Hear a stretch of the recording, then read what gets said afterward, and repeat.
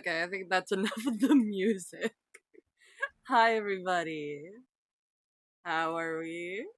Okay, before we start, before we start, I made a model specifically for these types of streams, where we just chill out and do art. I have to be very careful when doing this because, obviously I'm an adult artist, and I don't want you to be flashbanged by some of my references. Hi, Kicken.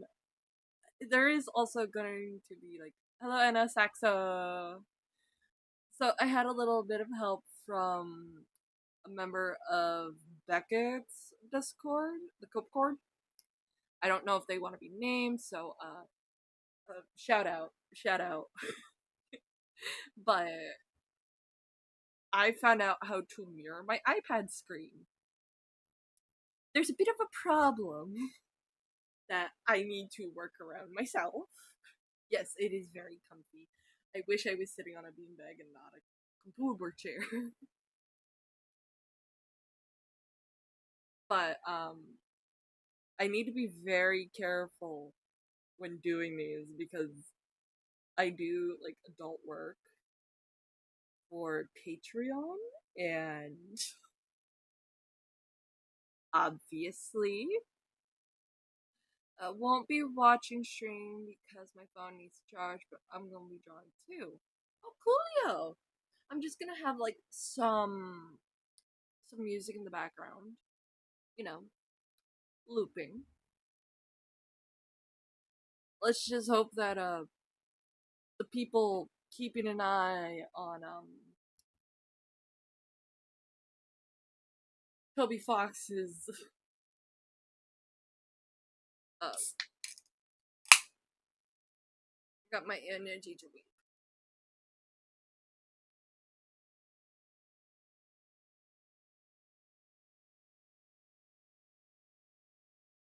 By the way, no one tell Jack I'm streaming. Nobody tell him. Nobody tell him. I reason is because I don't want like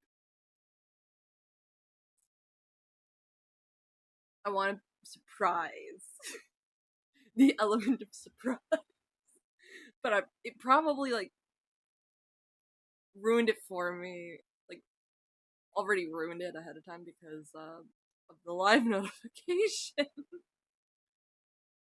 But um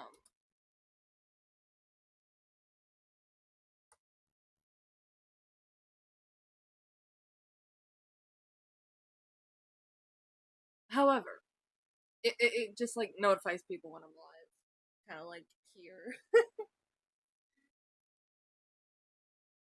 But but as I'm like setting up like this little screen stuff to make sure it just doesn't try and do funny things.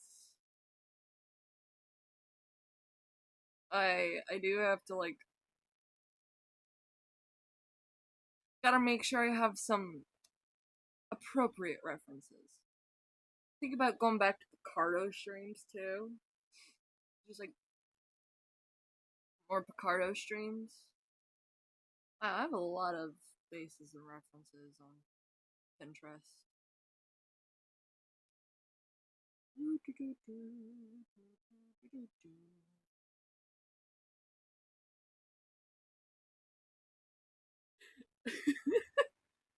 I forgot I saved funny, like little funny haha references.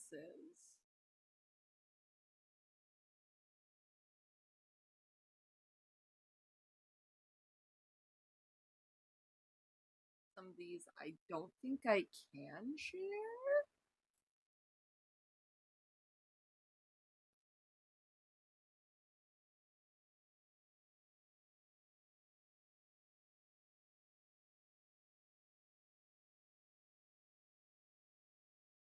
Oh, this is gonna be fun.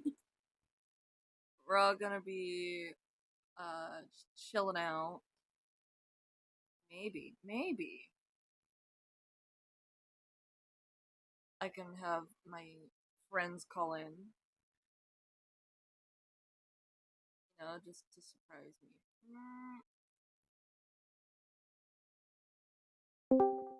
I'm just gonna stream from Sheet server doing art.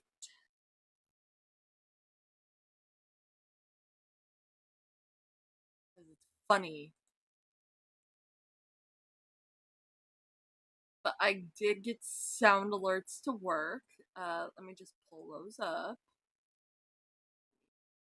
If I can pull them up.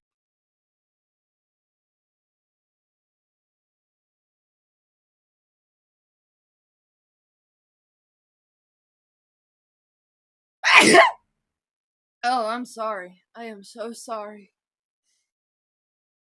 Played the game first time you played. No. Twitch front page. No, thank you. Let's see.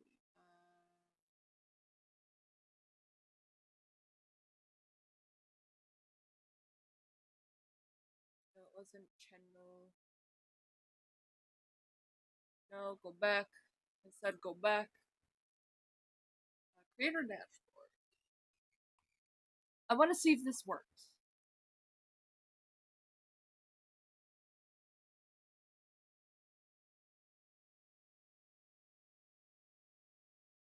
Been bothering me for a little while.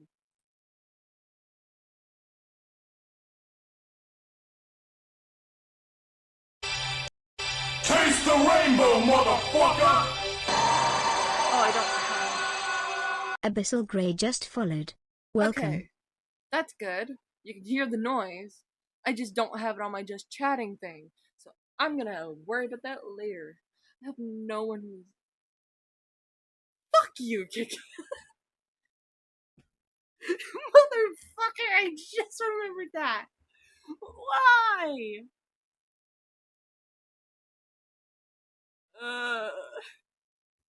We are never free from the snot fetishist, are we?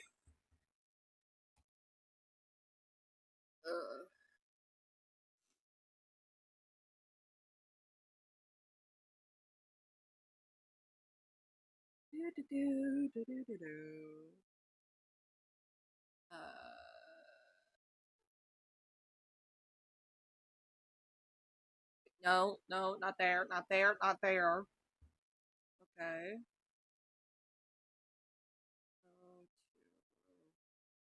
What do I have for this?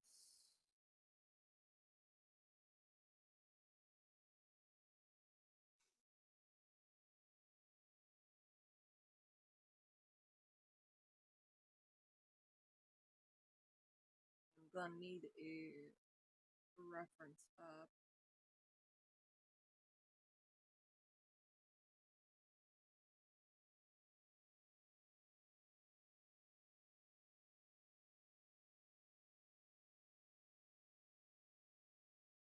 You know what sucks about like screen mirroring your device?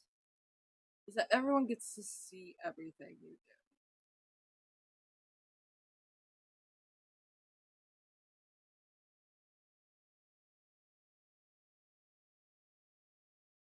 Okay, might as well this pose.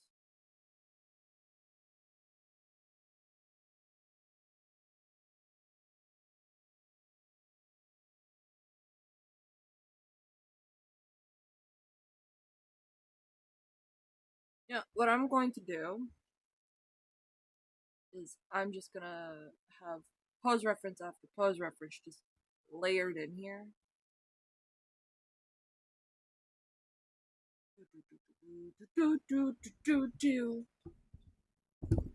My mic was too far away and it didn't want to pick it up.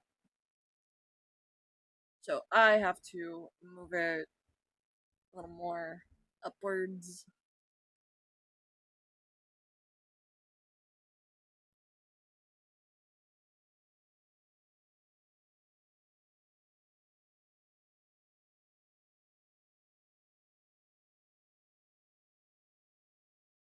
Okay. Insert photo. Don't do it. Don't do it. Please don't do it. No, no. I can't be out here sneezing like a whore. Because we don't know who's like in the background breathing heavily.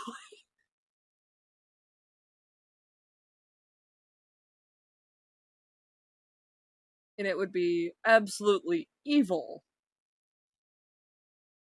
But I'm getting Discord notifications. Hang on. Where is Discord?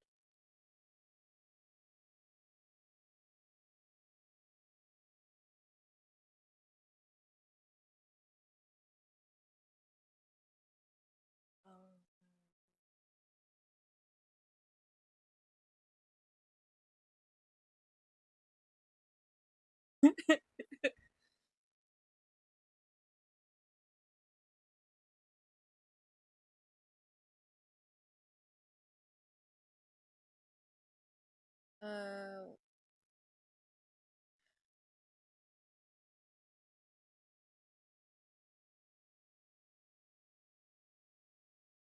I also need to do like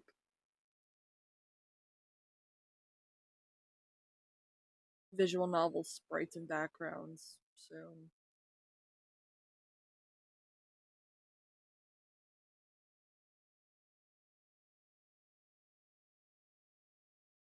That or I could just do a design, like design stuff. I could do that,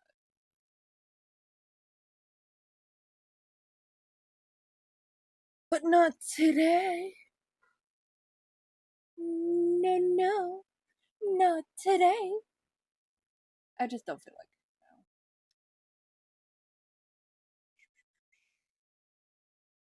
now. Oh, I have a lot of porn poses. That sucks. You know what? There's this leash stuff that I could do. These leash poses.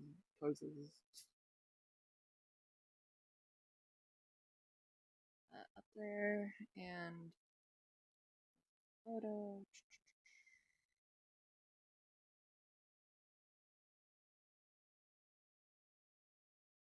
Yeah, we'll have one leash pose. You know, because I said so, and this one. And we're just gonna separate them into different folders.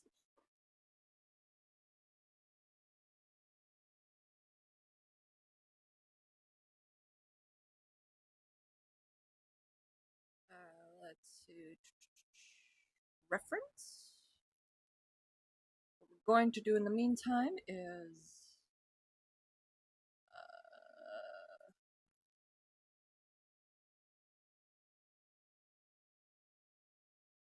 Close that out.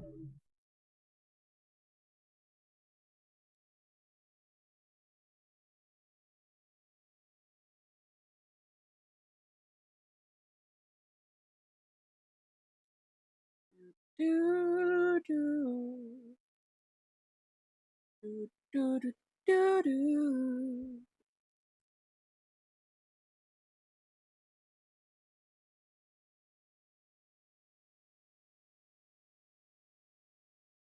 It's been a while since I drew Dandy. So we're gonna draw Dandy. Come here, my child. I must make you into the scary twink. Because I love you. And nothing says love by giving you a lot of issues and then shaking you like you're in a bottle.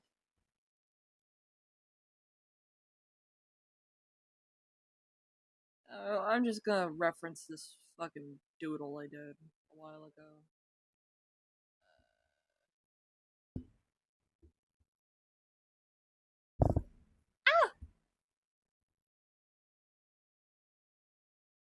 Hi, Heaton.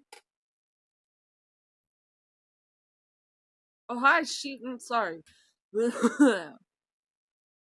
First it was the sneezing. Now it's just me trying to invoke horror Satan.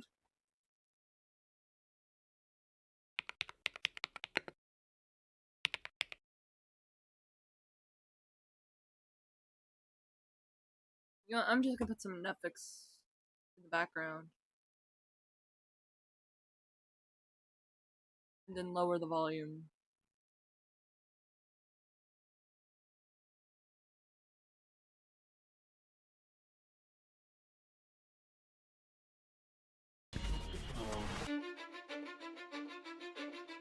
There we go. Cause I don't give a fuck what you say. Yeah, I'ma do shit my way. So you can go kick rocks, I'ma stack bricks up, build what I want to make. Yo, I got a lot of shit to say, so I'ma do this every day. I'll be writing things until I'm fucking buried in my grave. 6 feet deep under, but my body won't decay. Cause my messages are timeless, so they'll put them on display. Oh yeah, I rap with a certainty, I have a sense of urgency. A message for eternity, for everyone internally. I had some people burning me, but now they fucking learn to see I ain't the one to fuck with. Now they looking nervously, and I don't really care what you think of me respectfully. You can kick rocks if you think you're fucking better, see. I will outwork you, turn you to an enemy. Hurt you so bad that you're gonna need some therapy. I got the motherfucking recipe. I've been cooking up hits, I'ma leave a legacy. You'll be looking small when you're standing right next to me. I'm 5'10", bitch, but I'm 10 feet. Cause I don't give a fuck what you say. Yeah, I'ma do shit my way. So you can go kick rocks, I'ma stack bricks up, build what I want to make. Cause I don't give a fuck what you say. Yeah, I'ma do shit my way. So you can go kick rocks, I'ma stack bricks up, build what I want to make. Yeah, I'ma do it my way. I quite literally was able to do this yesterday. Why aren't you working?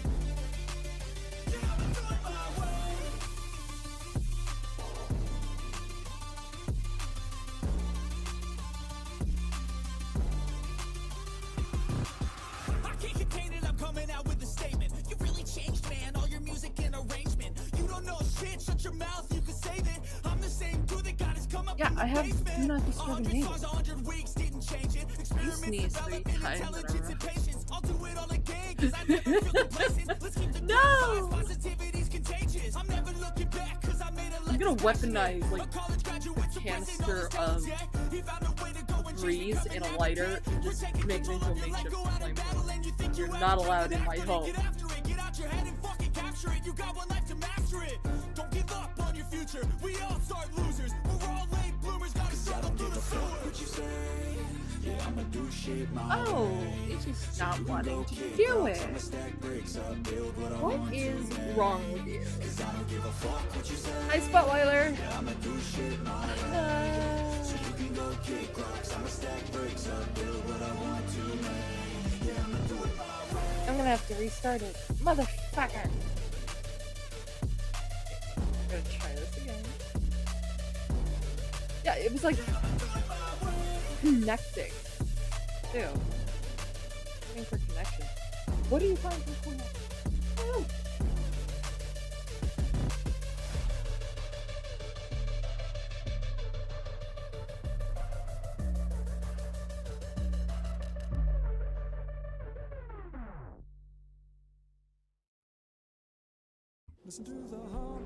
Whatever your day calls for, there's a Chevy to take it on. Trucks strong enough to handle the job. And SUVs to bring everyone along. Why? Yeah, it's like screen sharing 11 seconds. 世人皆知权之刚，不知其柔。权之要诀，不在于手，而在于走。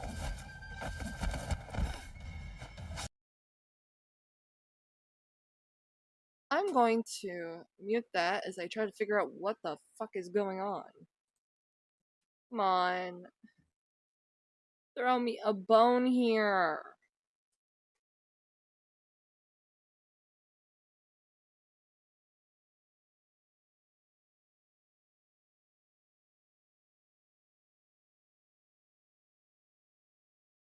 What if I turn it off, turn it back on?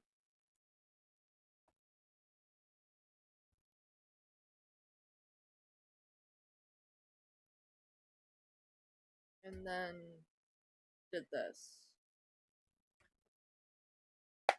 What is going on? This is gonna make me mad. We're not even 30 minutes in. As I'm like yapping. Only for this piece of shit not to work. Hang on.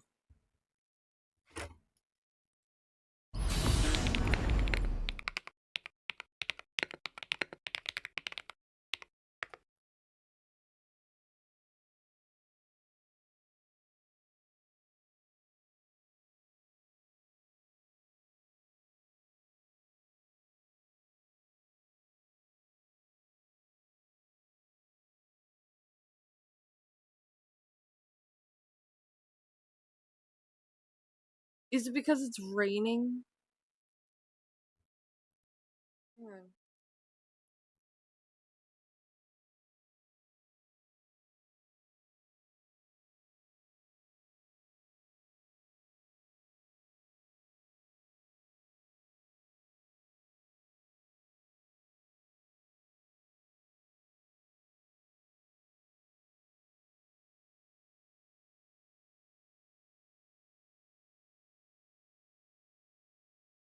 Okay. Gonna try this again.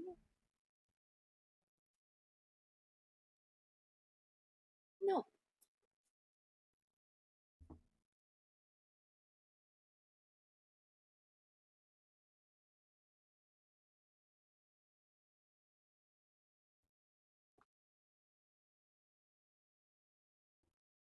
Now it says it's just waiting for connection.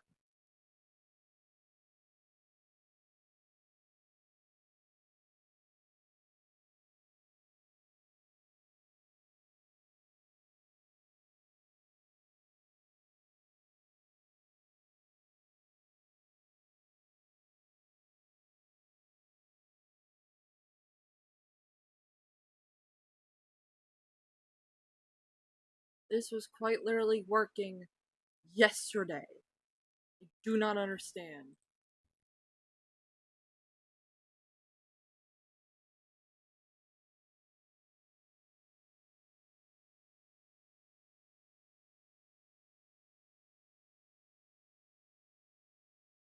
Hardware acceleration is off. Keep saying waiting for connection. You place. I know.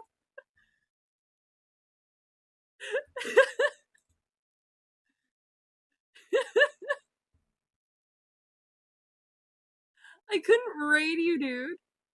Wait, really? How the fuck couldn't you raid me? Maybe because I like started too late. Probably why.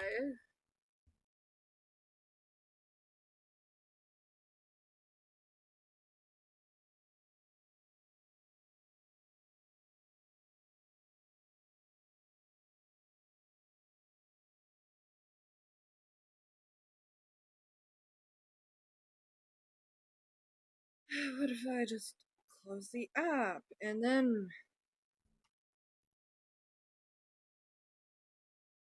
not now. I'm not rating you now.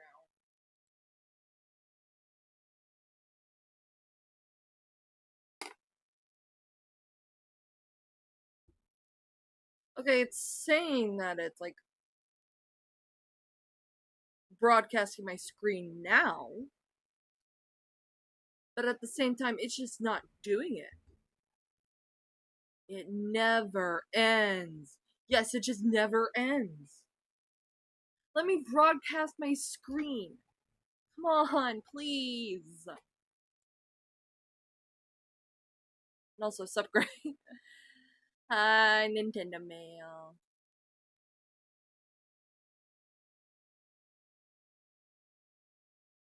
Make sure it's my Wi-Fi or hotspot. You can also scan the QR code.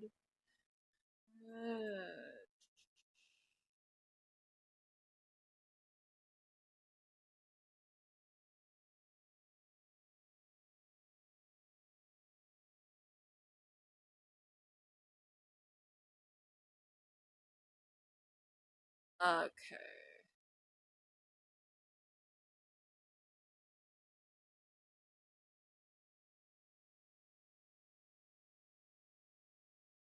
I don't have that.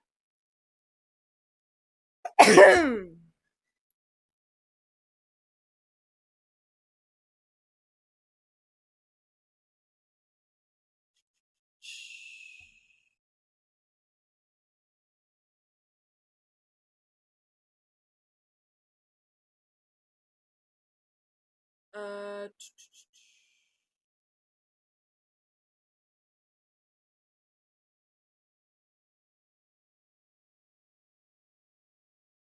that's not the right site.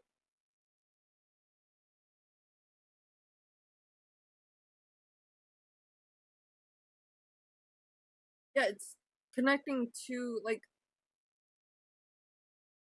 thing. No, that's receive broadcast, not a broadcast. Does follow count if it's not a real person?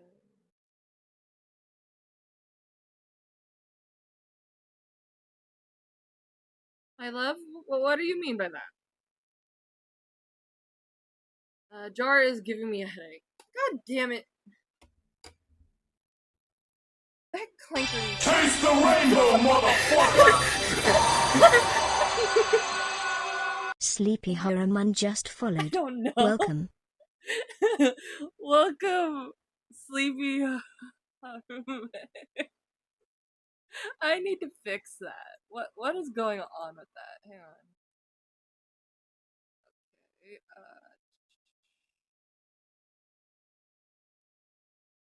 stream manager can kiss my ass real quick.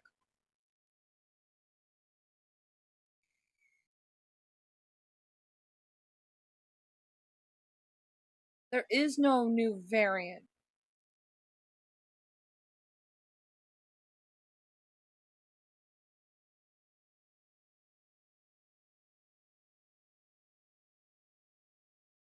You know, I'm just gonna fix that later. Fuck it. I'm more preoccupied with actually getting my screen shared. What are you drawing my house? Apparently the fucking air. Taste the rainbow. Yeah, I have like a lot of funny ones.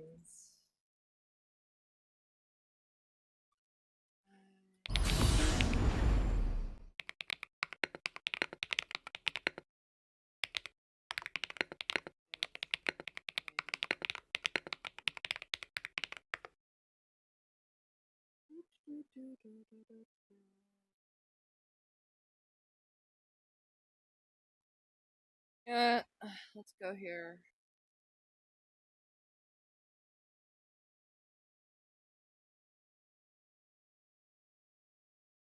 Same Wi-Fi. Restart both your device. Software for updates.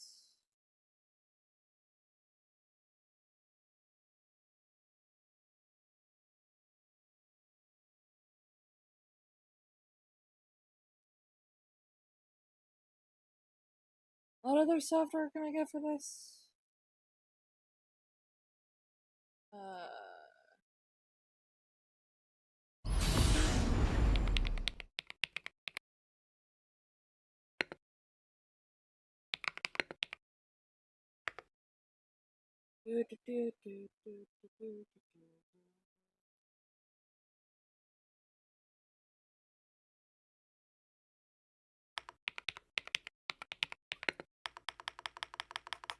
It's also like storming outside. Maybe that's it. Easy.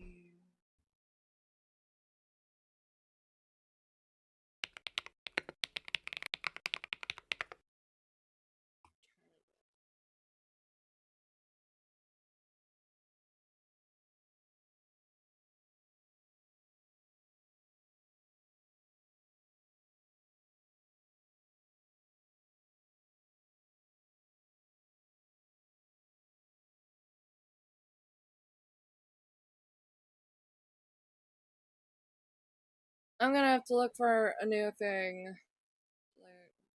No bunny on beanbag, sad. I thought about making it like a little charm. Hang on.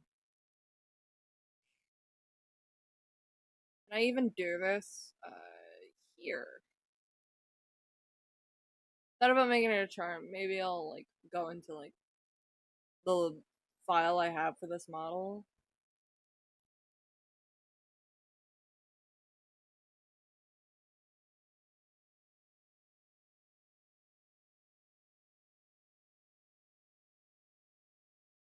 Let's see.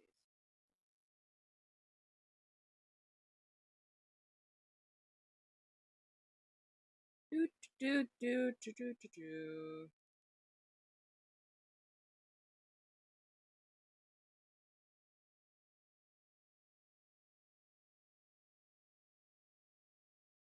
Is it meeting? If only you were. Sigh. I have. I I do. It's just I have it a little more.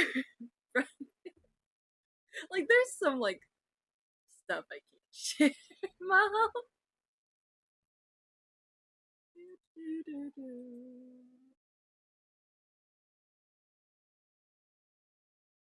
What if I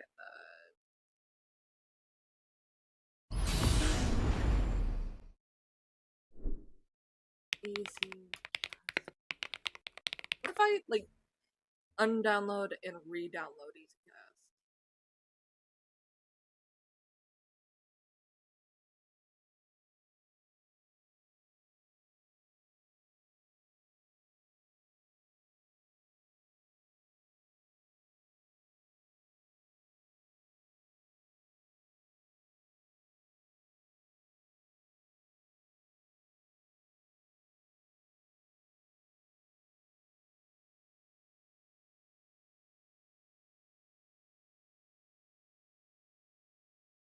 Because the alternative, shouldn't you shouldn't like me anyway. I'm a bit mean. Don't even get me started.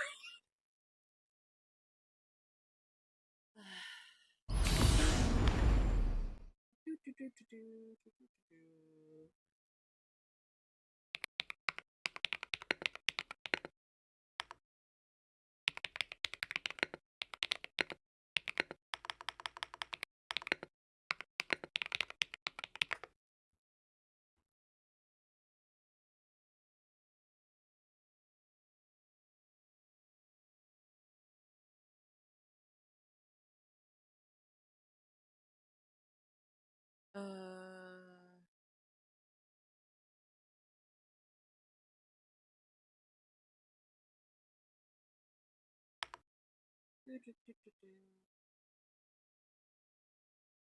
a lot of these are like TV casts stuff.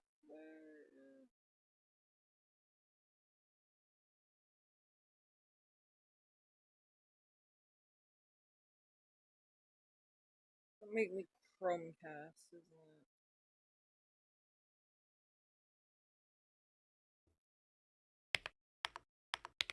Green.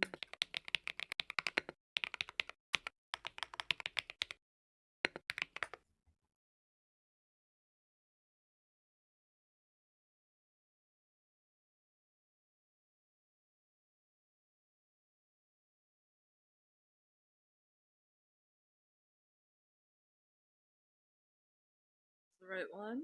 Yeah, this is the right one.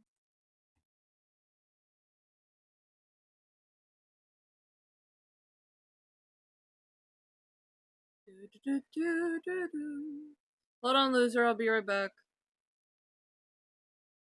Okay. I'm just waiting on this new fucking program to download.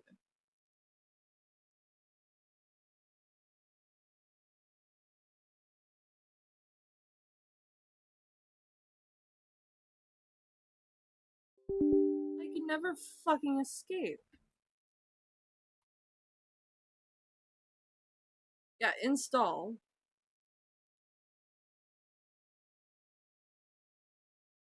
Install now.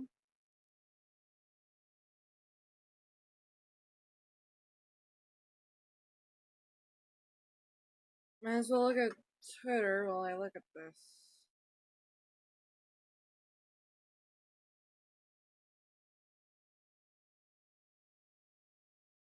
Oh, it's one of those posts.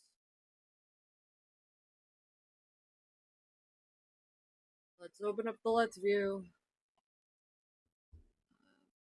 Allow.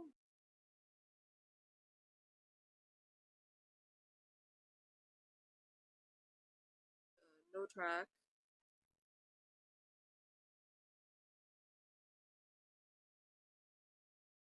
It's still installing, god damn it.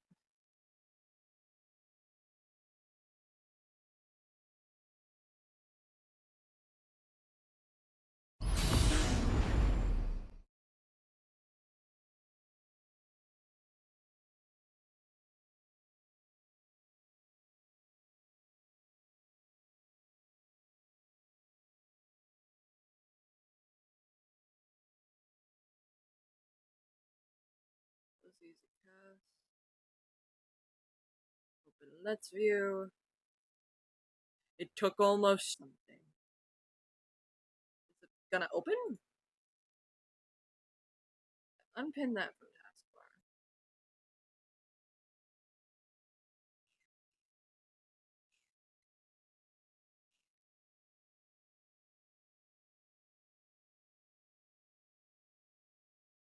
Yeah, open that, please, and thank you. There we go. See if this works. I'm on here. Got it.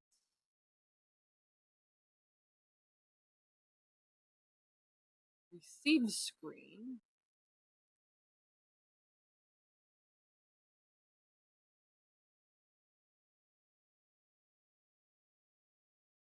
Let's try.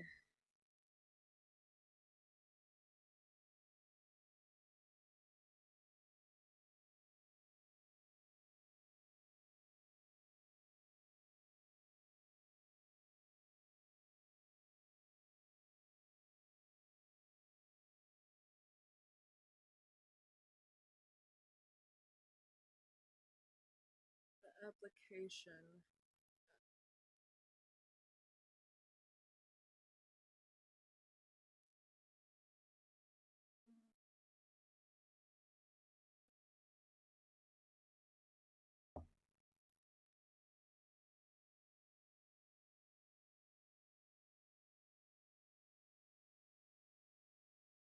Wait, is it not the...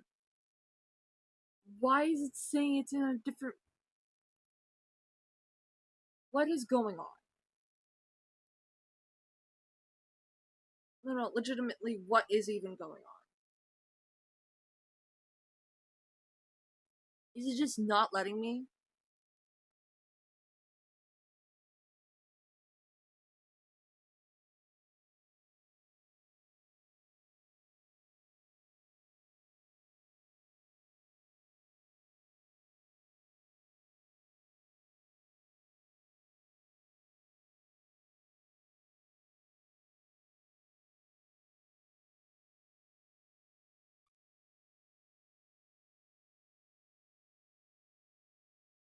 Devices aren't on the same Wi-Fi. What are you talking about? They are on the same fucking Wi-Fi.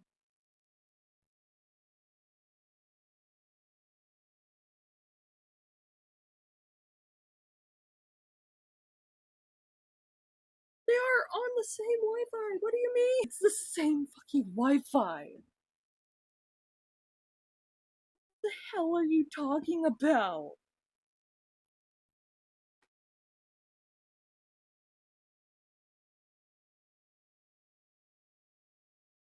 What the fuck?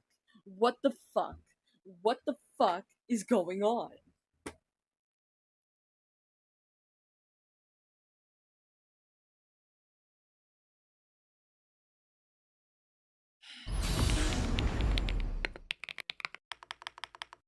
Mirroring.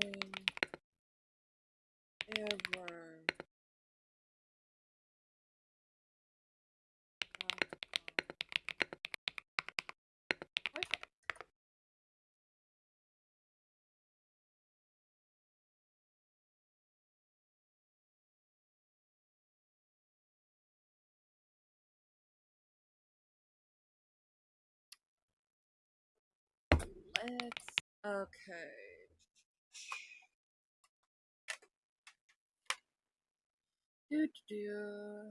Why is screen they're not compatible with each other. They are on the same fucking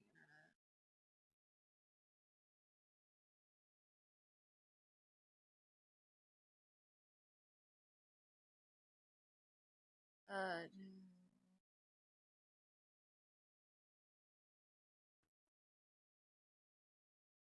What even is going on?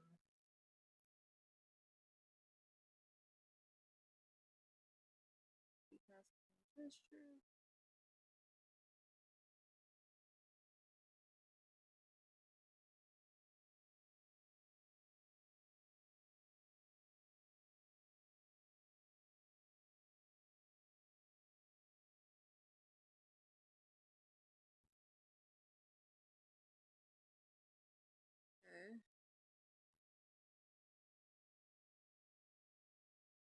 What even is going on here? This is so weird.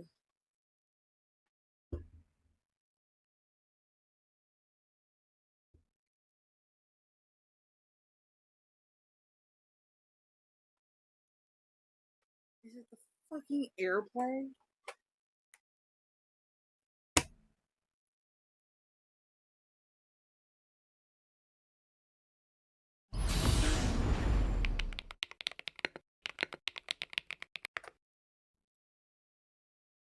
Will allow me to use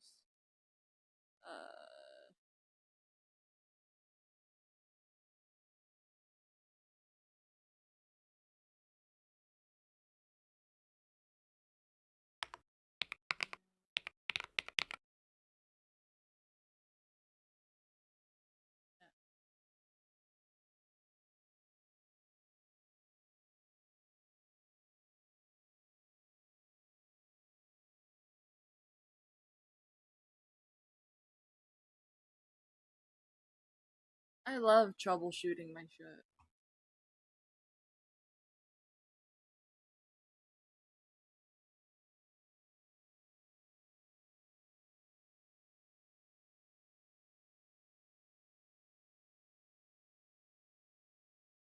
While we wait,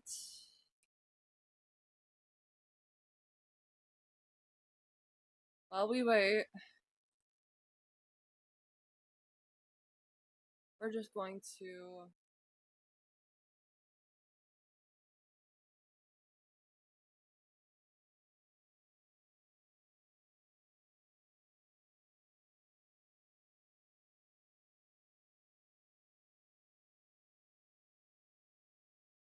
Digital Circus.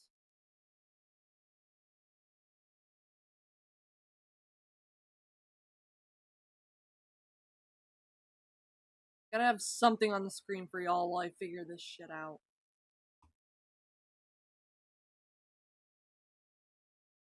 Warning, it will have spoilers.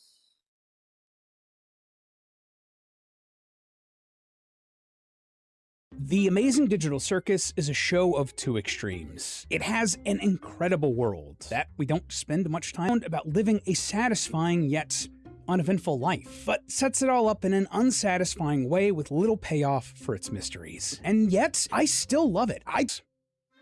Hello Internet! Welcome to Film Theory. My name is Lee, and don't adjust your TV sets. Yes, I am once again here in the flesh in another one of these longer face-to-face conversations. I've really enjoyed this format, and I want to do more of them. You'll see that later in the year. But today, we're here to talk about the Amazing Digital Circus. Just not like we have before. See, I have thoughts, a lot of them. I actually come from a film analysis, video essay, and documentary background, and I like stretching those academic muscles for the same reason that I love theorizing. It helps you look at the world in a new way, to learn about it, using the lens of film and television to start really healthy discussions and conversations. And since I've wanted to start experimenting and expanding what we're doing here on the channel, that felt like a really natural extension. So today, now that we have the entire season of The Amazing Digital Circus, I want to sit down and revisit the whole thing. I want to rewatch.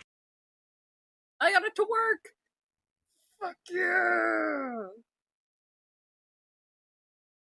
It just took so much fucking trial and error. I'm on a 1 month.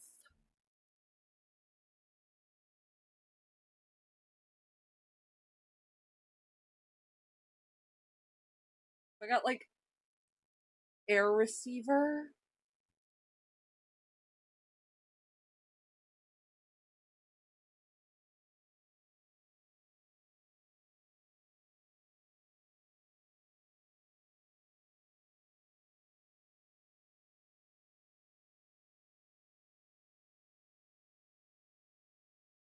Yeah, it's not wanting to show the screen.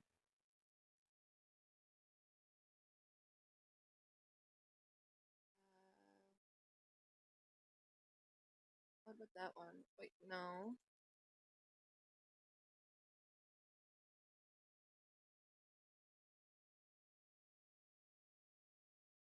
It's just not wanting to share it.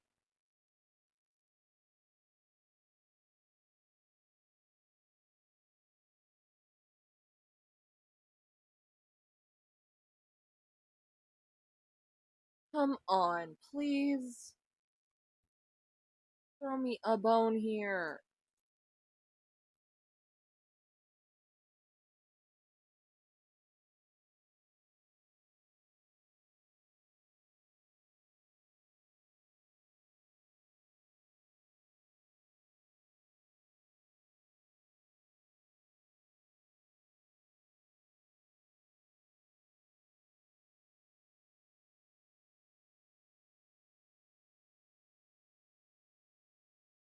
Huh, it's not. Oh, it's just not working. What the fuck even is this? Hello? I was so excited to do this. Now it's just gonna be an hour of fucking this? Episode by episode with the knowledge of where it goes and then break it down. But this isn't just going to be a recap. Yes, we'll go through some of the events of the show, but that interests me less than talking about what the show was trying to say. To dig into the thematic storytelling of the show, what it was trying to tell us, where it succeeded, and well, where they needed just a little bit more TLC. Why? Because, for as much as I adore the show, for how well it handled its characters and the cool ideas it introduced, I have to wonder if The Amazing Digital Circus was a show that needed more. Its focus on one really hurt the other. It's complicated and nuanced, loyal theorists, as you can tell by the runtime of this video, but it's a discussion I'm so excited to have, so let's get started. Episode 1, The Pilot. Looking back, it's amazing just how much of this show's tone was nailed from the very first scene of our pseudo-introduction to the cast. The ringleader, Kane, is happy-go-lucky about the circus and can escape, and some characters like Kaufmo don't make it out of that darker reality. Also, just want to point out that when you put episode 1 and episode 9 side by side, especially this intro sequence that was recreated in the finale, you can tell just how much they upped the quality. Like, the animation was always really solid, but their light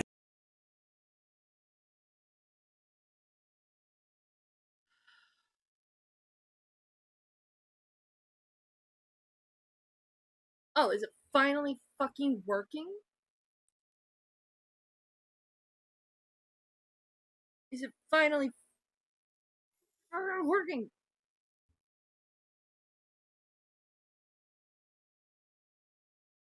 Okay. I think I got it to work.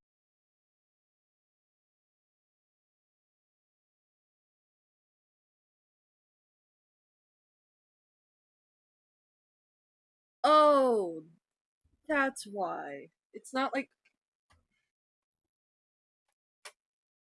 Chat, I'm an idiot.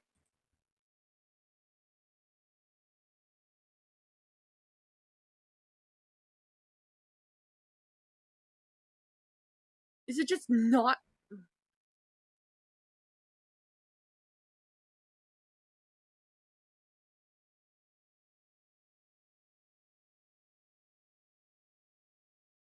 to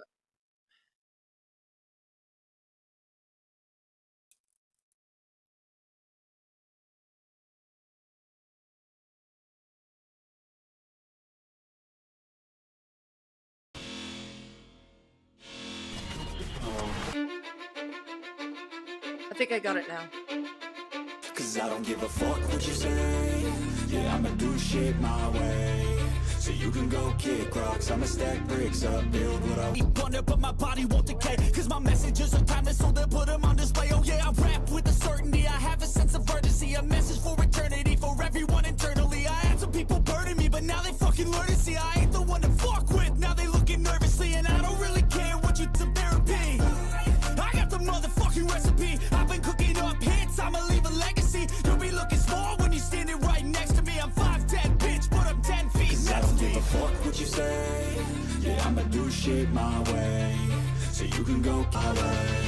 So you can go kick rocks, I'ma stack bricks up, build what I want to make. Yeah, I'ma do it my way.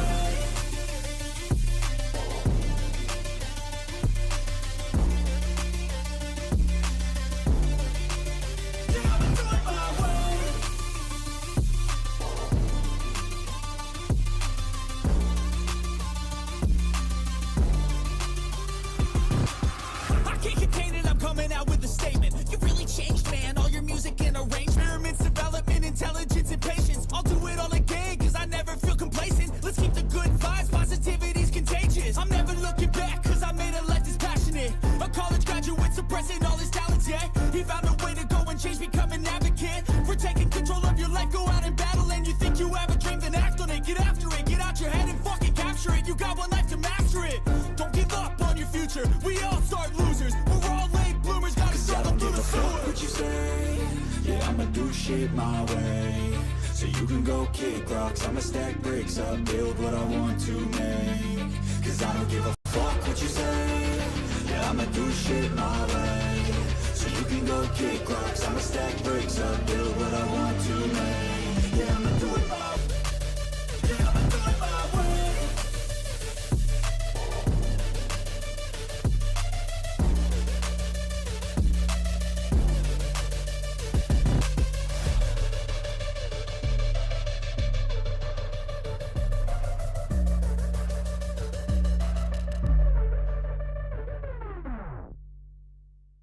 Handle the job.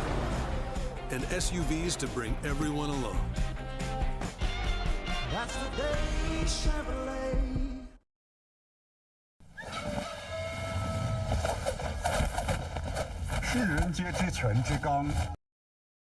Oh, now it's just not working now. Great. Fantastic.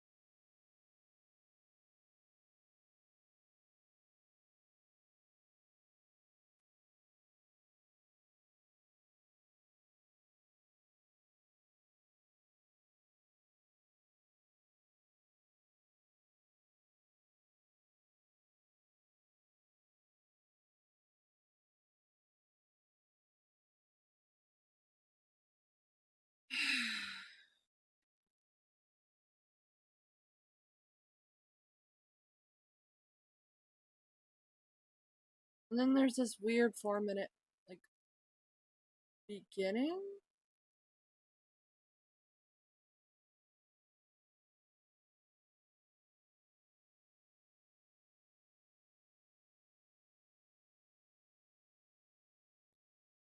What if I, will it work this time?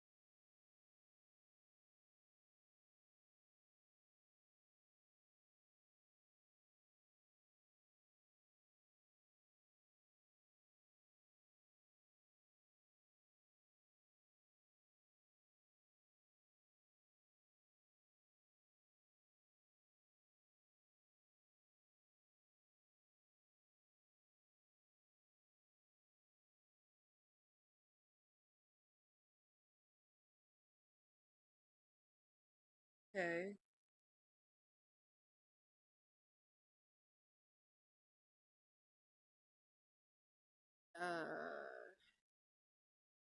This work again?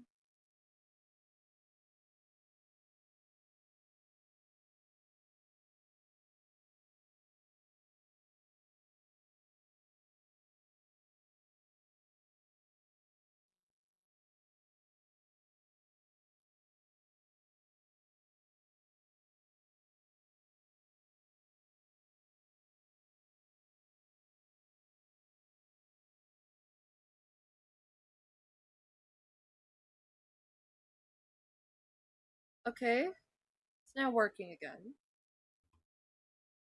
It just will not, like, let me move my stuff anymore.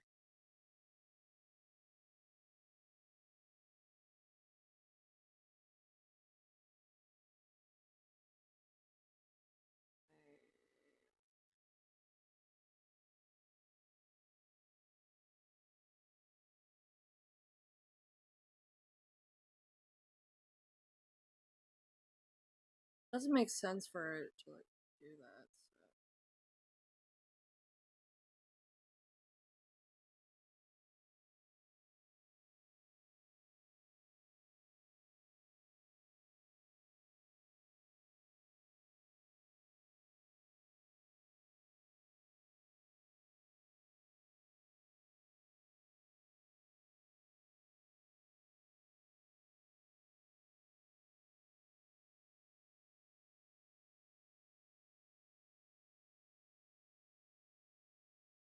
Okay, I'm going to hide my screen whenever I do that because I didn't know it showed that.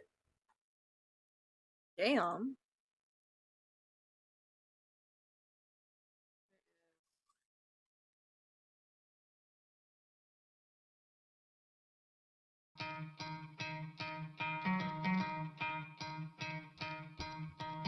You could try to play, but you're never gonna beat me. Look the other way, what I'm doing ain't easy. Bloody hands stained from the people who deceive me. Muddy hands break through the chains, go free me. Looking for change, looking for pain. Pulling a mob, pushing a train. I'll never stop, stick to a lane. Pick up the pieces and go rearrange.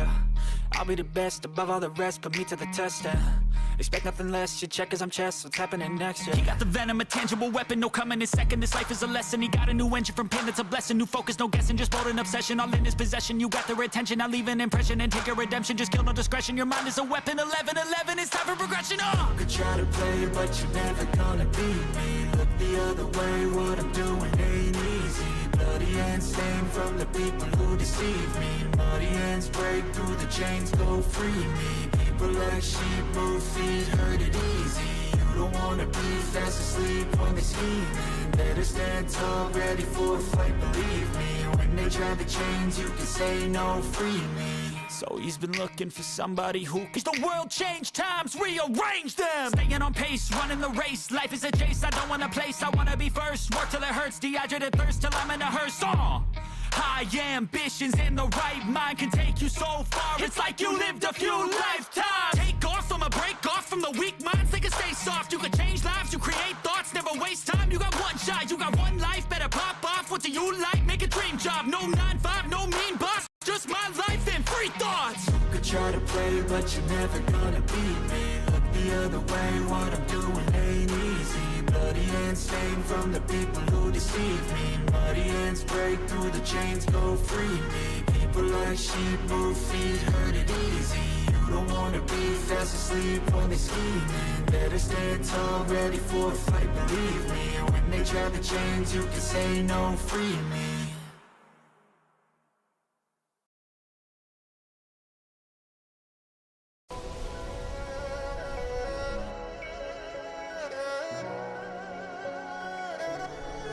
What on earth is...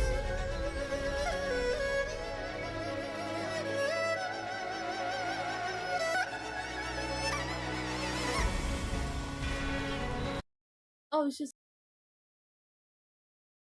You know what? Let's show you this instead.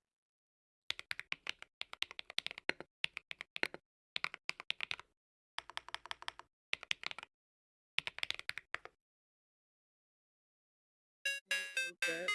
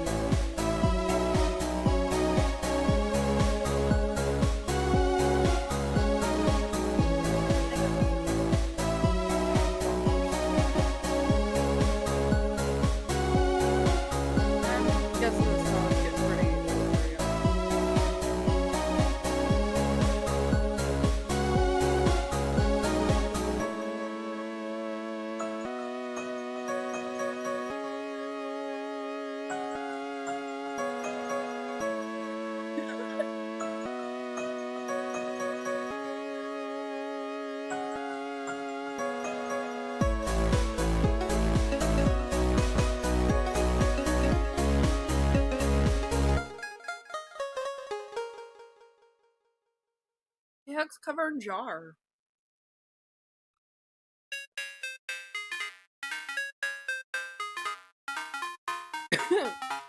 Oh! Sausage went down the wrong pipe! Sausage went down the wrong fucking pipe! Nobody clip that. Please. You fucking clip that.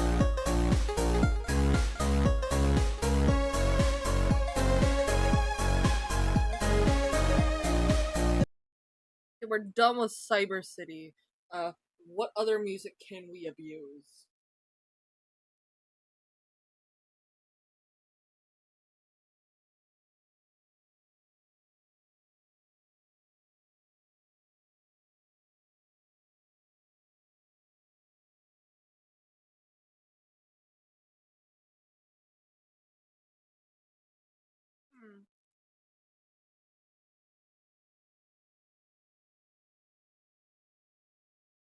Browser capture. YouTube. Chat, I think I've done it.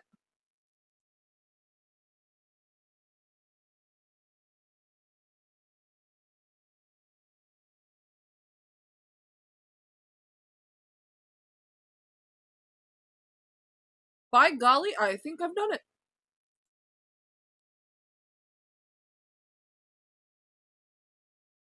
You know what?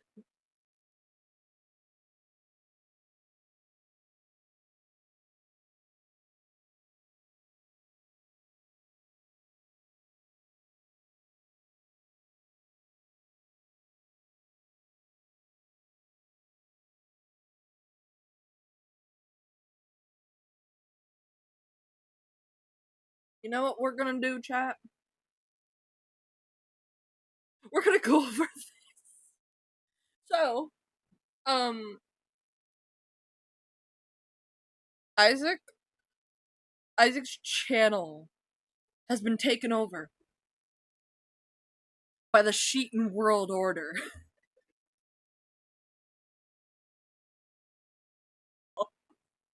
Like, he deleted a lot of his socials, apparently. Frank Reynolds and... No. No. No. No. Fuck off with that. No. You know, since I now know how to do this,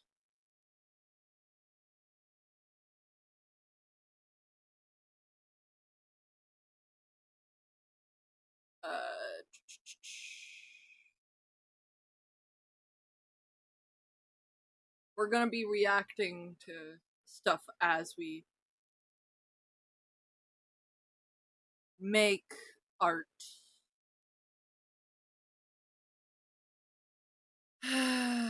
Okay, guys.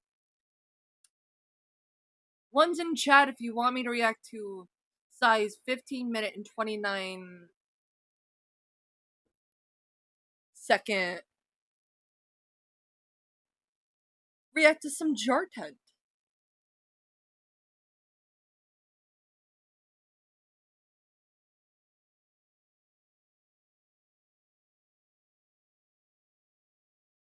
One's in chat, y'all.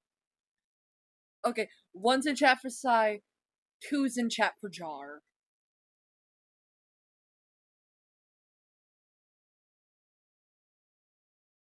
I will be checking the chat.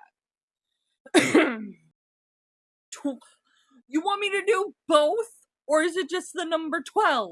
Jack of Slaves.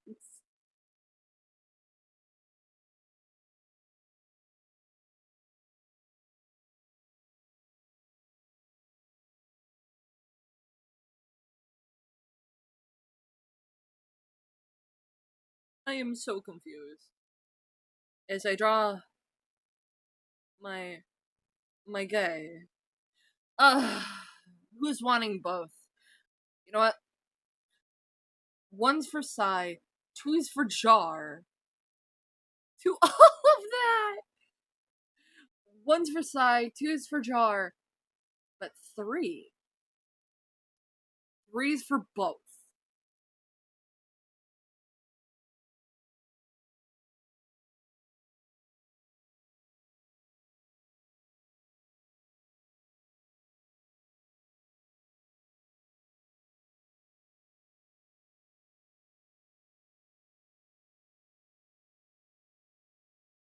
Four. Jack Slades is just fucking with me now. Confirmed.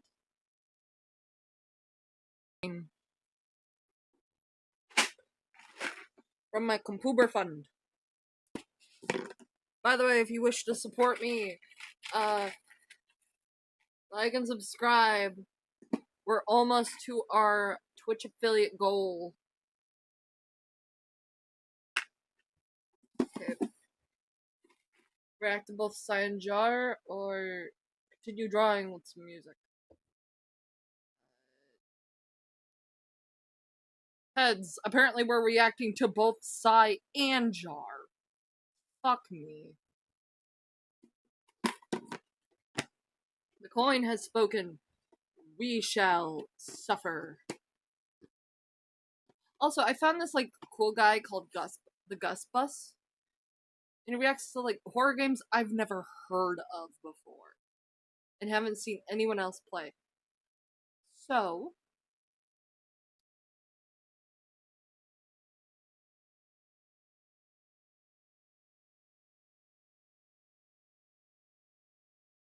let's torture ourselves while I work on my sweet baby boy, Dandy.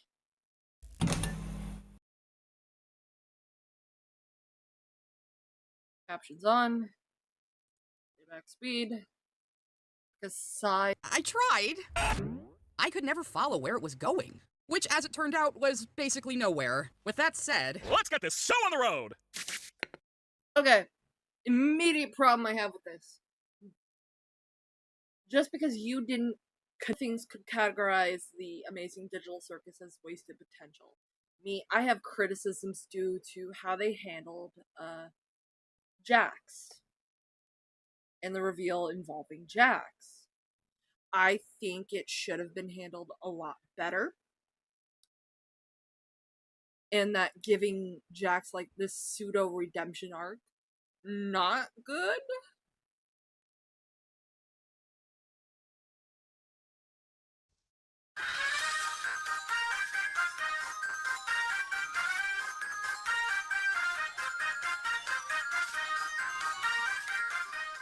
now I don't want to come in here acting like I knew it was bad all along, beyond my basic issues with the pacing and the show seeming to not be able to decide if it's going to be episodic or story-driven. My biggest problem with it was always, why the digital circus? Why this setting to tell this story? Admittedly, I'm someone who kind of 2 minutes in, and I'm just gonna poke a great big gaping hole into this.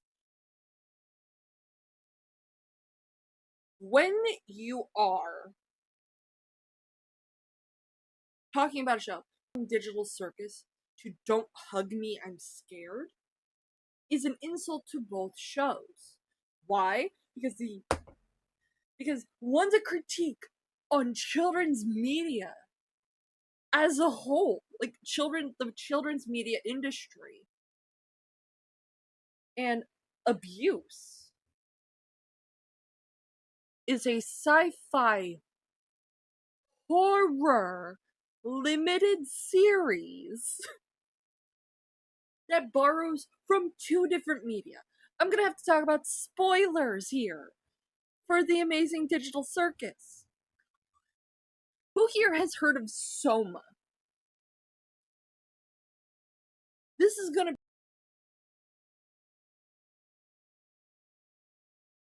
We're gonna count down a little bit. 3, 2, 1. One of the twists in Soma is that you're not transferred into a new body. Because it's later found out you're a robot. You're playing a robot, right? That has function of you, like pre,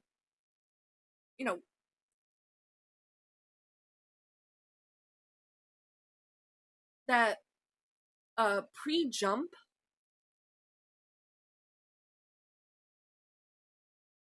When you move forward in Soma, you leave a piece of you behind. You leave that instance of you behind. Which leads to its ending, where you're both on the Ark and trapped in the ocean of a dying planet. Alone.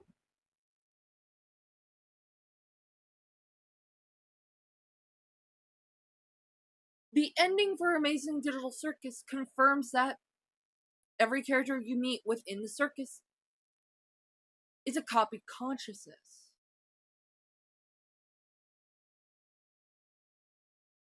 And that their human counterparts, them outside of the circus, continue to live on, not knowing that they were copied. Fucking computer.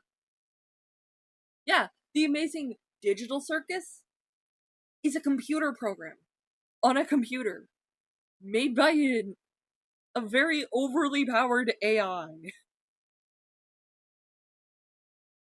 So, when you're comparing it to Don't Hug Me, I'm Scared, a show about it's a self-aware property that's critiquing the industry of children's entertainment. One of the things about... Please note, I'm referring to the web series Don't Hug Me, I'm Scared, not the television show. The television show, to me, is different because it just is. and I'm wanting to treat like the TV show version as if it's its own thing. Rant aside, just watch it and see where it would go. Unfortunately, I could never tell where it was going, and that made me really unable to click with it because the story structure just made no sense to me. However, I was very open to the idea that the finale could do something that would recontextualize the rest of the show and make all the earlier episodes make sense in one cohesive whole that would enrich all the previous episodes on a second viewing. Unfortunately, that didn't. Did you watch the show? Or did you not watch the show? Because the show kind of... The 8th episode explains why it's so fucking random.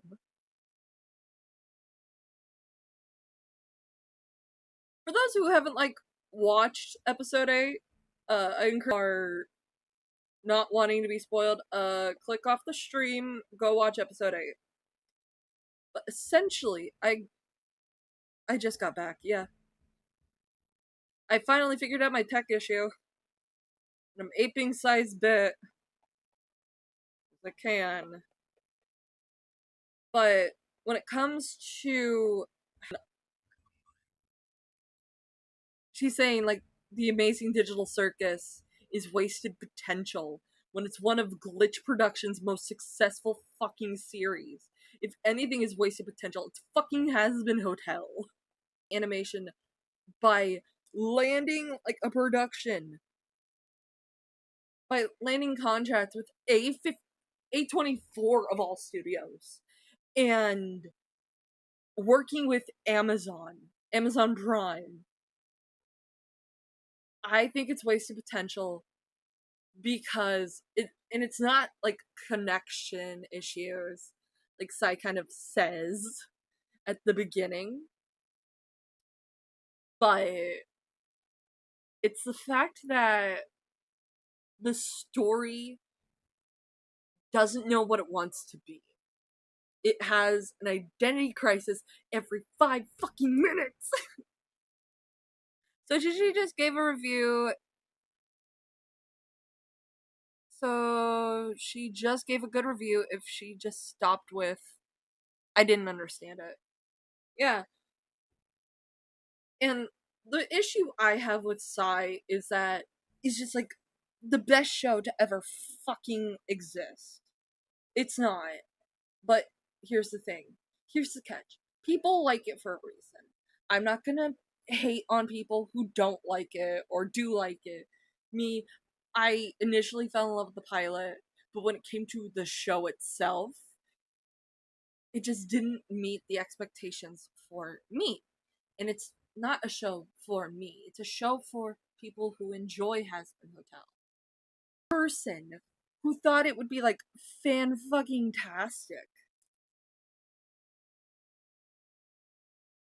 to unleash like evil levels of biphobia by saying on Pearl, Greg, and Rose Quartz. Also, I should be getting some work done here, but Zelda fell asleep in my lap, so I'm stuck. Zelda said no. No work today. Didn't happen. Every cool concept that was teased, every overemphasized line that seemed like a plot point, all the oddly placed scenes that seemed like foreshadowing. No, it turns out the writing just wasn't very good. I really feel like Gooseworks should have had 1 or 2 other writers working with her on this. Probably a story editor too. Even though I think it may have been beneficial for the show to be rewritten from the ground up, I'm not going to make that argument because that's just saying show would be different show if it was different show. Instead, I feel there are so many little tweaks and changes that could be made to the Amazing Digital Circus in its current state that would instantly improve it. Number 1, have Kane's crash Work. You just have to tell him no.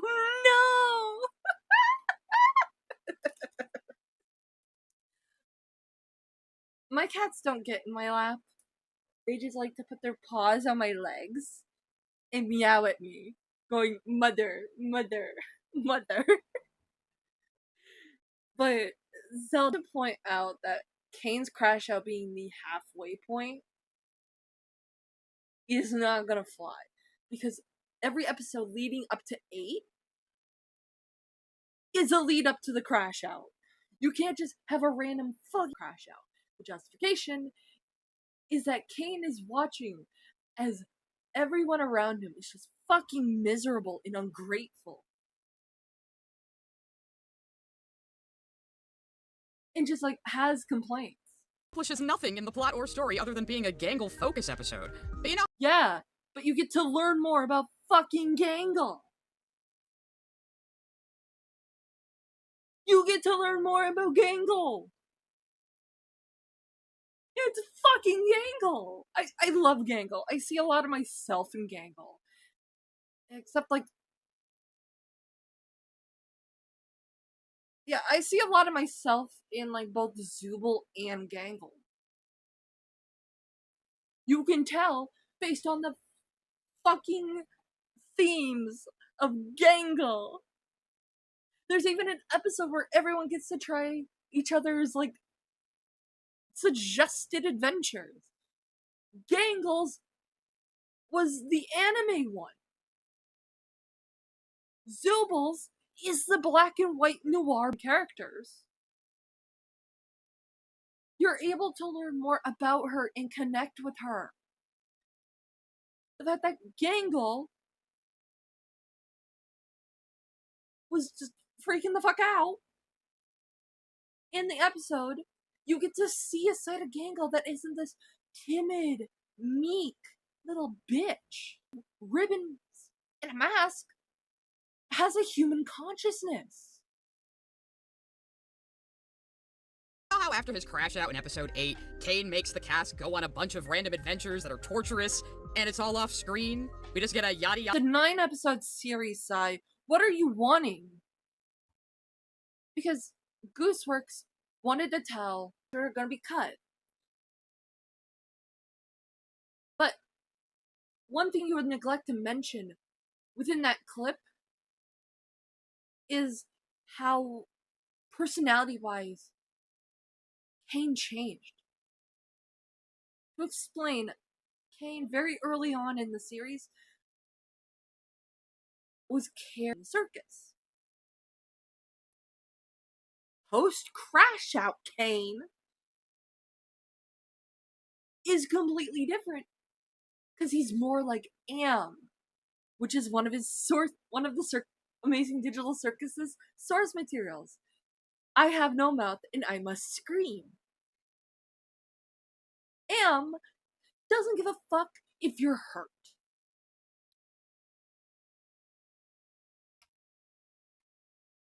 Kane makes the cast go on a bunch of random adventures that are torturous, and it's all off screen. We just get a yada. Want to play what he says in this? Or not? Yada yada several days later. Adventures have been the focus of the entire show Yes, up to this point. but it wasn't the only focus. The focus and the horror innate to the digital circus. But then again, you're not able to connect with the show. It's not your pretty multicolored rock, Yuri. And once we finally have Kane actually forcing them to go on adventures, we just don't see that. Here's how I'd fix this. Have episode 5 Untitled be episode 4, have episode 7 Beach episode be episode 5, have Kane have his crash out in episode 6, and then spend episodes 7 and 8 with Kane forcing them to go on adventures. One of which could be the Spudsies episode. You wouldn't even have to change it that much. And then that episode could do, at least 2 things at once. Number 2. Cut down on the kind of lazy rating. All it amounts to is the characters just bluntly stating what their issues are as if they're reading it off their character sheet. You can't just have your characters announce how they feel. That makes me... King clip from Has Been Hotel. Because Has Been Hotel talks to you like you're fucking 4. Crazy take of nobody should have an arc to develop. A lot of more things happen than just Gangle stuff. The Spudsies episode takes place after the Candy Kingdom episode. The Candy Kingdom episode it's not technically like the first adventure Pomni goes on, but it's an adventure where an NPC becomes self-aware and has an existential crisis. Pomni watches Gummy Goo blow the fuck up and then come back. Okay. How horrific would it be to watch your friend blow up in confetti? Someone you can feel your existential crisis with. Blow up, come again the next day, and not remember anything about you. Or with Abel.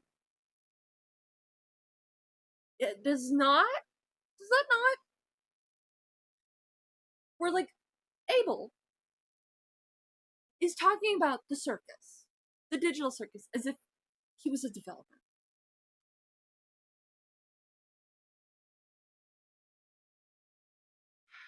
The fact that and as Jack of Slates pointed out, the stupid sauce.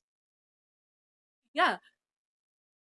One of the characters within the show gets high as a fucking kite off stupid sauce.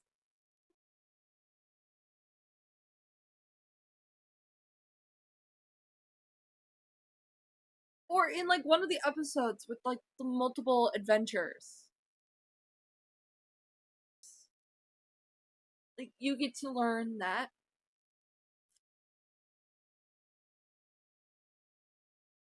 I'm gonna have to say this.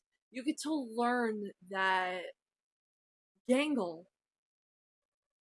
wanted to be an artist. Kind of learned that early on.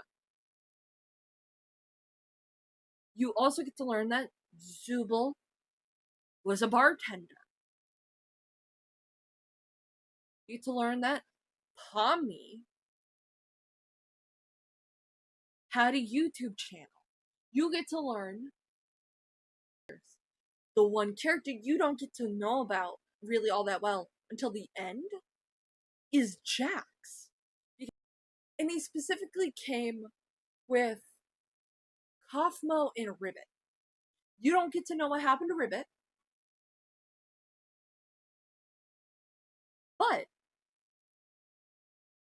you learn a little bit about the different characters, their motivations, what the fuck is going on. Spudsies. In defense of Spudsies, you get to learn a lot more about Gangle, because how else are you supposed to know about fucking Gangle getting hit by a fucking car? Like a truck. Angry. And it's not even like in that BoJack Horseman way where it's just absurd and lampshading it. Bro, I'm a Steven Universe fan and I still think these characters cry and talk about their feelings too much. Numero tres. Let anyone besides Pomni do things. Pomni is kind of like the Goku of the Amazing Digital Circus, in that nothing can get solved without her and she's always the final resolution to everything. Crash out here. Pomni is the audience insert-esque character. The story doesn't start until she's in the circus. We are experiencing things primarily through her perspective.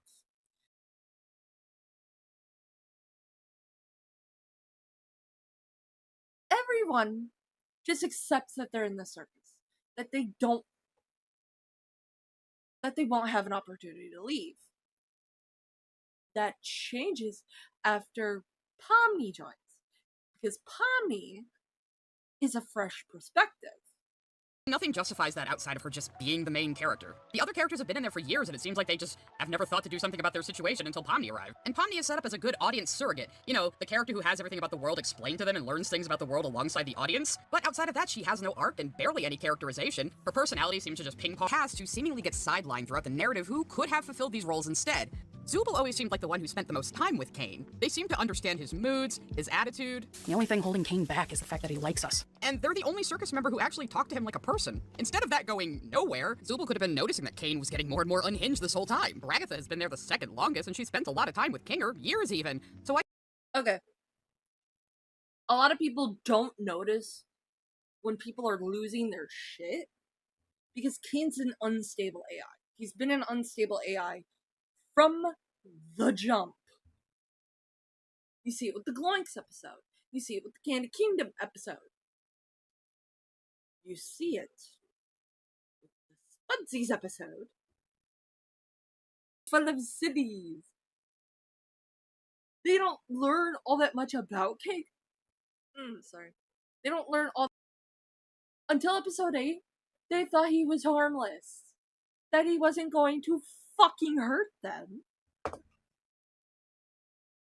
But then he uses things that weren't said in the same room as him. Yeah, if you noticed it, the episode where everyone's at the bar and talking about their past, we learn from Bragatha that she doesn't have a great relationship with her mom. And that she loved horses and worked in real estate. However, you don't learn more about that until episode 8.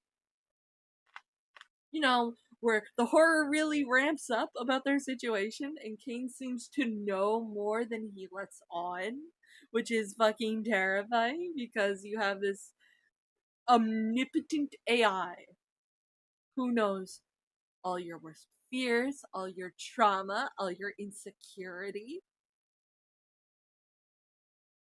Everything you've ever said, everything you've ever thought of, everything. And is able to use it against you.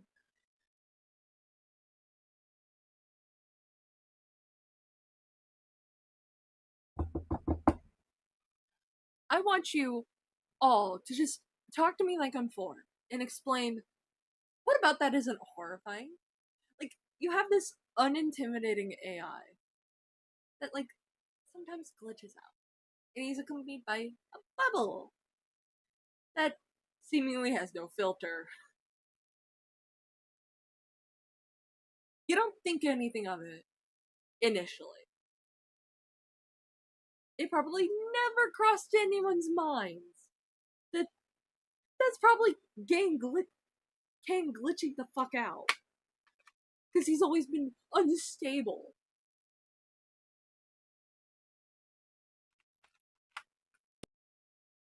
No one thinks of it in the moment. Like, the haunted house episode?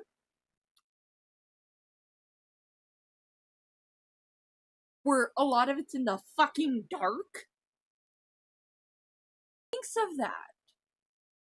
No one would have ever thought, maybe if we plunged Kinger into the dark, maybe we'll be getting somewhere. Maybe we can get out of this fucking nightmare circus if we put a bucket on Kinger's head. And a lot of them didn't even know Kinger was, like, lucid in the dark. Wanna know why? Because they never thought to put him in the dark. A lot of their interactions with him are during lighttime hours. Not, like, a lot of the interactions everyone has with Kinger is never in the dark. It's rarely in the dark. You don't think that's by design? Because I guarantee if Sai ever found herself in a similar situation as Pomni and crew, she would have never thought to do this. There's any saving it. The problem with episode 9 is it just becomes the Jax show. Now, if It's a Jax-focused episode because he's the one character we didn't fucking learn about until the end. Because, and this is something, like, I caught on to, Jax isn't an open person. He's using comedy, and the fact that this is a computer program that uses wacky cartoon logic a lot of the times, as a defense, as a shield. As a shield. all along for this to be the Jack show, well, she should have made that more clear from the start.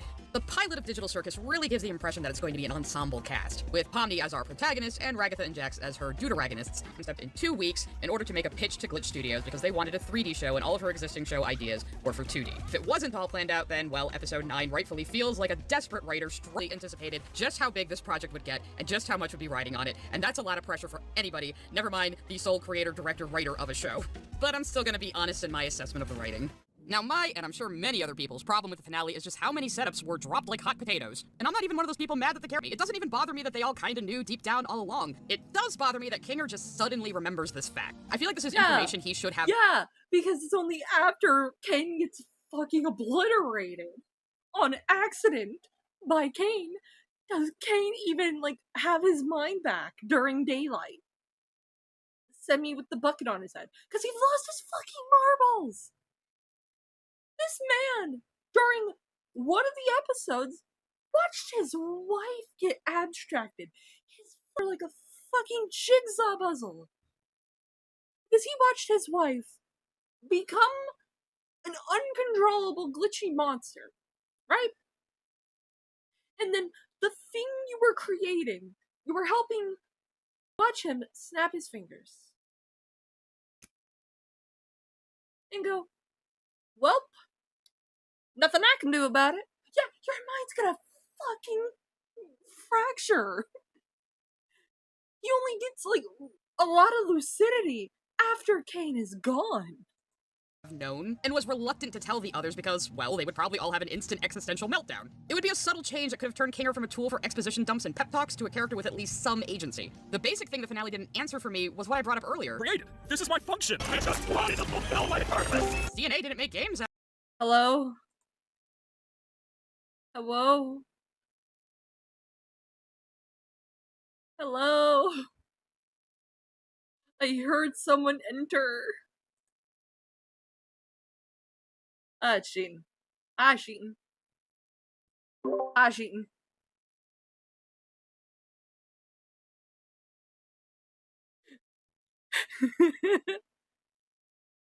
Cheating? I think Cheating died. After all? No, we didn't make games. So why is it a circus? Why is it a game? And what was with the conversation in episode 7 about Kane being able to alter their minds, and Kinger seemingly realizing that has something to do with Scratch and him being the first abstraction? If I did anything more, trust me, it would not end well. Scratch, the first abstraction. Hey, I didn't say anything like that! Why was that such a needle drop? Hello? Hey, I don't know why this thing was being weird, that it was taking so long to load, but oh my god, I've never seen anyone with such bad takes. Like, Sai, shut up. No, for real. Jesus Christ, Let me shut see if your I can fat get, like, fucking mouth. I'm gonna see if I can get, like, a Fugi up.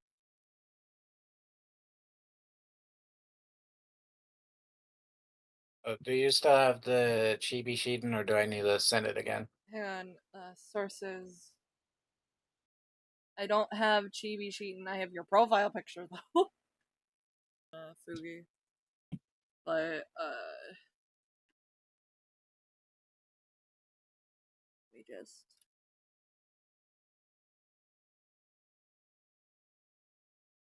I think it's because you need your Fugi up. I don't.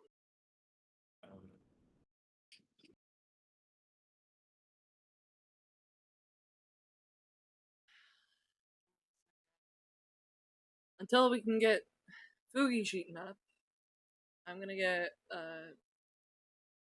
PNG Sheetin up.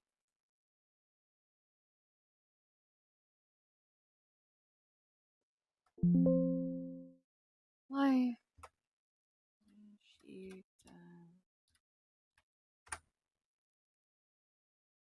Let's get PNG Sheetin up.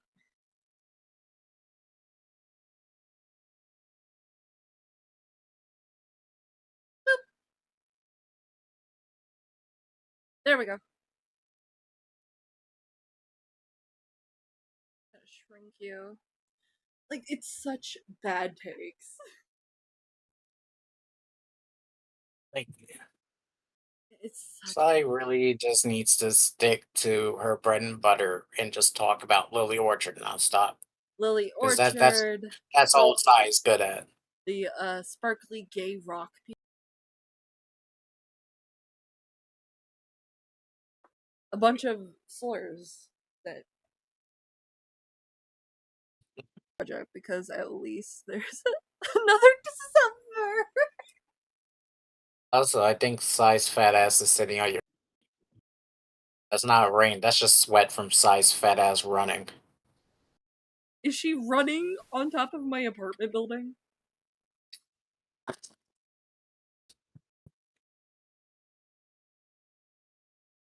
But Sai's takes are just fucking horrid. Because the show kind of explains itself. Like, you don't need your handheld 24/7. Breaking Bad, it must be like Has Been Hotel. And fucking Steven Universe. Drop. Why were there so many implied mysteries about the AI? Why did Kane and Bubble indicate that leaving AI running Bro, too just long would have fucking ramifications? relax, dude. Disgusting. Why did Kane and Bubble indicate that leaving AI running too long would have ramifications? Disgusting.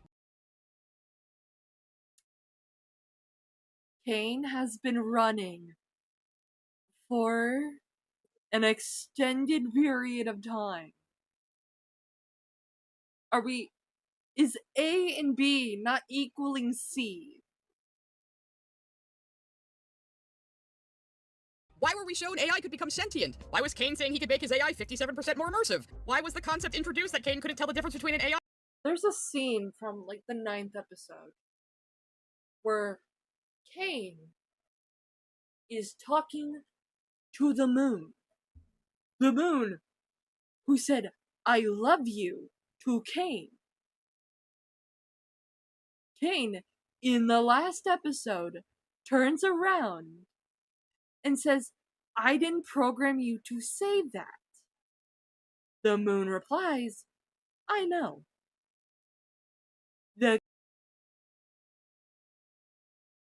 Again, did you pay attention, Sai?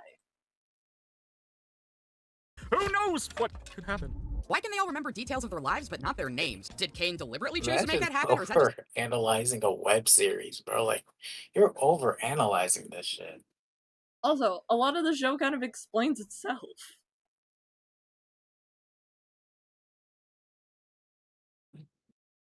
Why don't they remember the show? The comments about Kane and like AI also explained in the show. Not everything's explained and not everything has to. But a good chunk of it, like what the fuck is going on, is explained in the show. I'm sorry, it's not your Helliverse stuff where you defend Stolas being a piece of shit because he was a closeted gay man, or justified why the one female, such as Octavia, sorry, I almost called her Olivia, like Sai, during a live stream, would shit on a trans man named Rodica. Because Rodica was pointing out how development and used to promote very harmful stereotypes, right? And that's Rodica's opinion. Sai proceeds to make an entire live stream just fucking defending it's sexist to sideline Millie, you know, the one badass character who isn't, oh, I don't know, the secretary? By knocking her up.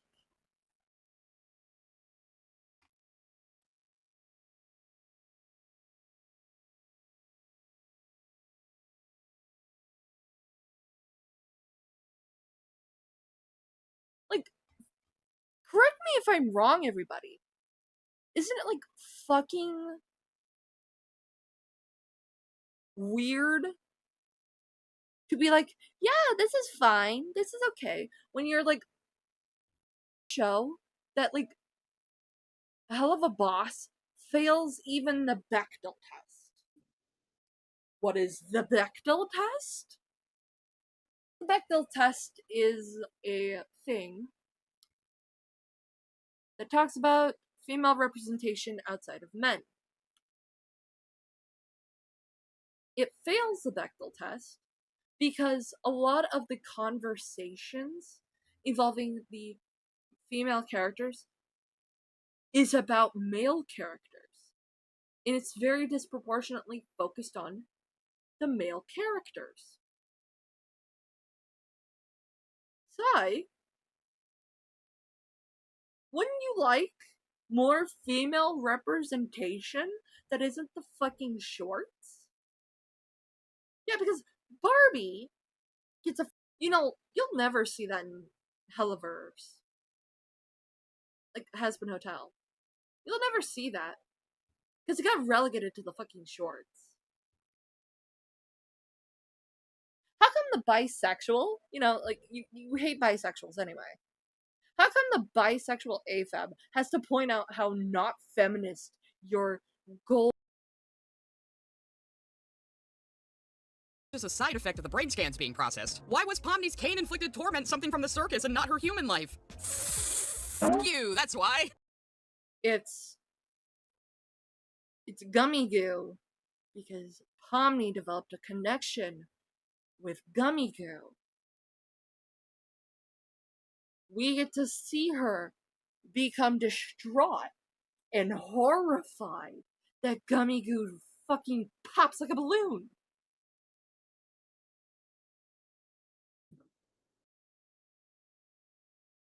There's even theories about their own what Gummy Goo's meant to represent. The fact that it's Gummy Goo, a male character she connects with, or connected with right away in the show. Someone who made her feel safe. And like she can get through it.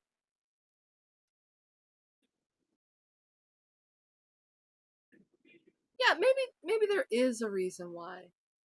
But a lot of it can be symbolic of other things, like sexual assault. Am I saying that's canon? No, that's a.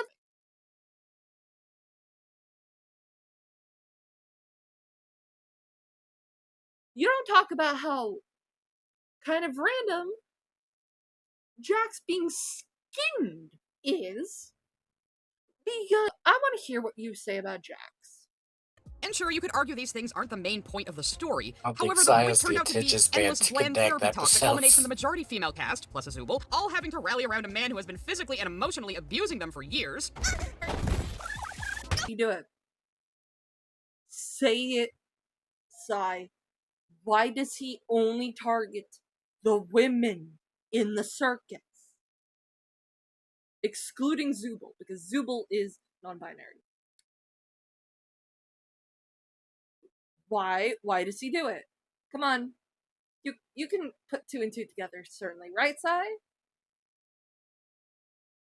But now, to the detriment of their own character development and character resolutions, they all should feel really bad for not reaching out even. You know, Sai, if I have to say it for you, because you're noticeably leaving it out, are not optimal. And no, Jax potentially, maybe possibly being trans does not make this okay. In fact, it kind of makes the implications even worse in context, and it was left ambiguous enough to be interpreted any which way anyway, so it doesn't matter. Speaking of that scene with Ribbit, though, talk about a generational fumble, bro. A girl had you in her room, on her bed, as she was. Jax is trans. Jax is trans. Yeah, one of the trans woman.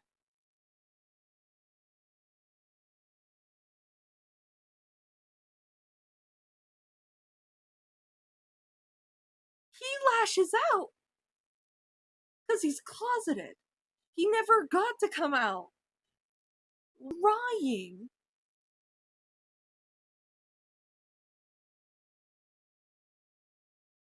Is from a segment that plays the song the Elton John song, "Isn't She Lovely?"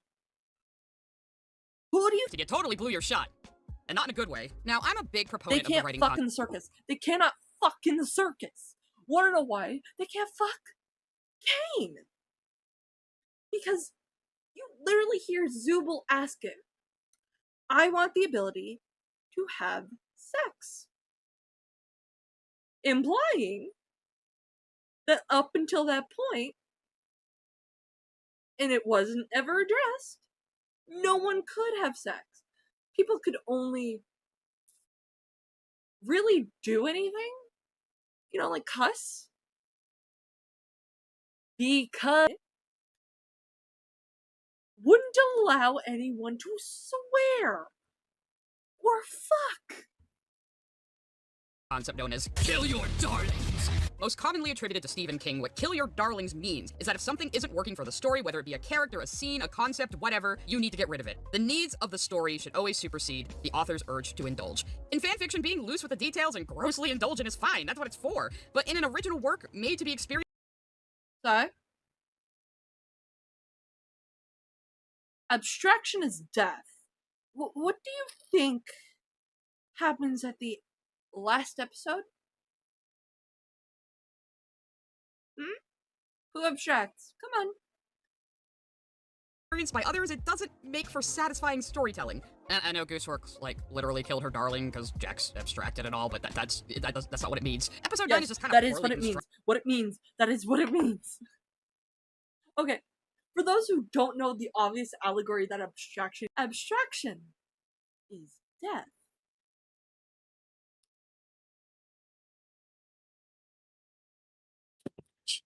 Abstraction is an allegory for sewer slide.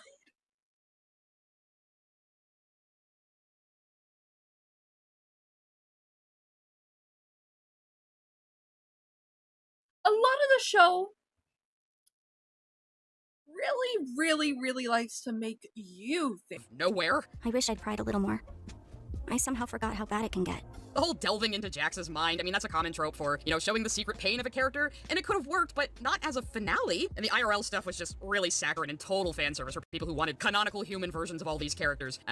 I know you never kill your darlings, because one of your darlings is Spinel. The abandoned gem character who suffers trauma. I do kind of like seeing IRL getting to be a goofy dad, though. That's kind of cute. I have a computer from 1996 of a Wi-Fi card, though. Straight free Wi-Fi. It's a joke about fucking Wi-Fi.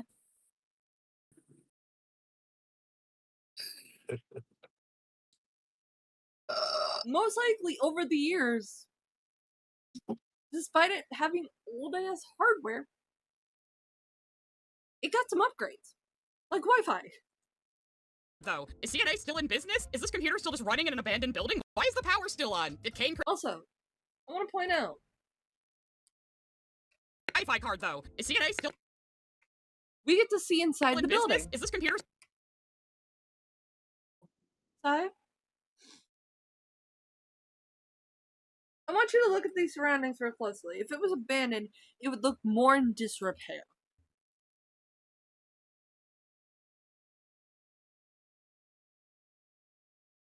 Yeah, it's going to be an unanswered question on why this computer is still able to run.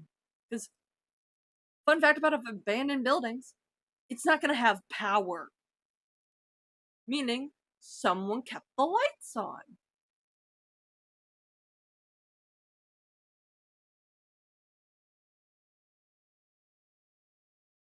We don't know concretely if the fucking building is abandoned.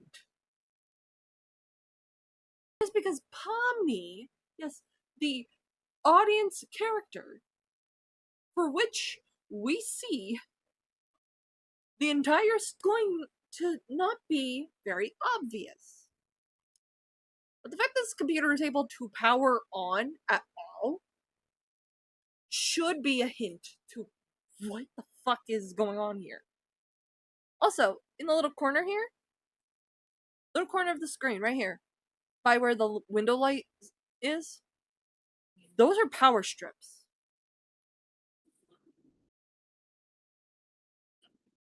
Meaning there's electricity. How is there electric? Someone's keeping the place open. We're still just running in an abandoned building? Why is the power still on? Did Kane create the circus on some power still on? It's an indicator that it's not actually abandoned. There's an abandoned building. There's multiple abandoned buildings in my hometown, right?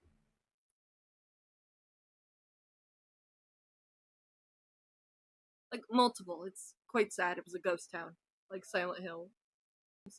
Is shut off the power. If this is an abandoned building, then none of that should be possible. What most likely happened, and this is my little theory, what most likely happened is that... Hello? Just confused on what the fuck is happening, bro. I'm bitching about Cy Scribbles not understanding the amazing digital circus and making a review anyway. It's been like months since the whole size shit. What the fuck? Yeah, Captain Fat Fuck still wants to bitch about shit. Yeah. So. Fucking Dyke Scribbles over here still bitching, bro. Damn. But I just know someone's gonna clip that shit. I've always wanted to say that shit, but like, wow. I'm fucked. But Sai wants to talk like she's an authority on media when she admitted at the beginning that she doesn't fucking understand the show. Yeah, a lot of things are gonna make sense to you because you don't understand the show. The show is not for you. You admitted it. It's okay that the show is not for you. So why are you saying it's wasted potential? Cancel guy. No, kick in!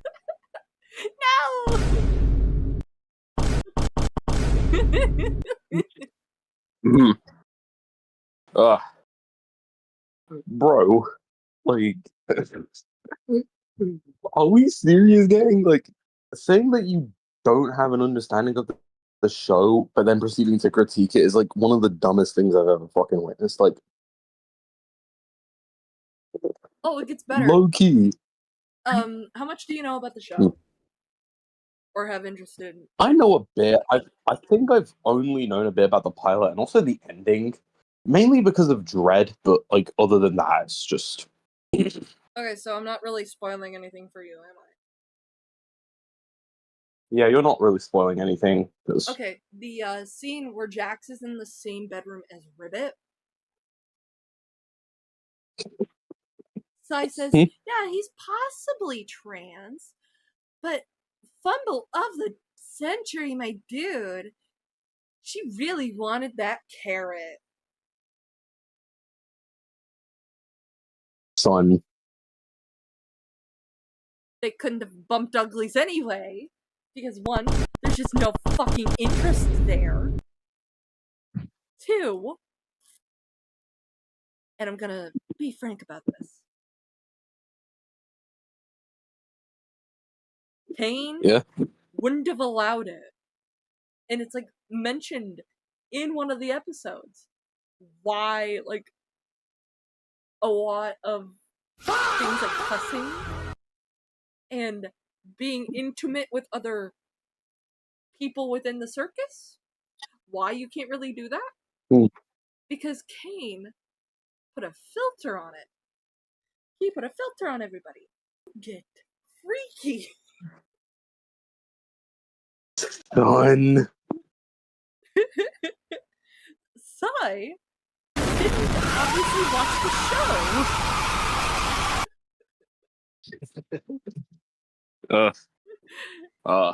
server that automatically uploaded them to the cloud? Are you getting how sloppy and frustrating this is? Speaking of Kane, my precious boy, who was always kind of Crazy. Kinger's line about how the worst thing you can do to someone in the circus is make them feel unwanted or unloved, was eventually going to come back around to apply to Kane. Because who was made to feel more unwanted than him? Everyone is actively hostile to him at all times, and if he is sentient, well, that has implications. Why did we have that whole scene with Gummy Goo indicating that an AI could develop sentience and have emotions and be worthwhile treating as a person, and then that never applied to Kane? That seems like an easy little theme to wrap up in a night.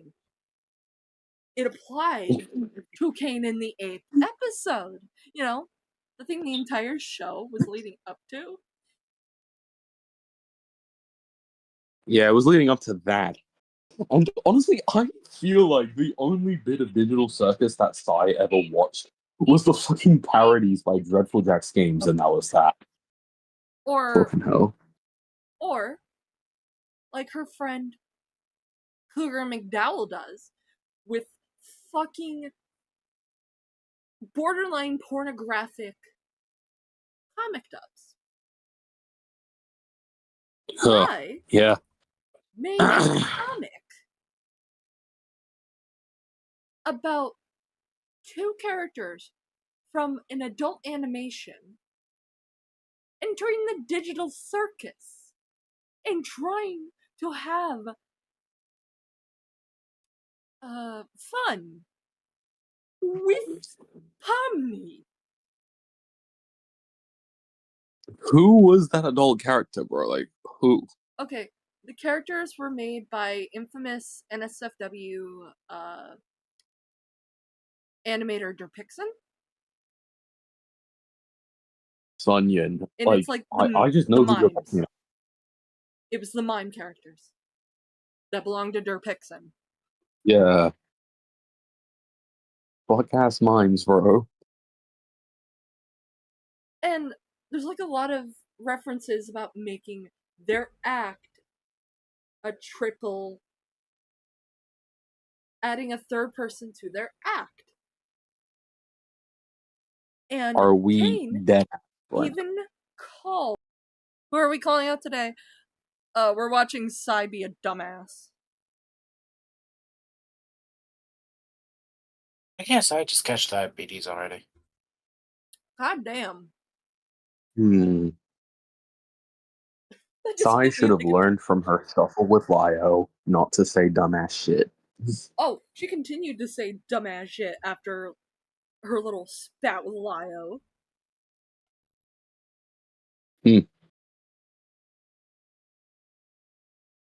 Yeah, Lio, and also Gilded as well. With Lio and Gilded, where, the fucking freak that named Sai motherfucking Scribbles was reading Stockholm in a server full of children and sharing said server. What I wouldn't do to go back to September, November 2025, when we were all roasting her on Twitter. It was crazy. The fact that Sai is Thanos, there's like hundreds of people from Lio to Gramagula to Purple to fucking Jax to me. Like, After it was. That shit's and then she ran away when we started pointing out how racist the fat bitch is. Yeah, it's honestly crazy that, like, seeing Sai fight with that many people, yes, even fucking Dreadful Jack's games, bro. Like, how the fuck did we get here? Like, 40-year-old fighting with a fucking teenager, bro. Not just one, but fucking. Unless it's unclear. Yeah, the pussy The blocked virtue me. signaling is crazy. Psychic Phone Toy Freddy, September 2025. Fucking hell. But this is just, oh, it's awful. Nice little bow. Instead of having Kane inexplicably connect to Wi-Fi in order to download all of their Facebook pages and give an exposition dump, if the other characters had chosen to bring him back, that Describe this could have using the new Isaiah Rashad album. It's been awful.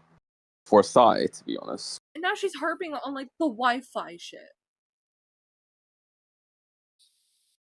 You don't know that in the 9th episode, it just gets downloaded.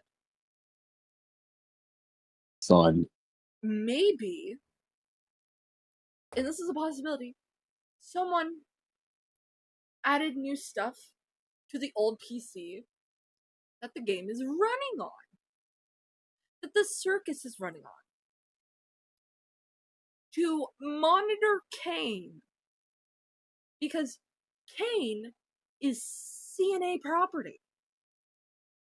You don't know if CNA is massive possibility that a CNA intern who's been tasked with playing the amazing digital circus without putting on the goddamn headset is just looking at all of this. Bro, if Sorry, go ahead. because what? Yeah, Something like if Psy's analysis of digital would have had a fucking stroke. Yeah. The big three is in One Piece, Naruto, and Bleach, bro. And she's gonna be wanting to like. She'd be calling all three of them wasted potential because it didn't cater to her. Shows like Hazbin Hotel. Used to like predict or theorize especially for the show Bleach, which is known for like subtext and shit. Like the second fucking Psy witnesses Aizen's betrayal, bro, it's gonna be a shit show. What is she saying about my baby? Dupe. What is she saying about Digital Circus? What? I love you to death, Bessie, but you would crash out. What the you would crash right the fuck out. I mean, if you want to crash out, we're in my server. You could just come in. Yeah, I'm just in the YouTube stream VC. That Psy talks about is the gummy goo torture scene with Pomni. And she's just saying, why is gummy goo in her torture scene? And not something from the outside of the circus. I could do, hold on. Psy just confirmed she has a third grade education level. I'm just drawing my puppet man. Hello. I am here. Wanna hear what this bitch said about Jax? Yeah, of course I want to hear what this bitch said about Jax. I'm already pissed off because she doesn't understand the fuck. Okay, I'll rant about what fucking Gummy Goo represents after, but please tell me. Let me see if I can find it again. What did she say about my baby? How dare she? Isn't she lovely? Isn't she wonderful? Girls. Isn't she lovely? Isn't she talk that culminates in the majority female cast plus Azubal all having to rally around isn't a she man who has been fucking physically retarded? What the fuck? No! Ready? Oh, hang on. I probably should be streaming this on Discord. Hang on. Yeah, you gotta stream it because I don't know what the fuck is going on. I can't see dick or diddly. Yay! Welcome to hell, population us. who they all at various times have tried to reach out to and to include and to make a connection with, which he has violently shunned at every turn. But now, to the detriment of their own character development and character resolutions, they all should feel really bad for not Since reaching she's out even known harder for like because being he into has shit that spoon feeds her, like Hazbin Hotel, or we should legit have Psy watch fucking Twin Peaks or bad. Bleach, which are known My for like God. subtext and shit, It bro. gets bad. Ready to hear? This? own character development and character resolutions, they all should feel really bad for not reaching out even harder because he has mommy issues. Ugh. The optics are What is this? not We gotta optimal. get Psy And that no, sixth Jack's grade potentially maybe education possibly being level. trans does not make Trying to be on third. I've been Possibly being trans? No, bitch. No, bitch. There is no possibility. That motherfucker is trans. I'm only What referring are to you talking Jax about? as he because within the canon of the show, he didn't technically have the ability to come out before he abstracted. Yeah, that's fair. With Jax's pronouns, I'm usually just because you don't want to admit that she's trans. It's kind of like the shit with Rodica.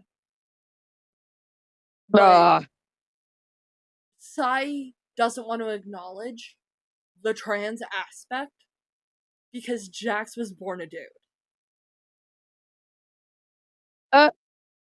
No, you can tell.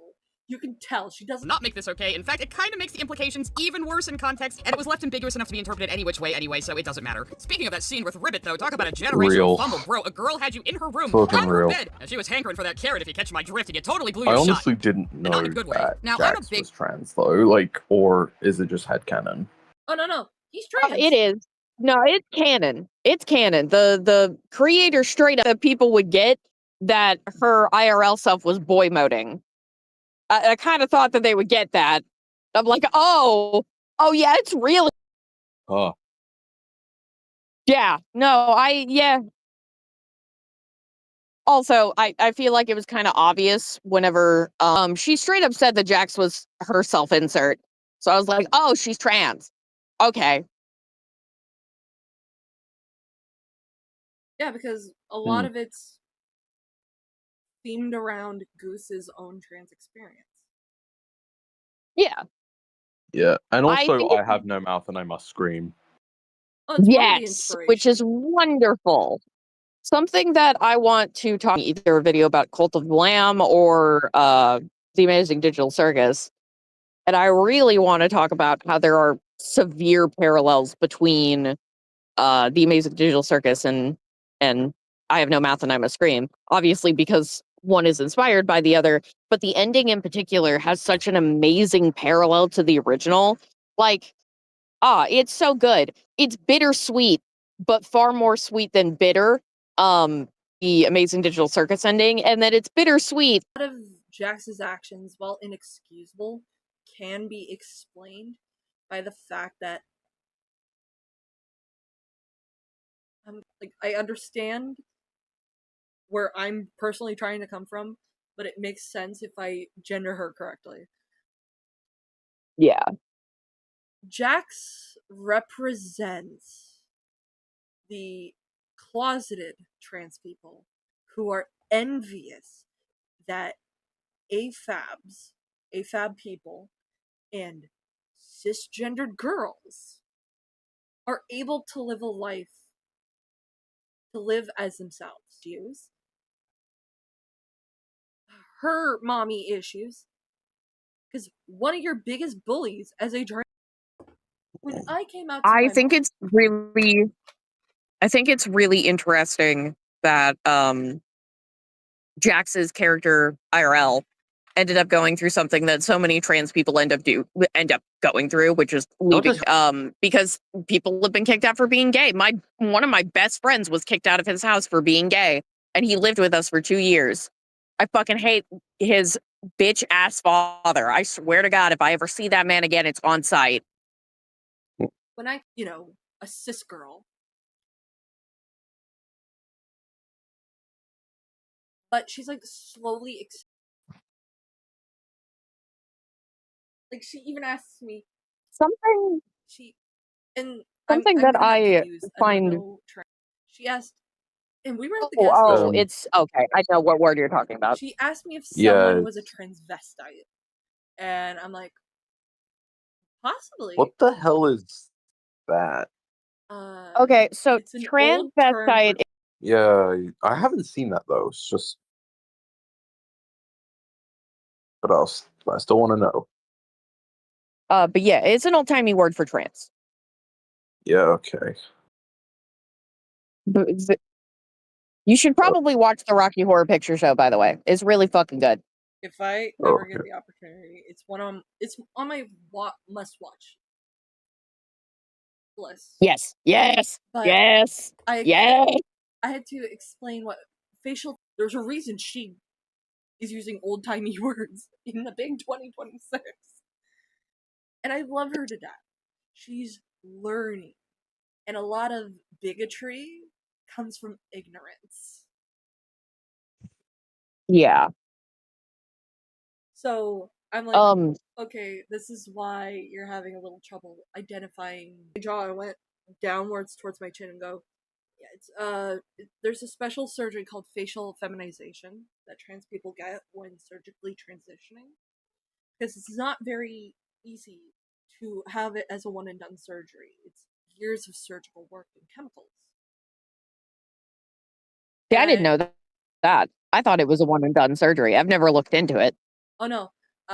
For top surgery, if you're born AFAB, is a double mastectomy. It is the removal of breast tissue. And then you have the bottom surgery. And so on. then I think there's like their own. aspiration, which is involved.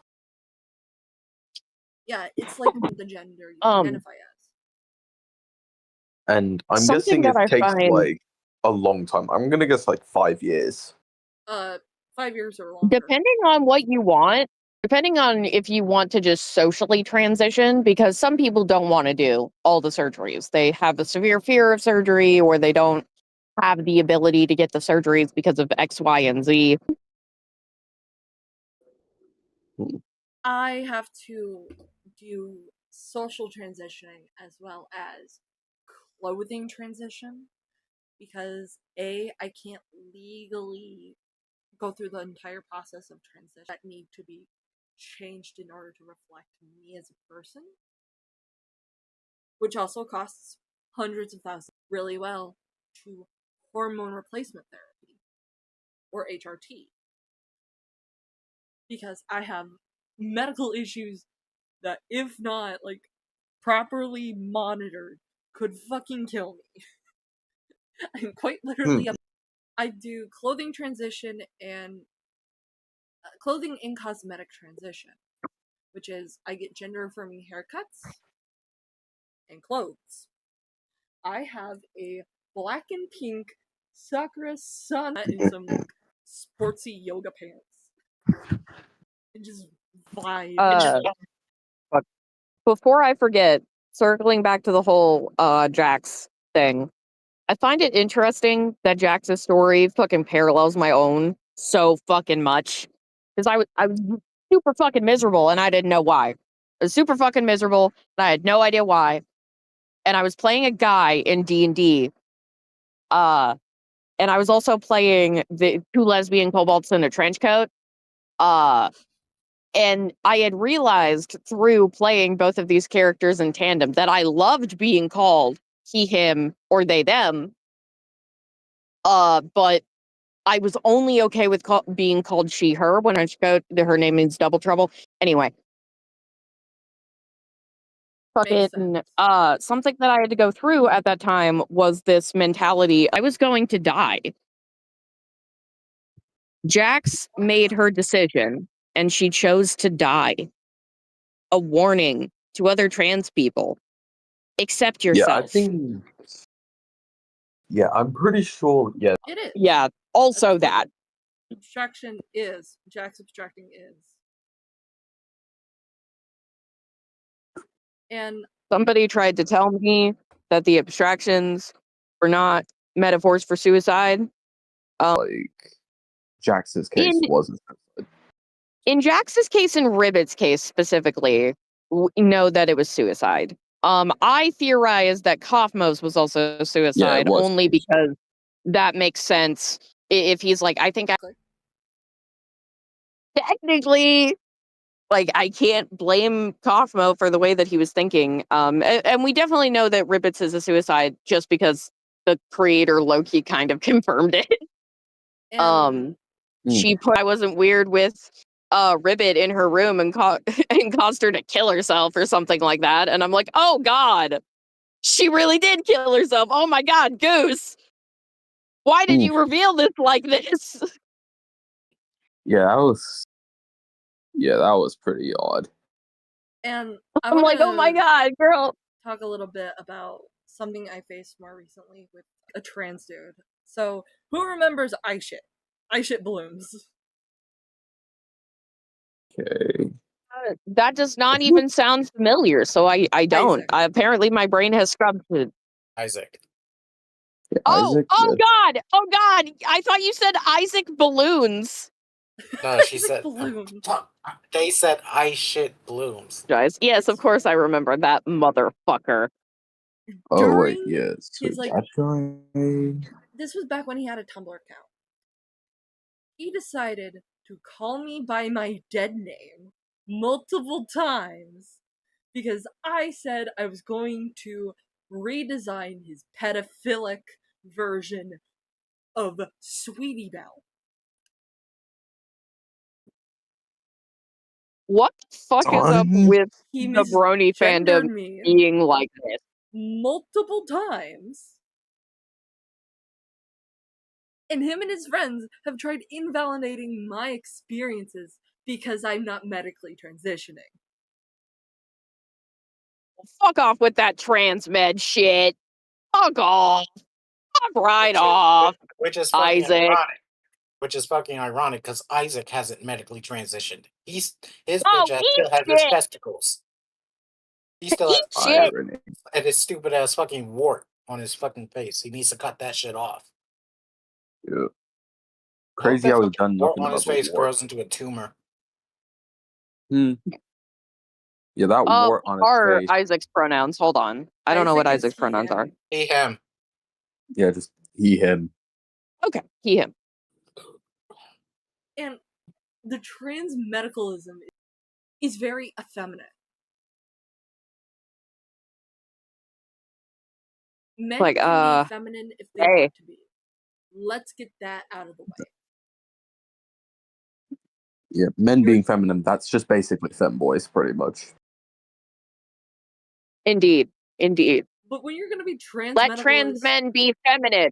to like a femme-presenting AFAB non-binary person, maybe don't dress like a fucking girl.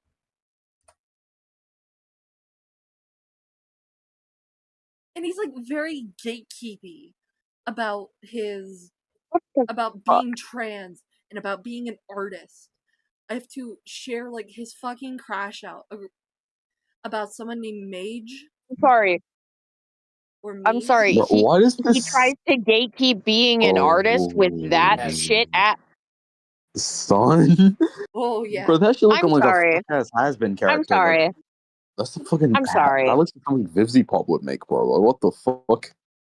Like, listen. Listen to me right now. I did better shit in high school. But goddamn, bitch, I don't think that you of all people should be gatekeeping Jack and or shit. Especially with that lack of skill, because holy fuck. Do you remember the... You don't know how to do line art. You don't know how to color. You don't know anatomy worth dick or diddly. You don't know how to stylize. You don't know how to do candor shit. Like, bro, you can see all my old shit at the bottom of this server. My old shit is more consistent than whatever the fuck Isaac draws. Who's gatekeeping me? Like, bruh. I think Asha's new comic is more consistent. While my art style is like, while my art style may not be as good as the rest of y'all, but like, I would say it's still at least a tad bit better than Isaac's. I'm a little more... I don't know what your art looks like, but more than likely, yes. And I don't Bleach for some fucking reason, and it's just... I mean, yeah, this is from like 2021, and it's better than this disgusting shit Isaac drew. Yeah, specifically, this was the thumbnail I was talking about. Yeah. Because Isaac is addicted to, oh, yeah. Animal genitalia. I'd say yours is far more. Oh, yeah.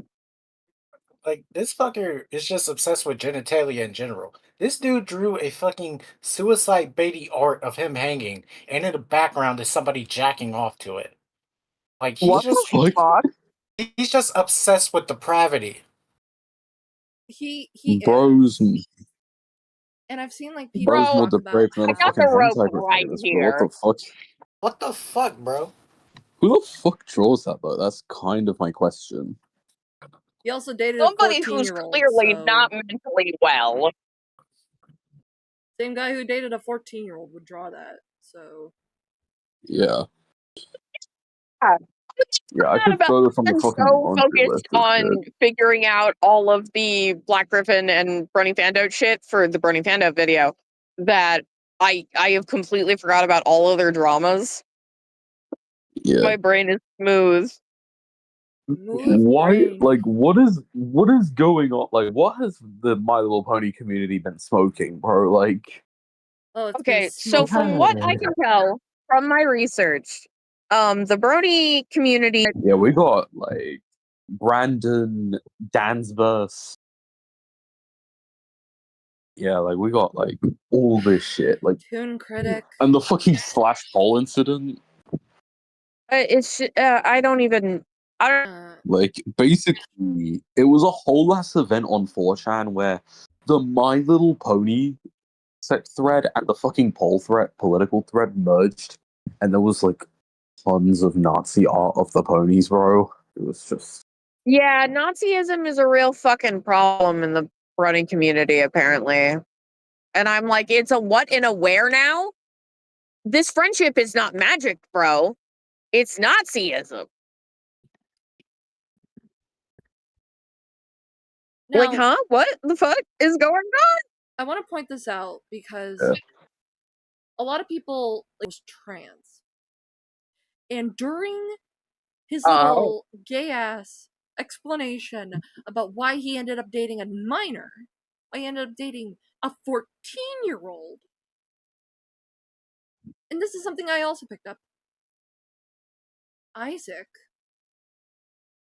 accuses the minor of pretending to be trans and misgenders the minor.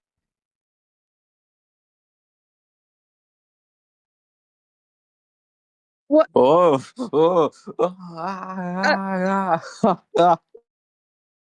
don't want to know for like any reason. I morbid curiosity, you know what I mean? Yeah. I'm gonna make a joke. Oh my fucking real quick. It's because Isaac's family is like also transphobic. Oh. That would explain the self-destructive behavior. His trust fund wasn't taken from him. We don't know that for certain because he's living with his husband ?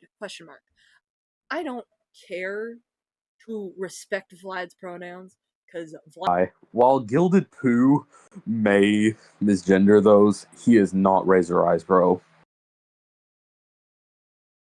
Oh. Fucking... There's a difference between the good Vlad and the bad Vlad. I'd it's rather the have yin and yang. good Vlad misgender me than bad Vlad. Because at least bad Vlad is just like not doing it from a place of I want to fuck your Like the good Vlad. Them out versus purposely doing it and misgendering them because they're trans. There's something to be said. And it if also it was an depends on if they're a accident, horrible I'd be person like or not. a lot more understanding. But Isaac knew from the jump that I am not. Oh no! Yeah. Oh no! I was Cis just or saying. straight. I wasn't saying that Isaac was doing it accidentally. No, Isaac's a piece of shit. Of course, he would fucking do that.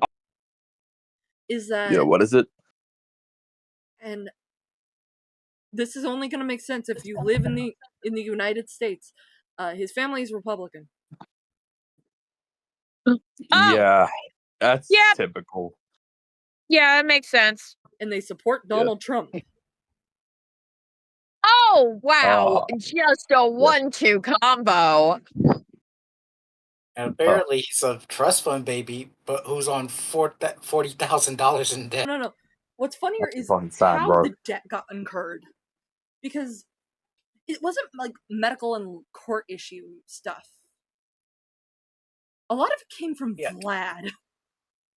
Because Vlad thought it would be fan-fucking-tastic to defraud Social Security, disability, and the other half of it's credit card. Yeah. What type of debt is this? I'm gonna cry. Yeah, Isaac racked up 20K in credit card debts, and the other K came from Vlad defrauding the government. Somehow defrauding the government, apparently. Because Vlad is like, I have $40,000 of credit card debt. Credit And card that's like debt. the least bad thing he's done, bro. Like, what the fuck? Surprised that How the do you IRS fuck up? hasn't gotten him. How do you fuck up that unbelievably bad? Like, not only are you a pedo, you're transphobic while being a trans person, so you're a self-hating trans person, and you're in debt. What? You That's just hit the randomize on the character basically creator, didn't you, dude? Didn't you? yeah, oh wait. yeah. Like It gets basically better. this. It gets better because Isaac is a brony artist who's obsessed with someone you may be familiar with if you're in the brony community, Raytana Ascension. And Raytana. Huh. Now, if you're in the Yeah, the Muffins creepypasta community, creepypasta. it's part of Yeah. what's known as MLP Grimdarks. Yeah, alongside Smile, which was Some of those MLP creepypastas are genuinely fucking unnerving. Oh my god, I love them. yeah, I guess. My favorite one And is low Rainbow key, that's Factory. And that's because I'm a for creepypasta. me. Like, it was the fucking Smile game, bro. Bro, that shot of Ooh, Pinkie Pie fair. with the fucking smile, with the SCP-087 smile just unnerved me a lot when I was younger, bro. Like, Oh, I thought you were talking about the Jeff the Killer creepypasta rewrite. I yeah, the was, creepypasta rewrite? Yes. There's The a fact what that you and a can sell where that now? shit is Because Jeff crazy, the bro. Killer's creator was a fucking freak. Who was like That makes copywriting sense. people. That why does Jeff. that make so much sense? I This mean, is they like can't the write for second shit. time I've heard a famous creepypasta creator be a Fucking yeah, damn it! specifically a pedophile. Yeah, Fucking yeah, know hyena. that? Oh my god. Can the internet be like fine for like 5 fucking minutes? At least, knock on wood. The creator of Eilish Jack is a freak. Don't forget Ben Drowned. Damn. Writer's a freak too. Kill yourself! Why would you do this to me? Holy shit. I'm down. Why do you? Oh my god. No, the internet can't be okay. We could all hear Kicking the Swedes. Pained tears. One's in chat for There Kickins. was a phase I went through where I was just fucking. I don't know if other people do that, but I sure as shit do. I think for me during like 2025 right now, I think it was the same but with Sonic, to be honest. Most specifically so with valid. Sonic 2008. Like that fucking Hello. Hey. Welcome. Hi, Asa. to a stream. We really It's fucking called the Cookie Virus. That was a good one. I like that one like a lot. I'm resurgence as of late, and I'm manifest that into something. Yeah, I feel like Sonic.exe. But speaking Yeah. of creepypastas, Isaac tried to profit off a Muffins rewrite. And I had to point out publicly, Isaac isn't gonna make any money. Copyright. You cannot Yeah, make they money. are a lot more protective than that, than fucking Nintendo or something. Pick your struggle. I feel like the only Fucking creepypasta Nintendo. you could really make, like the only creepypasta based on an IP you could really make money off is like Sonic.exe or something, but like What's worse is the price. The price for a bundle, not the book itself, a bundle. Where it's the book, some goodies, if I remember right, and one of Vlad's handmade plushies. is $300 or $400. $350. Yeah. Who the fuck's paying not happening. $350 for that type of shit? It's like saying $350 in this economy. yeah, what type of rewrite is that? Like It's like saying that I would sell a fucking rewrite of I don't know what type of bad horror property I could do, but I just don't know. I was bored and just need to think of an example. It's like me selling a rewrite of fucking Bible Black for like $200 or some shit. I mean, you could make That's how your stupid it own sounds. appropriate version of Bible Black where it doesn't have fucking minors in it, and you'd make hotcakes in this economy. Real. Yeah. But like 50,000 views and like the creator never made a dime off of that shit. Like because it's owned by Sega, it's based off of Sonic the Hedgehog. Yeah, and it has like Sonic the Hedgehog characters. Meanwhile, Isaac is working with a My Little Pony property, a franchise that's still making money, with the added bonus of a feasible idea, right? Rayton Ascension can't even make money off her own creepypasta because it's MLP characters. Oh. That's why Ugh, a lot damn. of the Who the fuck is the free characters tier on Patreon, bro? Yeah.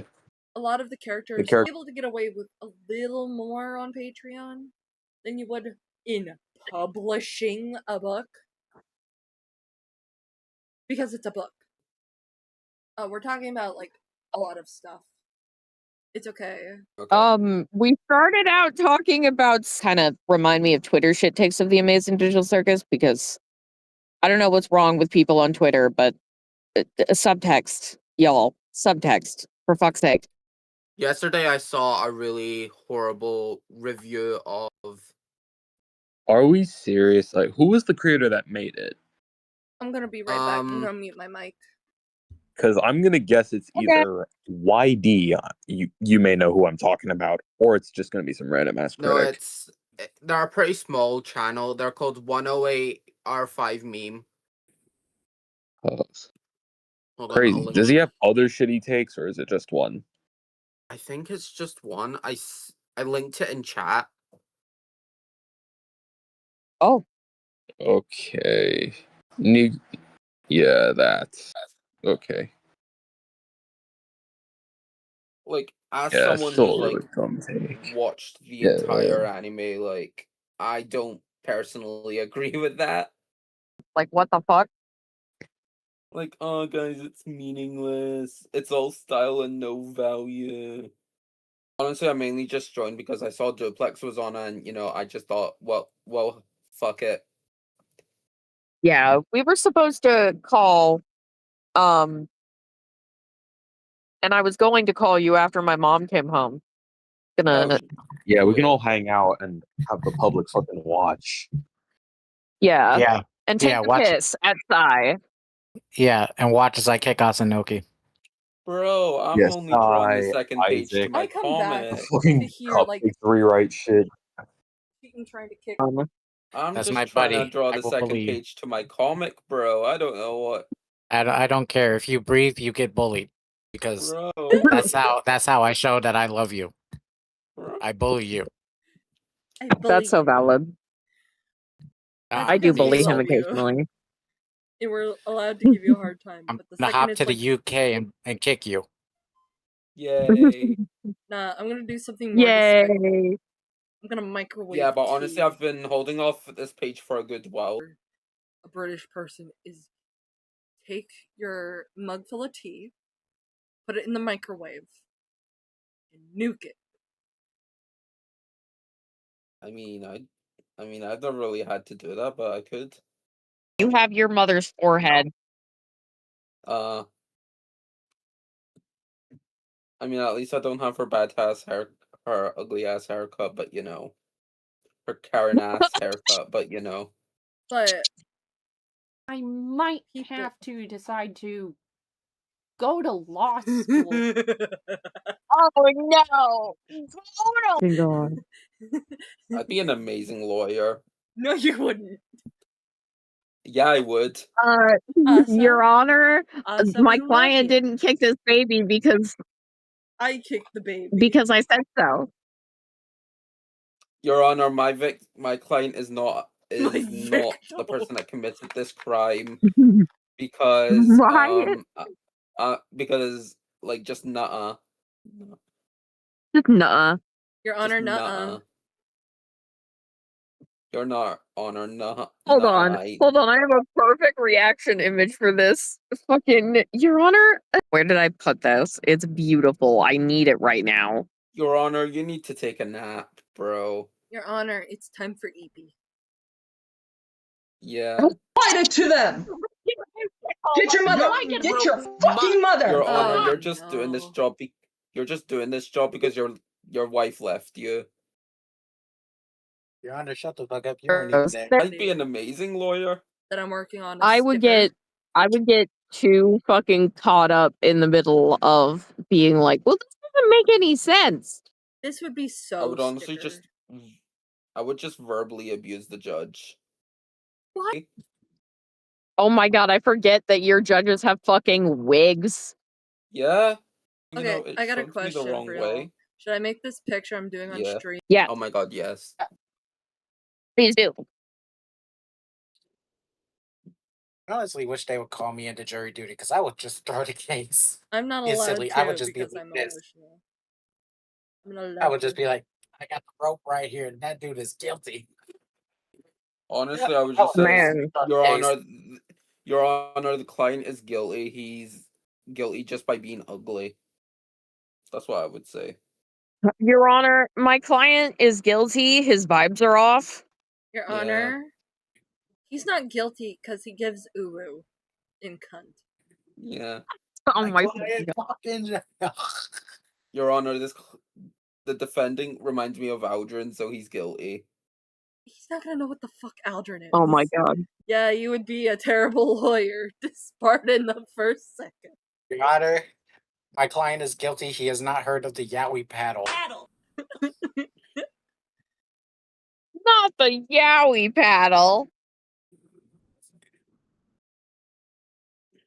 But back to Psy. Since we derailed so severely, we ended up at Yowie paddle.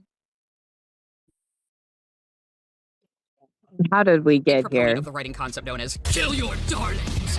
Most commonly attributed to Stephen King, what kill your darlings means is that if something isn't working for the story, whether it be a character, a scene, a concept, whatever, you need to get. We're gonna look up something real quick because I don't trust Psy.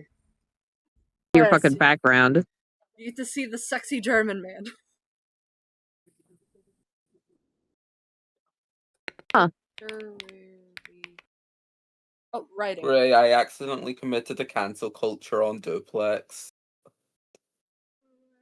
That's fine. My left foot committed cancel culture on your butt cheeks by kicking you. Bro! We're gonna look at Reedsy real quick. Kill your darlings. The phrase kill your darlings means eliminating any part of your writing story. It's often attributed to William Faulkner, not Stephen King. 1916 book on the art of writing. This can be a struggle for writers of all ages and experiences, who amongst us hasn't grown overly attached to a beautiful turn of phrase or an intricate scene where we worked on for weeks. To help you find the best way to kill your darlings in the most humane way possible, and it's just like, well, Gray pulling a K-Hawk.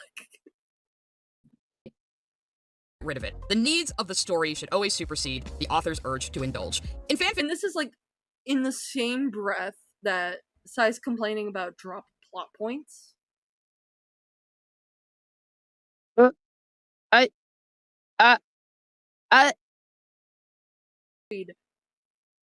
Only in regards to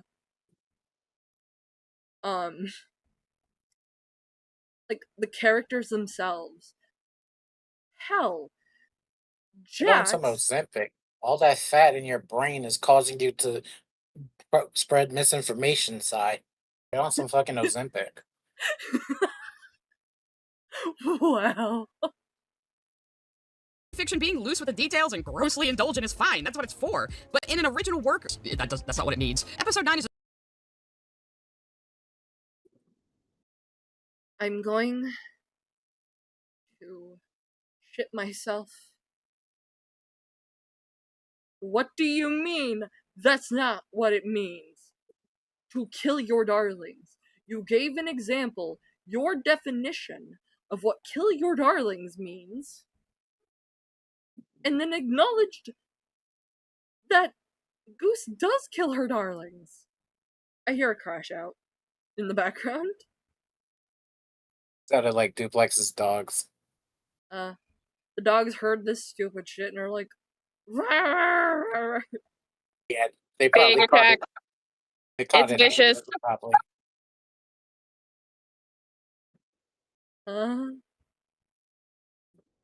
Yeah, Duplex's dogs probably went crazy hearing Sai's voice and her bad takes. You're done. It's just kind of poorly constructed overall. Pomni suddenly has narration out of nowhere. I wish I'd cried a little more. I somehow forgot how bad it can get. The whole delving into Jax's mind, I mean, that's a common trope for, showing the secret pain of a character, and it could have worked, but not trans. And he wasn't gonna, outright say what's wrong with him. And why he's doing the things he does. It works for the story. I do kind of like seeing IRL Kinger be a goofy dad, though. That's kind of cute. How did the computer from 1996 have a Wi-Fi card, though? Is CNA still in business? Is this computer still just running in an abandoned building? Why is the power still on? Did Kane create the circus on some server that automatically uploaded them to the cloud? Are you getting how sloppy and frustrating this is? Speaking of Kane, my precious boy who did nothing wrong, I don't mind him coming back, but it's the way he came back. I feel like the other characters should have elected to undelete him, or get him out of the recycle bin, or whatever happened. You leave my baby alone. Also, why does, it matter to you? The show is not for you. Happened to him. I was always kind of expecting Kinger's line about how the worst thing you can do is style to him at all times, and if he is sentient, well, that has implications. Why did we have that whole scene with Gummy Goo indicating that an AI could develop sentience and have emotions? If you remotely paid attention to the show you're even talking about, Also, there's an entire episode talking about how Kane got jealous of Abel and fucking ate him. Yeah. Also, fucking. This irks me. This irks me. You can tell she didn't watch any of the episodes at all. Because fucking, hold on a motherfucking minute. That's yours. This is mine. Sorry, we're in the middle of something. Hold on a motherfucking minute. Just because something can have personhood does not inherently mean that you have to treat it with it. And they treat you like shit. Even unknowingly. Let's put that out. Even unknowingly. Okay. No, you wrote it. Hold on. I'm gonna mute. 1 sec. Okay. But you can kind of tell that Kane has been sentient. Gummy Goo gaining sentience is going to be different because Gummy Goo would be his own individual who's freshly figuring out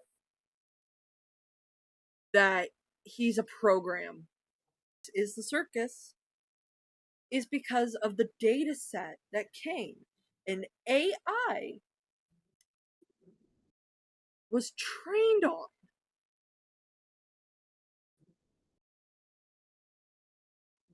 Is that he was an AI that didn't meet CNA's expectations and was locked away, while a new one was developed. Kane got upset that he was that he was pushed away by his creators for just doing what he was programmed to do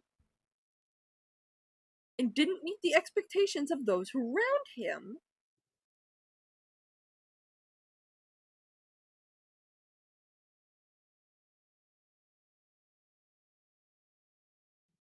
You would have immediately noticed this, Sai, if you actually watch the show.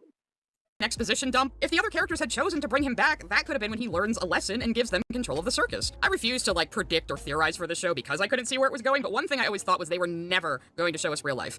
And I think that was a mistake. Even then, the most unforgivable thing to me is the lame resolution to the two AIs. You give us this beautiful, compelling sequence at the beginning of episode.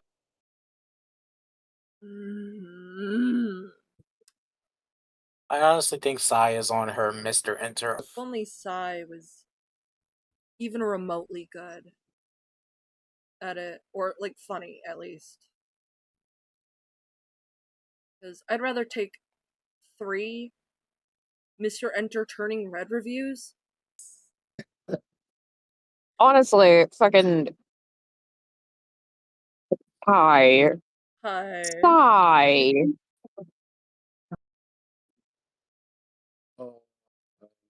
I'm Kane stressing learns out right his now. lesson. Can kind of agree that they should have made it more clear that Kane fucking was sent to the void because and got out because recycling bin bullshit.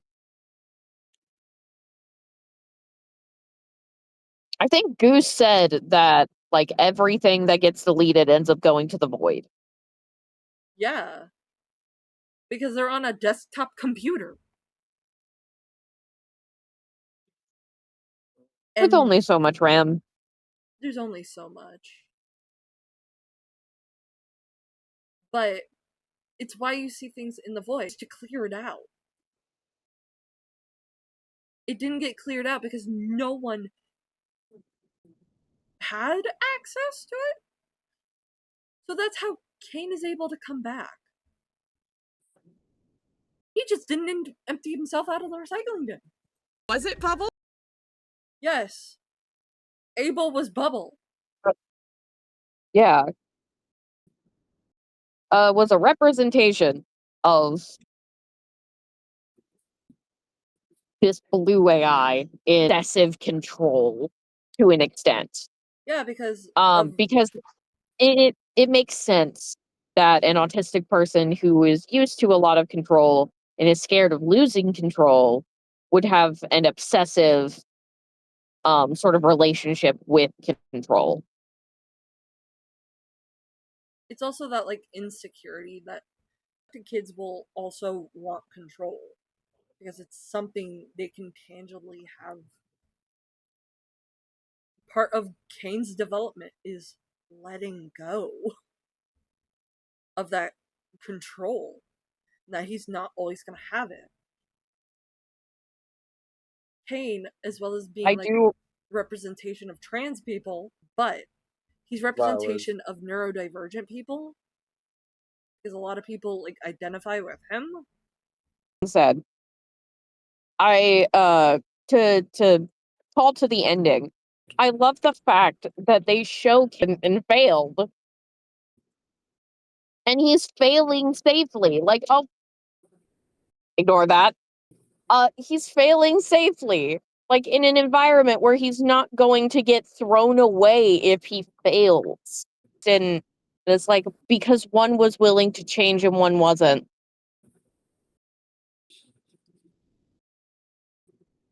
I'm a big proponent that I am able to forgive almost anybody as long as they're willing to change. Jax was unwilling to change. Kane was. And part of what sets the two apart, it's admitting that there's a problem with you. It's admitting that you're in the wrong. However, that he's changing.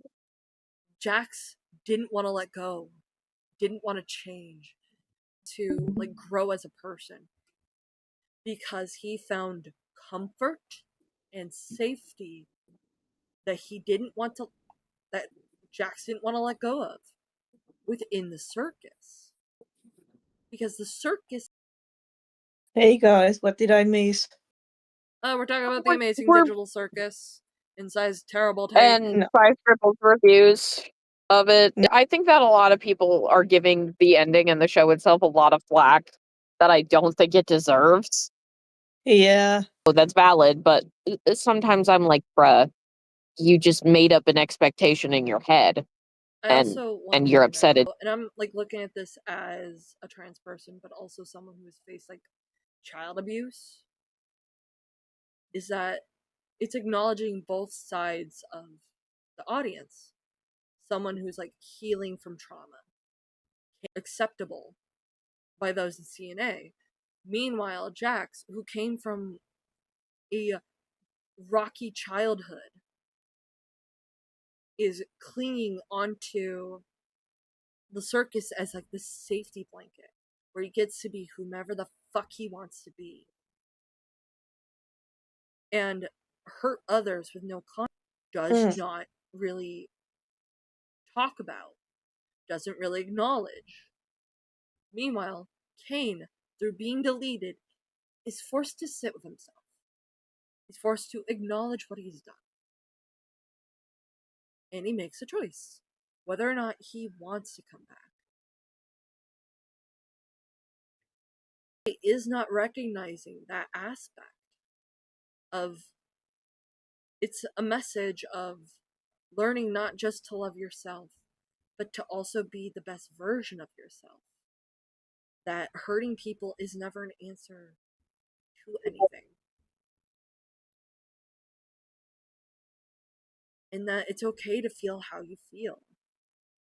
But you need to recognize when you're hurting yourself. Yeah. Was it That's not? good shit. I don't know. That's good Nobody knows. I don't think even Goose knows. I think the amazing digital. But Goose voices Bubble. Oh. Oh, I didn't know that. A lot of people Yeah, just... Goose voice is Bubble. So, like, yeah, she's gonna know what Bubble represents. Or... Yeah. Goose knew what she was doing. For real. Still a really good story that a lot of people can take lessons from. Yeah. And just because it isn't To Has be Been Hotel and spoon feeds you exposition dumps of what the fuck is going on. any show or a movie or any piece of media at all. That's a good point. And I feel like everyone is talking about it right now. And everyone has such like different opinions on it. Yeah, because a lot of people look at the story through different lenses. That's what makes opinion. Her bubble and her thinking that that all media has to be the way she interprets it. When that's just you wanting things to be like a children's show. And not have your worldview challenged.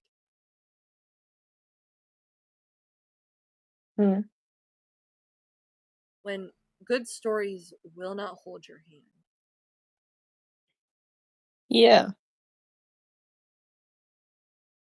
For help. With a team of writers, this premise really could have been elevated into something truly great. You're disconnected. What the fuck? OBS. So anyway, hi there. I don't usually make pre-recorded videos. I'm a Oh, streamer. On shit. Wednesdays, I stream myself drawing and sometimes reacting to videos. On Fridays, I talk.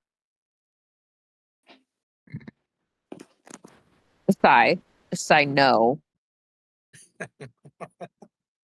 But I kind of want to like Absolutely subject not. everyone to the erotica.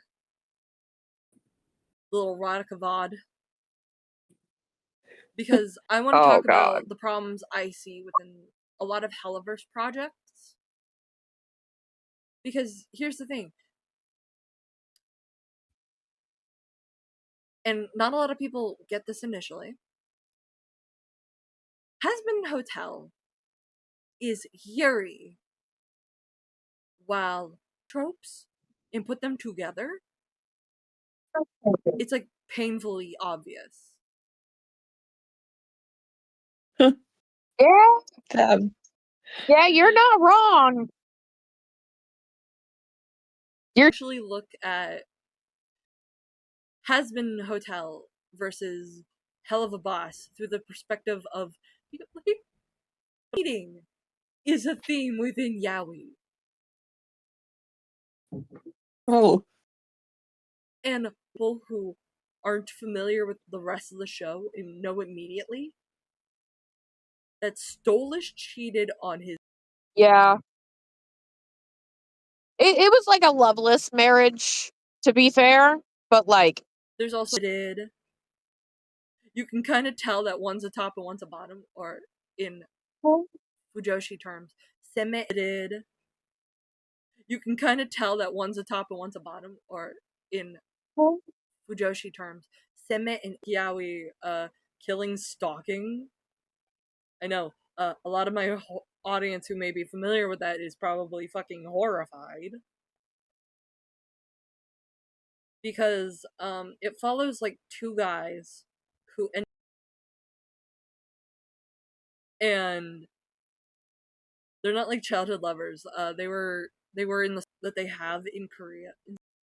The reason why the guy is even fucking the other guy is because the fucked up. Fucked up. I love it. But you'll notice that like the stalker, the bottom, what Radhika sees wrong within the show. What Radhika sees wrong within the show.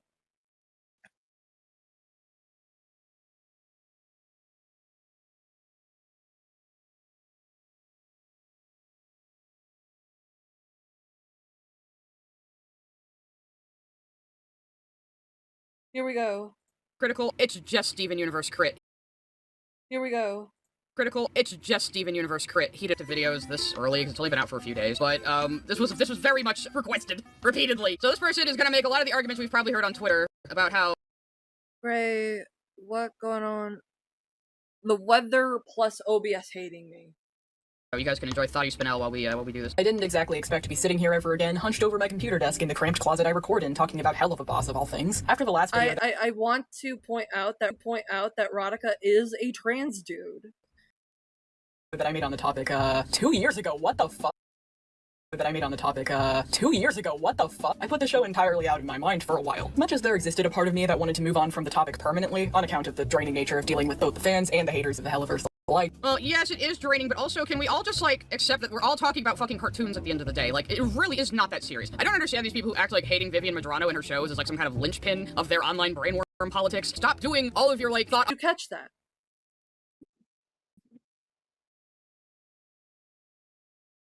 Immediately. Like, at the end of It's like cartoons can also like bring up very important topics that should be discussed. Like, Sai isn't gonna just try and justify the shitting writing of how Stella, an abusive partner, totally not shitty, and how like Stolish cheat on his wife isn't justifiable, right?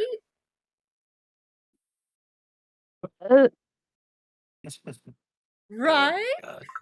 No. Mansplain to me, this is gonna be fun. I am here to analyze a piece of art, a collab. I'm gonna kill you. I'm gonna fucking kill you.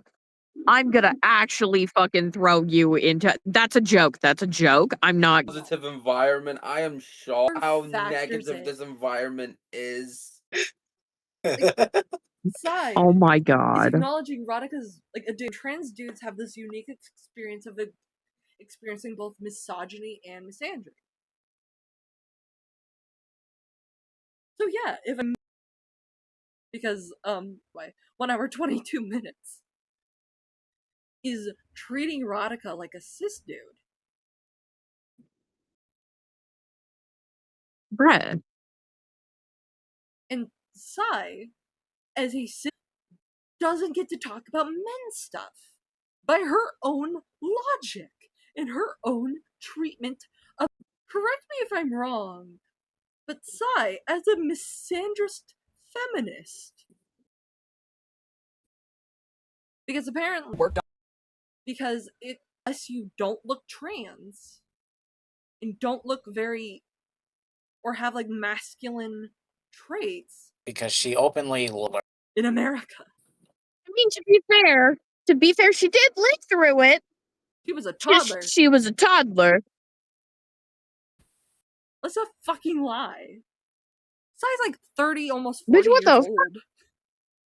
The She's fuck? old. She's like 42, 43. She's older than him. Dude, I'm never one to be like, oh, you're too old to be talking about this stuff, and that's not our argument here. It's more that you are too old to be this stupid. Sai's too Like, bro, old Sai to... is old enough to be a young grandma. Like, and you're talking about cartoons on the internet. That's crazy. My mother is older than Sai. And knows better. And you're old, but like that's your bread and butter. That's your bread and butter. But at least be accurate about it. Sai's too old to be spreading misinformation. Me, I'm like 24 now. I kind of like have moments where I perceive myself older than I actually am. And I'm graying early. Actually am. And I'm graying early. I'm older than you? Yeah, I'm in my early 20s. What the fuck? No. And two, you were what? Yeah. How old do you think I am? I know you're younger than me. I think you're around Gray's. Well, Yeah, I'm the same year Gray's. as Gray. Well, Gray's a few months older than Okay. me actually, because I'm October of 2002. So for some reason, I thought that Gray was my age, but I figured you. How am I the oldest one in this? How am I the oldest one right now? No, this Ready to feels be weird. mortified? You know, that's something that I have fucking experienced over and over again, of being like, oh yeah, like that because you're a teenager. Yeah, it just happens. It And I comes with keep aging. like that because you're a teenager. Yeah, it just happens. It And comes with Sai. Sai's like a little younger than my mom, and she's trying to dictate other people's experiences and opinions because she really likes the Helliverse properties. Me, I don't like Helliverse because I see a lot of issues with it. And it's just me. A lot of people are still allowed to like it. It's called a personal opinion. Yeah, I do not get the fucking rabid defense of like, oh, I just don't like the Hellverse, and then you'll get your shit jumped. Like, okay, Jesus, calm down. It's just a drawing, son. It just cartoons. Like, I had somebody block me on Twitter a while ago because I didn't fucking like Vivian Madrano, and I pointed out the things that I don't like about her. And then somebody fucking said that I called her evil, No one said which I Vivian was did evil. not do. If she apologized or not, I don't care. I don't accept the apology. It's weird as fuck that she did that shit. If people change, that I'm willing to forgive them. I'm sorry, but making Nazi art is very... Yeah. I'm wary of it. Like, I'm sure that Vivian's ignorant and very morally gray. I think we should have a better education on what Nazism is and yes, why it should never be romanticized. Like, people can grow and change. Oh no, she was like 26 when she made the bestiality drawings. What the fuck? I am almost okay. So live chat, I am just remembering this off the top of my head. If I get the fucking year, her age wrong, please don't crucify me. But I think it was 26. What the fuck? That's why I have an issue with it.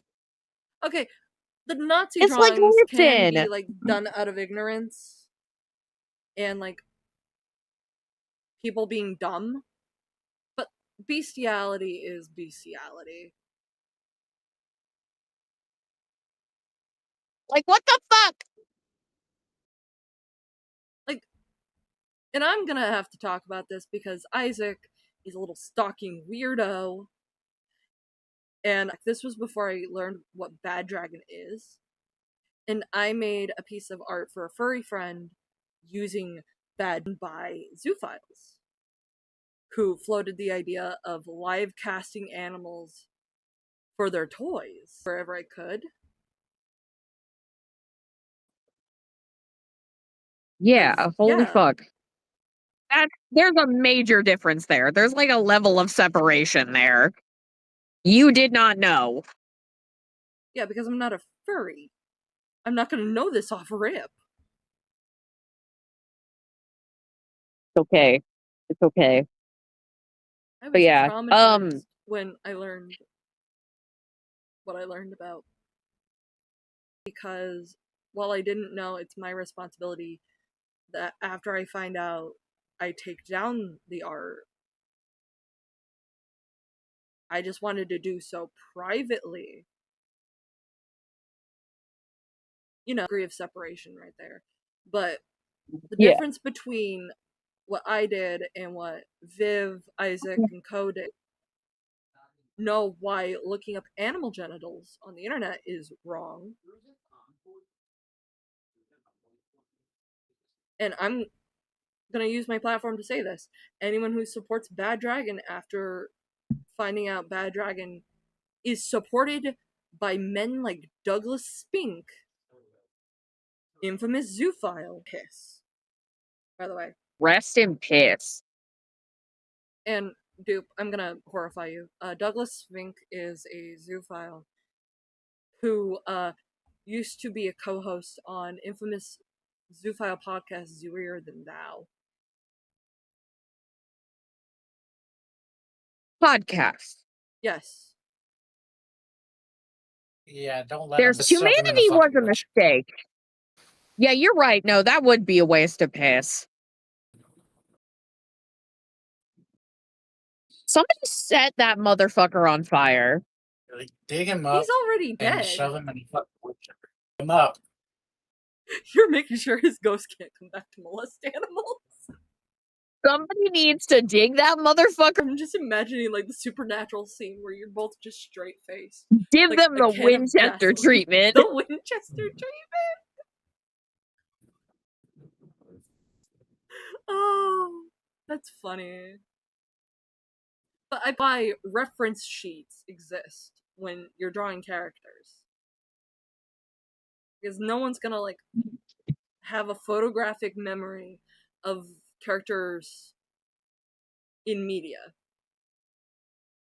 That's why the reference No. window on Procreate here exists. I have like some old art I made of my puppet boy.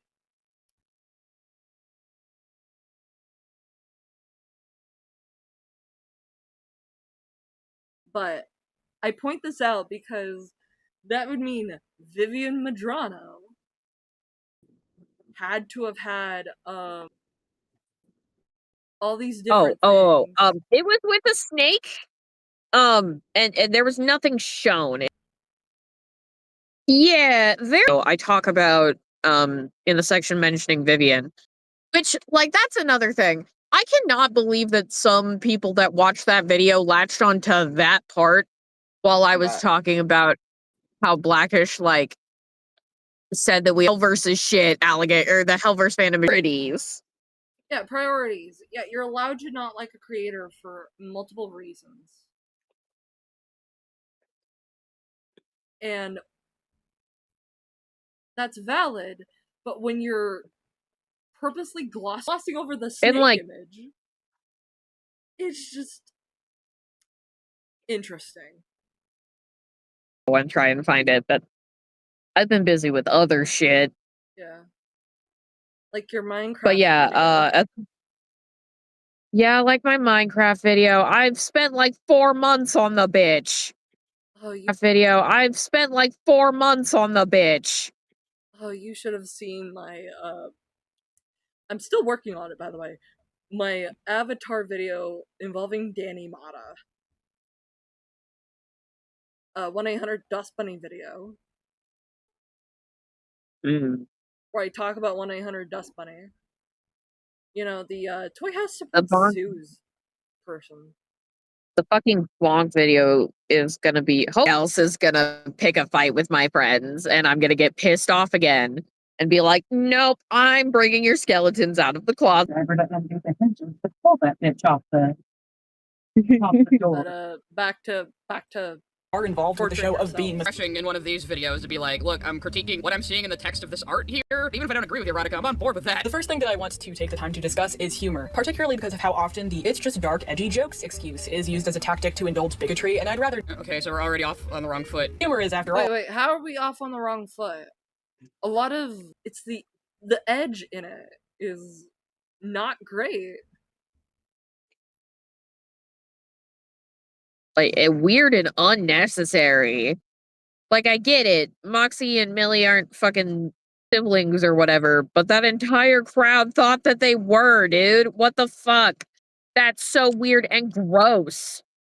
That's not But you gotta not treat your audience like they're just teenagers wanting to be different. Yeah. It's like, listen. Still going, no? Yes. Yes. We're still going. This is Motherfuckers. You need to make that one louder.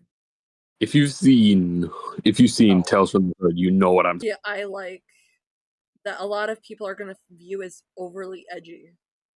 DMC edgy, okay. but I learned to not take it seriously because it was one. God damn it. Not the putty. No, the pirate boy. Yeah, bro. Not the pirate boy. Don't worry. He's The creator pirate, they, behind them. the infamous FNAF VHS series where William Afton is a cannibal. Or the one Duplex. William Afton yeah. series where Duplex, you want to see Yeah, something Afton worse, buddy? Secrets. Of course I want to see something funny. I was thinking like the Squimpus McGrimpus one. Yeah. You know, before Squimpus got No, exposed for grooming a child. no, Because we can't no. be The Pirate fucking Boys normal. one is very different, and it's the reason why we have. Not about that. Or the one FNAF VHS I was where William Afton takes a baby to the. fucking I watched that fucking sequence. that. I still off-stream. have a script ready for a fucking William Afton video. The reason why. So what were we discussing about this edgy stuff like One of earlier Radica's before the we went off criticisms topic? of Helliverse Oh, properties. we're watching one of Five's videos One of about Helpers. Yeah, the Yes, one of the criticisms against Hell of a Boss is its edgy humor. And we were just discussing how, yeah, if you're edgy bullshit. Yeah, I know. You have to do edgy humor in such a specific way to make it funny. If you're gonna be edgy, be funny, goddammit. Well, treating your story not like fan fiction. Because one of my main critiques about a lot of Vivian's work is that it comes off like AO3 fan. And I like Hellverse. My fucking icon. You all can't see it right now, but it's one of the characters from the show. One of the background characters. One of the fucking raptor girls from the background. I fucking love Hatspin. I love it. I know it's very flawed. It's just my little Pookie, my little trash deconstruct is the fact that damn near every single character she has is based off of a known stereotype or trope in one way or another. Kind of saw a little bit of the short she was in. She's a stereotype of the obsessive otaku girl cosplay shit. Not the yaoi paddle. Not the yaoi paddle. But I need to find that full video. I need to see what Heaton was ranting about. I don't know where that full video. I hate them so much. Every single time I hear Heaton, I just think it's somebody missaying Sheeton, and I'm like, wait, no, Sheeton is a parody account. That's right. The Kiwi farmers covering Isaac thought I was Heaton for a second too. Oh my god. You, like, we get tricked. We're just like, what the fuck? That Rippy got dippy. mysteriously taken down. It was the email says it was user reported, so somebody from Isaac's camp reported it. Like, Bruh. either reported it and it, like, you got lucky. I think it was the latter. Because when They just I fucking reported I don't know. Isaac's account, it didn't do shit. Like, Bro. Tao get to stay up, but I got taken down. And Tao has multiple accounts, vagina diagrams aimed at me because I don't know what a vagina looks like. Like, and I reported those multiple times. They didn't do anything about it. Oh. But I call out paraphiles, and I get taken down. That's oddly suspicious, Tumblr. Yeah, that Address the is elephant. actually Oddly fucking suspicious. I hope that, Tumblr's just like, stupid like that. and Either that or it's a hate crime between the two. it could be because Sheeton's black. See. Tumblr is transphobic. They got rid of Gooseworks. Yeah, they did. That did that. So yeah, everybody in chat just follow the new one at Cheat and Shitsuru.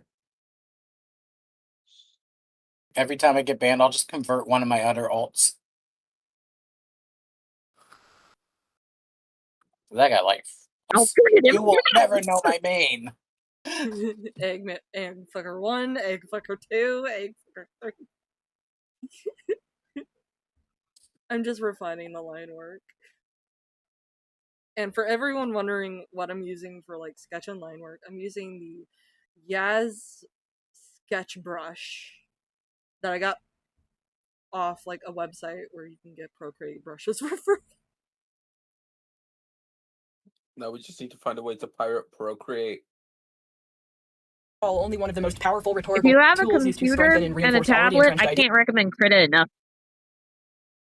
Yeah, but it's like not optimized for everything. Off on the wrong foot. Humor is, after all, only one of the most powerful Listen. rhetorical tools used to strengthen and reinforce already entrenched ideas. Yeah, Windows 11 Krita is weird. They took away the text box. I don't know why. So I had to adjust to it. Okay, that's odd. And it's so fucking oversized. I don't ever use the text on it. I always use just the shit on my phone for that. So no wonder I didn't notice. Wait, there's a I mean, phone when I'm Krita? drawing comic pages, I tend to just use Ibis Paint. Yeah, I'm traditional, but I scan my pages and put them through Krita so I can clean them up and text set them. Yeah. I need to get Sheeton to use Clip Studio. Because it has, like, a manga area. Because it's a program used by both, like, comic artists and manga. Probably when, like, Procreate goes on... Not Procreate. When Clip Studio goes on sale next. I need to just nudge you, Sheeton.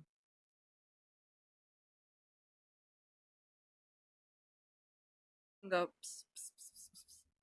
You should, like, totally get this art program. Yeah, I could try it. They have a free trial version.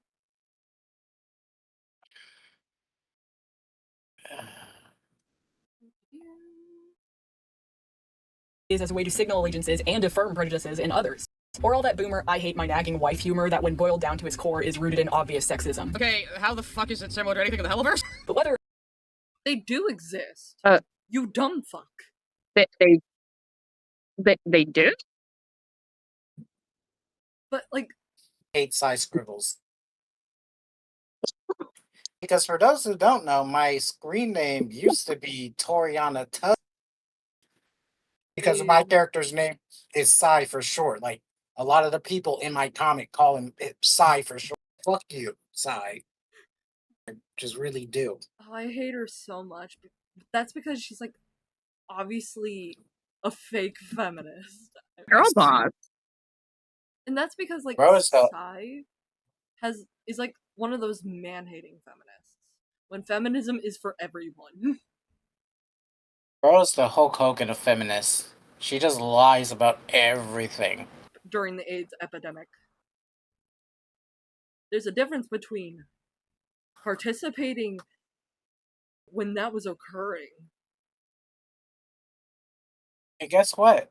During the AIDS epidemic, only men was attacked because it was thought to be a gay man disorder. Well, a gay man disease. That's what they thought it was. Gay men fucking each other causes AIDS. That's what they thought in the 80s. So no, epidemic, you'd still be a LARPer. Claiming you fight for advocacy. No, you don't.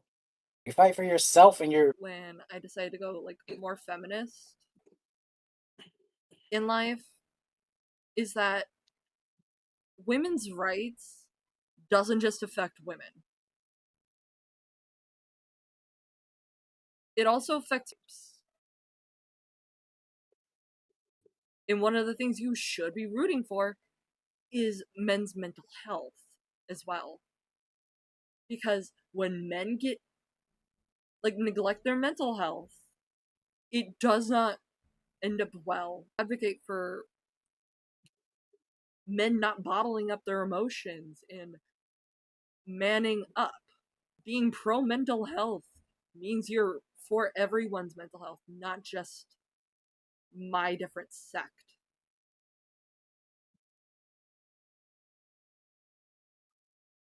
Hey, yo, Duplex, check your DMs.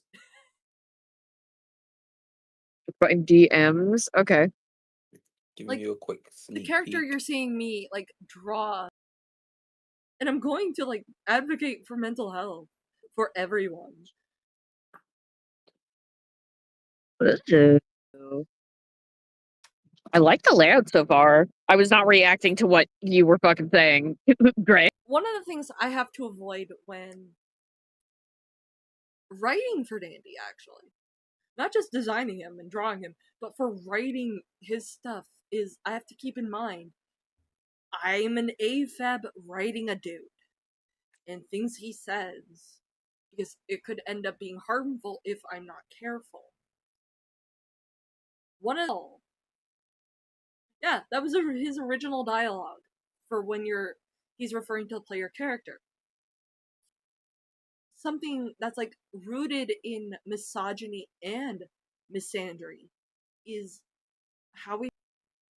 A lot of people will call women doll face and puddin' and sweet pea as more gender neutral terms.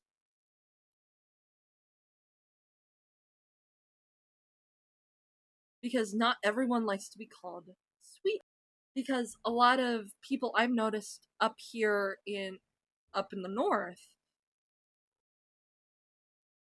my like project to appeal to everyone, I have to be better about nicknames. I know it's like a little thing, but I have to watch what trans plays this game, and here's this mask presenting character as like possible gender dysmorphia.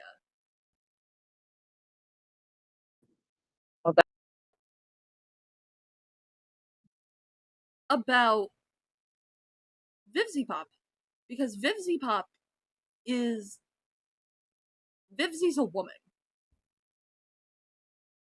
writing male characters, and Yaoi has a lot of misogynistic themes and subject matter. You want to make a like cute little gay story involving these gay men getting together of that character, because Stolas is very femme presenting, like to this kind of creepy degree. Very good as a character. I don't like how they chose to portray him. Because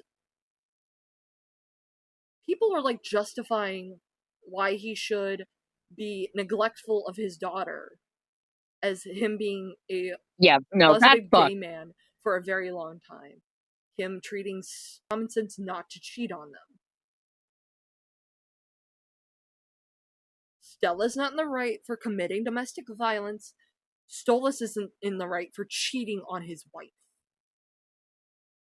Whether or not it is intentional, Hell of a Boss has consistent of the male cast. Yes. It is constant, let me Yes, tell there you. is. Most of it just goes. Yes, there is. Yes, there is. Sexism and like here, this southern woman is after she's like caught cheating with the teacher's wife or the teacher's husband.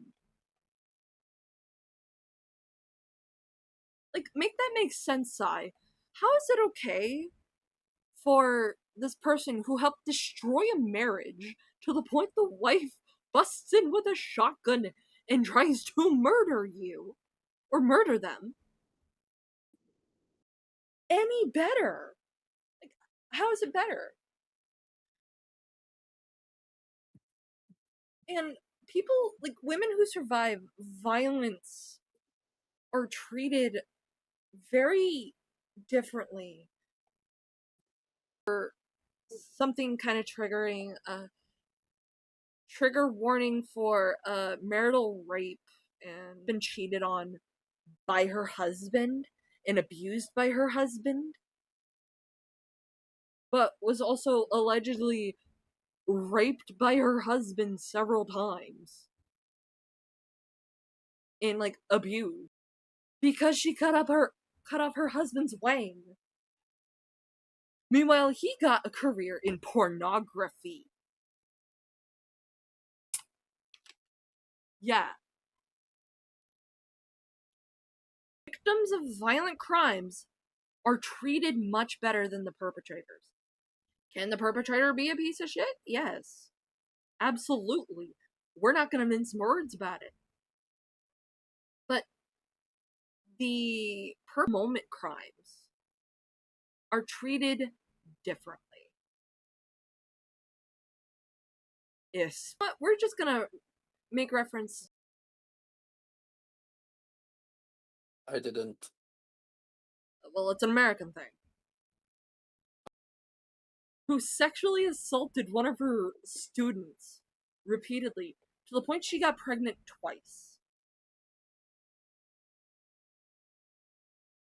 Oh fuck! Is this that teacher that married her student?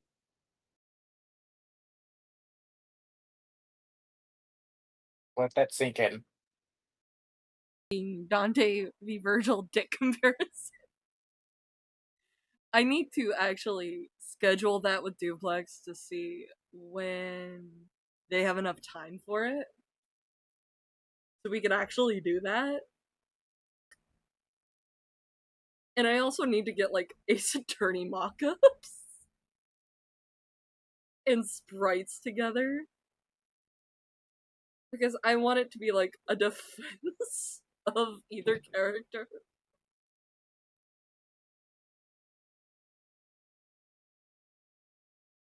But the evangelization and all that is like a bigger topic.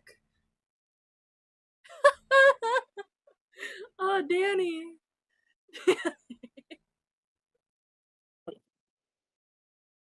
But that's just me going on my rant about how I view a lot of the American legal system as sexist.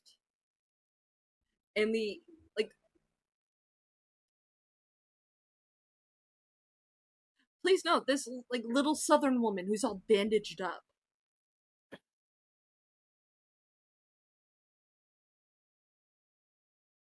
And people are like weirdly puritanical about sex.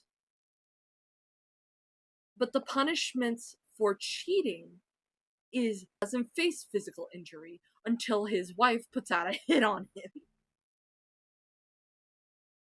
Meanwhile, man and ends up facing consequences. Because the reason why in the show put out a hit on this woman. But like the people, and that's insane to me. When a man cheats, it's his fault.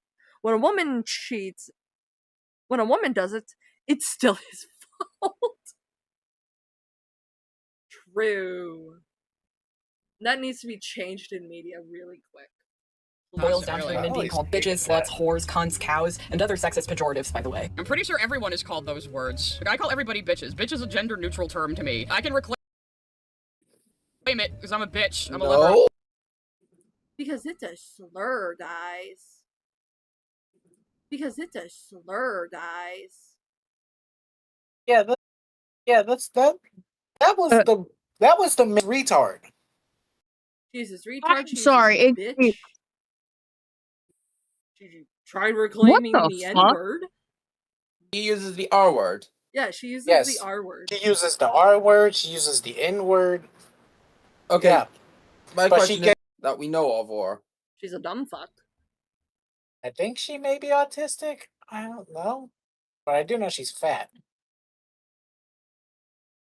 A child, I'm a mother. Is it only bad when it's aimed at a female character? What do they call a male character a bitch? Is it misogynistic then? Like, I don't be this stupid. Please, please. Tell me you're be this stupid. Please, please. Tell me you're joshing me. You're gonna see how Veronica is treated in the narrative of Hell of a Boss. Compared to Blitz. Both are whores. Let's not mince words. But it's horrible. logic. It's just very short-sighted. I don't think a single one of them escapes this treatment. The experience I had rewatching the show from the beginning and delving. Well, I don't think anybody escapes that treatment in Hell of a Boss. Oh my god, people swear at each other and use pejoratives and are insulting to each other. Yeah, that's the fucking show. And even then, the Hell of When a lot of Brandon. This motherfucker just called Brandon Rogers edgy. Yeah. A lot of Brandon's corny, humor is corny and offensive. There's a difference between corny and edgy. Edgy is actually funny. He was around during the early 2000s. And I remember people being okay with using, like, the R word regularly. Like, to the point that it was mentioned in shows. Brandon's humor is early to mid 2010. Meanwhile, Has Been Hotel and Hell of a Boss are television shows. Long string of me wincing at one uncomfortable joke after another, after another, after another. I'm not exaggerating, it's genuinely awful to watch. Yeah, so you don't like swearing at adult jokes. The severity and frequency of it would be to edit together an extremely long and tedious series of clips featuring each and every single time a woman in Hell of a Boss is called a bitch, slut, skank, or whore, or any. We gotta make sure they're portrayed explicitly as being in the wrong. Let's just bring back the Hays Code, I guess. We gotta make sure the audience has their... I'm gonna punch my monitor. You can't be this fucking stupid. Please. You can't be this fucking stupid. Not to include examples in which the character doing the name calling is portrayed as in the wrong for doing so. Oh, we gotta make sure they're portrayed explicitly as being in the wrong. Let's just bring back the... We're gonna read this. 1. No picture shall be produced that will lower the moral standards of those who see it. Hence, the sympathy of the audience should never be thrown to the side of crime, wrongdoing, evil, or sin. I want to point out that the Hays Code was anti-LGBT in nature and was used to promote certain gender norms where women really challenge you mentally. So it's basically the media version of Don't Ask, Don't Tell. Yes. What the hell? America had a lot of issues. For real. Were depicted as queer. Why? Because in Oh. order to have a queer person, Oh. can't depict them otherwise. It's a puritanical movie standard that was thrusted upon, like, everyone. It's no longer a thing because we all recognize why the Hays Code was so harmful.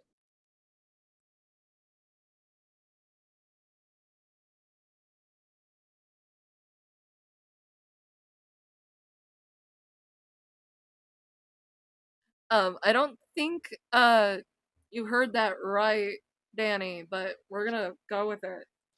The Hays Code, I guess. We gotta make sure the audience has their handheld. Your video about how fucking the amazing digital circus, you didn't understand it. And it was clear why you didn't understand it. Because, man, like it did with Hell.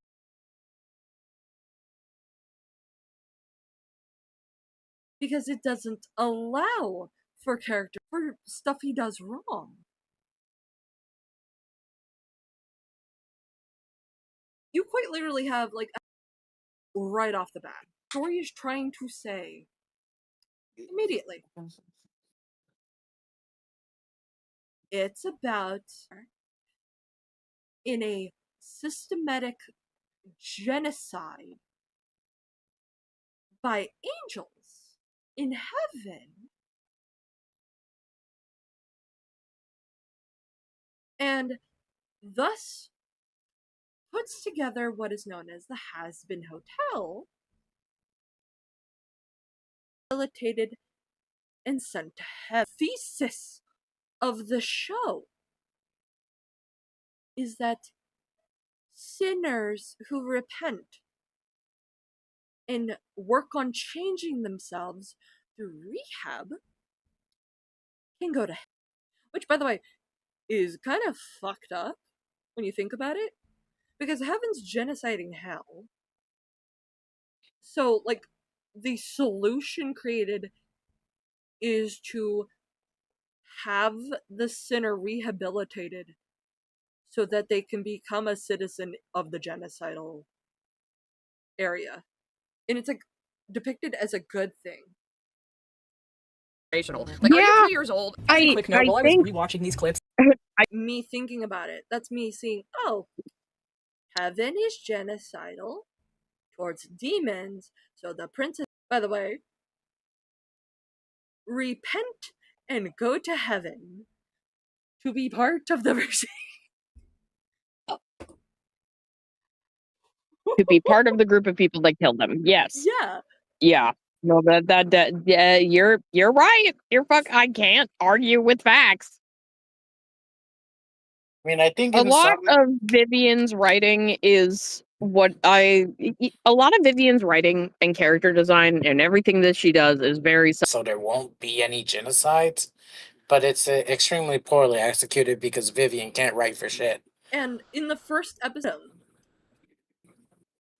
and Adam made it very clear through dialogue, genocide in hell, swarm of exorcists can go to hell and start killing people.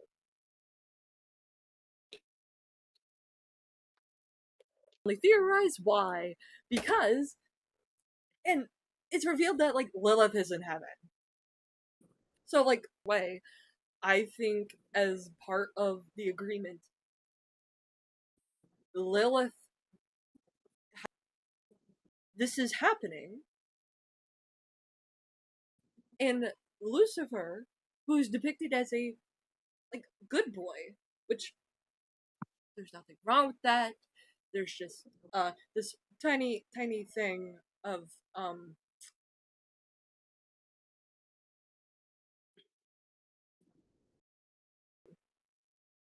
don't be afraid to make him a piece of shit sometimes. And the only, like, honestly, I kind of adore Lucifer. I'm not gonna lie. I know people do, but, like, I don't like him because as someone with, like, depression and issues myself, who is also trying their best, that ain't No, it, that's Chief. valid. Depression doesn't No, make that's you also valid. a shitty fucking parent. It just means you're trying. And it feels like you're like nothing's working. Hellborn, mind you, Lucifer makes a deal with Adam and the Exorcists to not ever go after the Hellborn when they're doing their purges. And Adam, being a sexist dipshit, is like, give me my wife back. She has to come live with me in heaven. If you want your daughter not to die. I see that happening. Based on characterization. And Lucifer being like, I don't know. And Lilith is just like, you know what, let's do that. And then I don't know how like the root of all evil, or Rue, is supposed to factor in. It could be 18 plus. Hang on. Oh no, Has-Been Hotel is 16 plus apparently. No, it should be 18 plus. Oh, it should be 18 plus. Because it's an adult show. Adult shows have to Yeah, I don't know why it's not.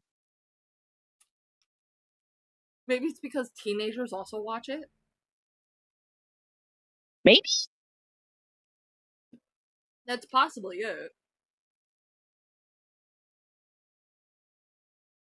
And the only way like heaven ever stopped their genocide is through a song. It's through a song. Yeah, this like generational genocidal like group sees the error of their ways through a song. I'm sorry, like heaven's genociding hell and culling the population? That doesn't get resolved with a song. That's like multi-season conflict. I've gotta head out. I might be back, might not. Okay. Love you! Love you all, bye-bye! Bye. But yeah, that's just my take on the like genocide plotline that got seemingly dropped. Cause Yuri. And just letting all of it wash over. Even for people who haven't been on the receiving end of gendered violence, this stream of straight misogyny lasts like a while, so even for the average viewer, it will probably still be very bad. For those of you who want to skip the compilation because you think it might be too much. Gendered discrimination and violence is like very triggering to people. We get it, Sai. You have the attention span of a 6th grader. It's Don't because watch the she's not video getting then. spoon-fed the point. If it's not spelt out in black and fucking white, she just bitches. To your butts, because this is going to be a gnarly one. Cover your ears, children! Cover your virgin ears! Adults swearing might be too much for you! But dear fucking Christ. You bird slut! It's horse bitch. Listen to your hoe, Mox. Badass whore. Caught whore, you will not. Yeah. Sex matters. A lot of this is done by the main character of the. Let's rewind. Christ. You bird slut! It's horse bitch.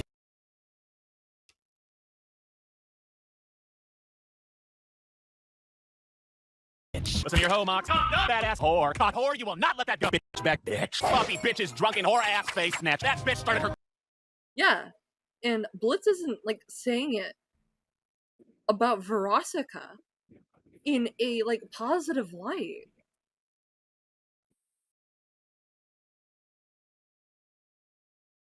Like, he's saying it because he genuinely hates her. Despite him treating her like shit. Like, I'm not smoking anything funny right now, right? Like, misogyny is very. Oh, sorry. I'm just. Up. Yeah, like, color-wise. Listen to your hoe, Mox. A married man isn't gonna be, like, very happy that you're calling his wife a hoe. Because hoe, the word, like, it's, like, in that category of sexual shaming of women.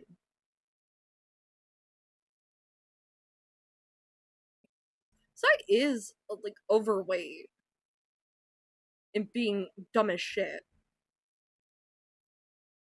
By size logic, I can call her a fat ass because I'm fat. I got a couple of pounds on me. Yeah. I'm losing weight, so I'm avoiding calling anyone fat. Oh no! Procreate fucking died! Hang on.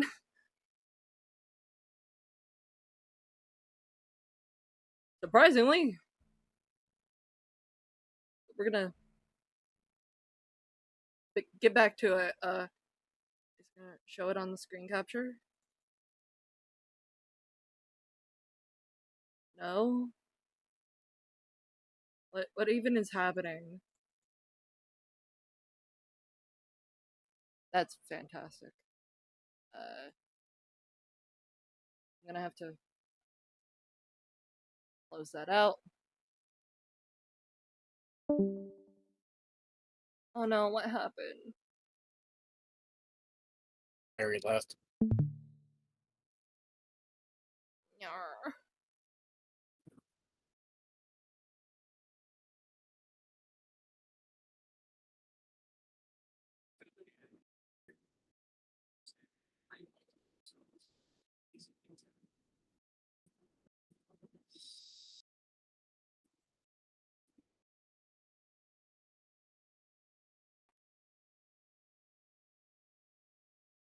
Okay, I think it's fixed.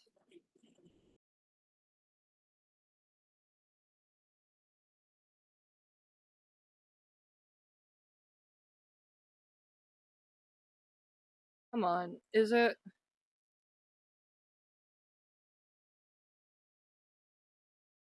What is going on?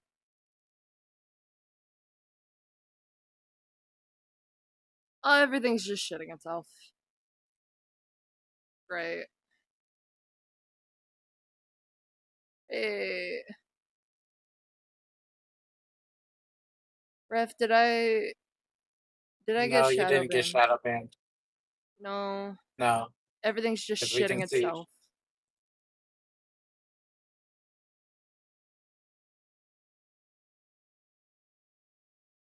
What? Why is this happening? What you may be thinking of is a lot of your comments have to get approved.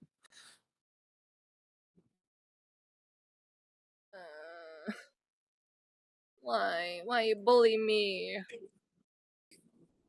Why is it bullying me? And it's not even like, it's not the iPad. It is not the iPad.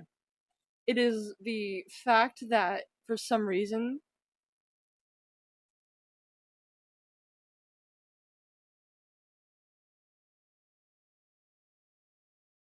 oh my god, please. Stop shitting yourself.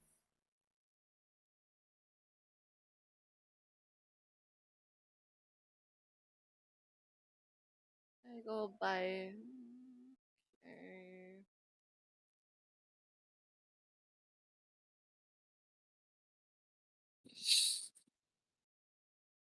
Okay. So, I got that back up. That's good. Goatish mating call. The whore. Bitch, fucking read. I want to point that out. Stolas, during that call, is calling his wife a bitch, not knowing she could spell. That is implying he thought he was talking to a dumb woman that was illiterate. W cussing.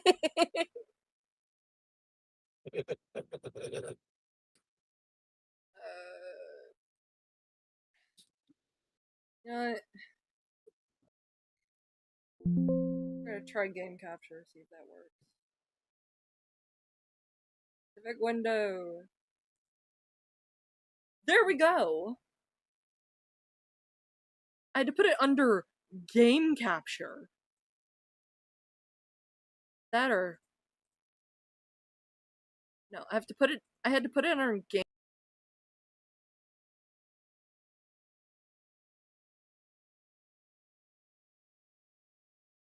Go. Really can't say that word anymore.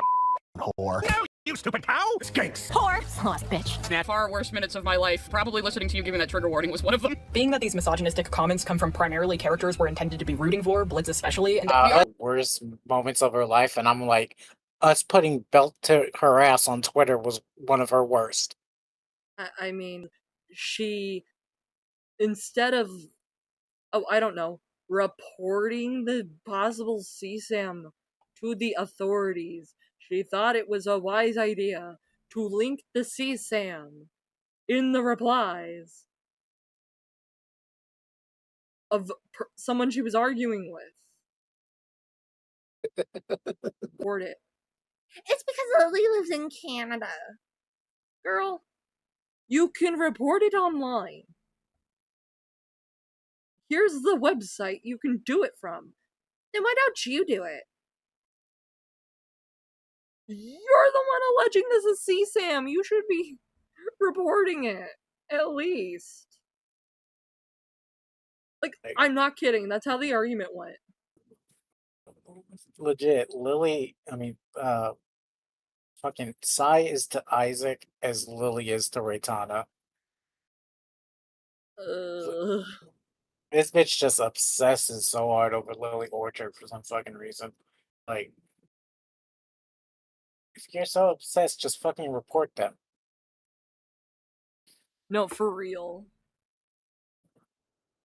Like, if Lily pisses you off so fucking much, report it. It's like Isaac should have reported Raytana then instead of driving Raytana to try and kill herself.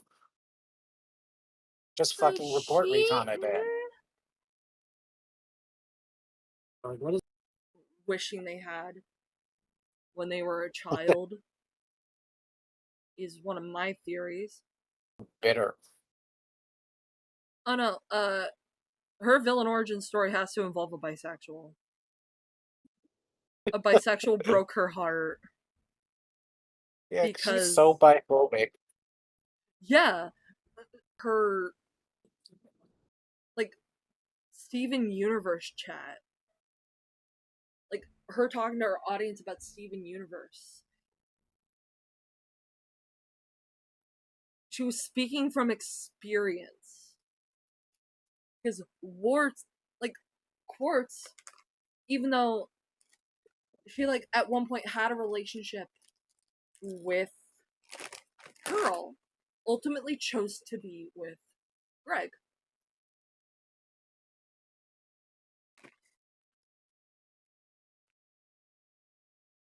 And it led to,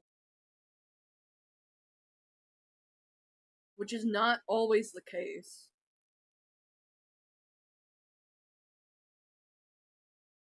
and it like leads to this by ultimately experimentalistic straight people, and that you have to pick.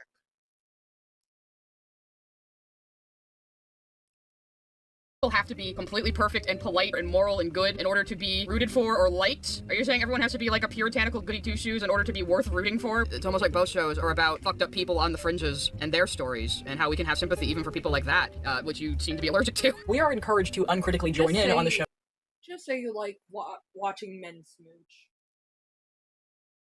Contempt for women. I think that one of the best examples of this comes in season 1, episode 3, during that terrible opening scene of Spring Breakers. Blitzo falls face for. I wonder why you feel that way about Veronica. Probably not you wanting to smooch Veronica. He's the protagonist. You're supposed to be rooting for the protagonist. Or an alcoholic who clutches her flask like it's the last cock in hell. She's a succubus. She is a fuck demon. She can be a fuck demon in a person.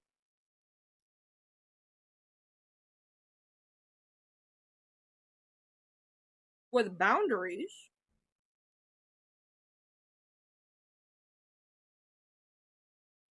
Holding onto her flask like it's the last cock in hell. Is him making fun of her out as much of a slut as her. If not more. It's rude against her because Blitzo is clearly the asshole who was the problem in their relationship, and they're both bitter at each other. This is all to establish that they're bitter exes. No, you are not parking here for a fucking week. Aw, you mad, Blitzo? You gonna run off, leaving someone else to pay for the hotel room, steal their car, and run 3 rings to Rat and max my credit cards on shitty horse riding lessons? God damn it, whore, you will not.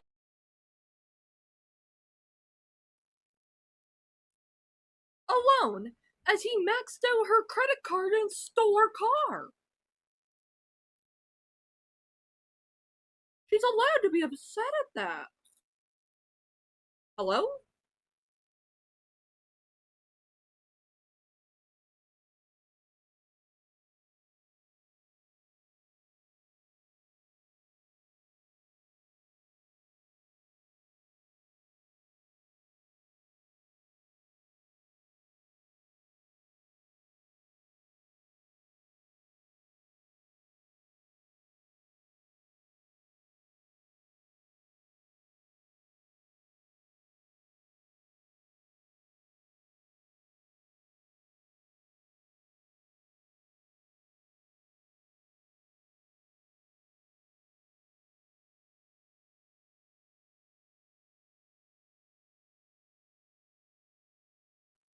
It was my mom. Like, I was gonna spritz her in the eye with perfume.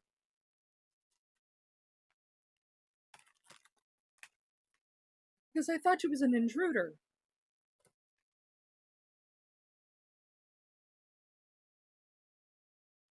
Not let that go. You're just not following the basic plot because you're too busy going, oh my god. It can be allowed in cartoons. It's just the circumstances in which those words are being used. Of remarks all throughout the show because the writers seem to think that it's automatically entertaining when a woman is slut-shamed and venomously called a bitch over and He is the protagonist. We're supposed to be sympathetic, even a little bit, to the protagonist. Reliable protagonist. Again, this is the bad media literacy comes in. They think because Blitzo is the main character, we're supposed to agree with everything he says.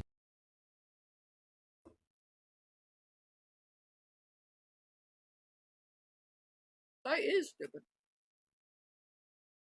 Sympathize even a little bit with your protagonist in order for people to watch your show. Yes. Oh, there we go. I knew some was Because up. he's the main character. Because of people most of the time. I don't understand. Correction. You are laughing at his antics. No one else is.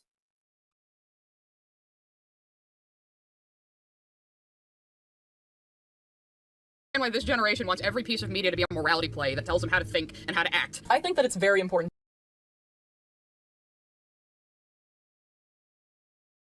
Your protagonist is allowed to be a terrible person. But in order for your media to be consumed, there has to be like the show is people want to see Blitz and Stolas get together and become a couple and live happily ever after.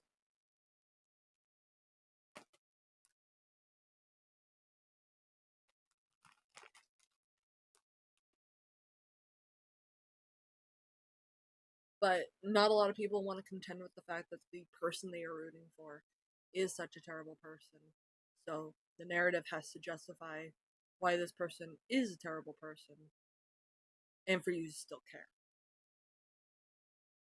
To mention here that the B word is a misogynistic slur, and the flippant usage of it, especially in the venomous, nasty way that it is often employed in Hell of a Boss, is absolutely unacceptable. At the gleeful risk of sounding like an unhinged SJW, I have grown increasingly tired of how comfortable people are using it uncritically, even in queer or otherwise progressive spaces. It's funny, I'm increasingly tired of how people use queer just uncritically without thinking about it and thinking about the ramifications. people are using it critically. As a slur, it's kind of generally okay to use.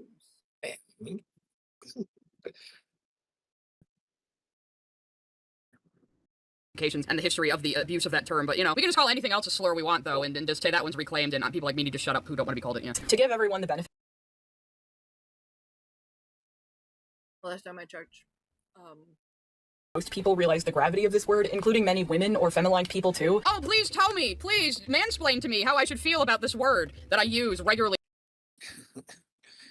Yes, use mansplaining on a trans person. Right, okay. I am going to stop watching this at a point.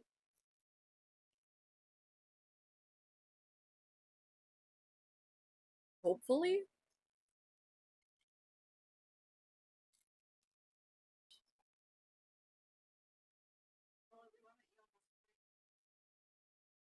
Yes, I told people I almost sprayed you to death. That I did not say.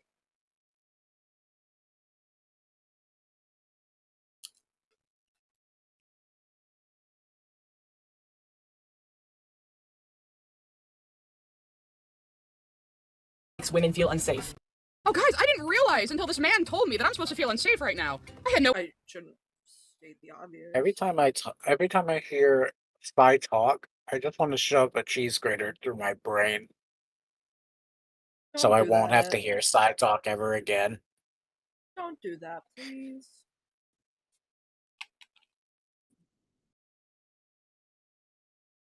Like, I just want to bash my fucking head against the wall every time I was hearing the sound of their own voice. Honestly. The Psy is just blowing out nothing but. No idea, my poor feeble womanly brain.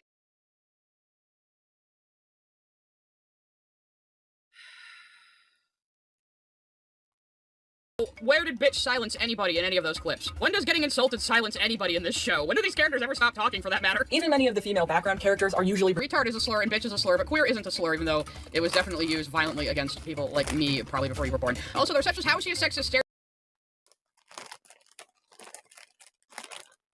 lasted a lot longer than that.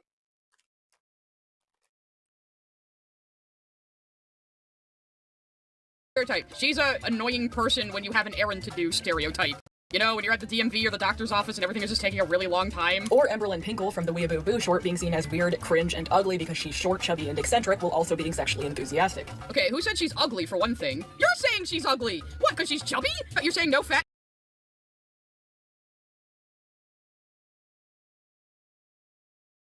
chicks? That doesn't sound very pro-woman. She can't be chubby and horny at the same time. That's sexist. And she's weird because she's a monster fucker. She's weird because she's a monster fucker weeaboo. That's the joke. Oh. Don't make fun. Oh, you're one of those. And I assure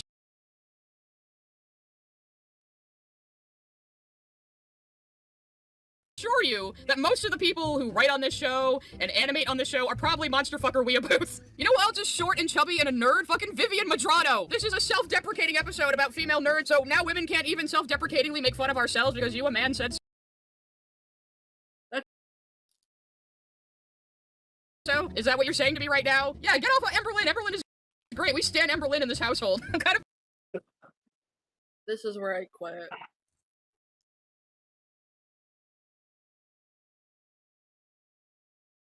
We're gonna turn on something based. Yeah. Goated.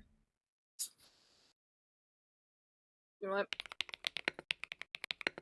It's public information that Sai's from Rhode Island, but she would be perfect as a Chicagoan because we're called the Windy City for a reason because our politicians talk so much they blow hot air. That's what Sai does. Just blows hot air. She'd be a perfect Chicagoan. No. Let's see, do we want Silent Hill lore?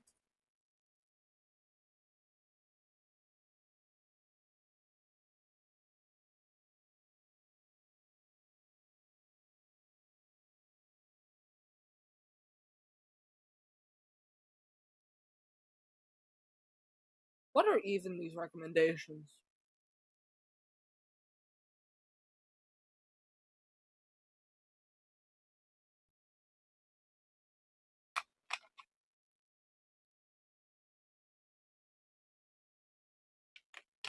You know what? Because we kind of talked about feminism a little bit.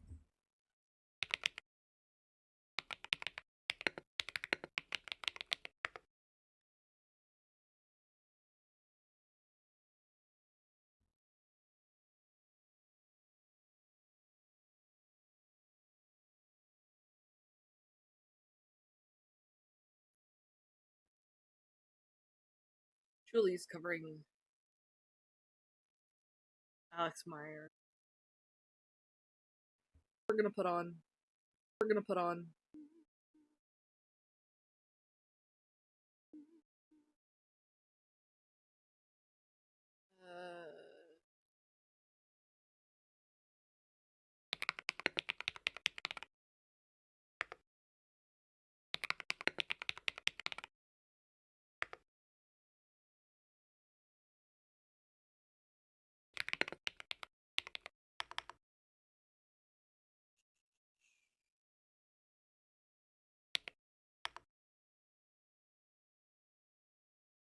Sorry, I'm having trouble finding this.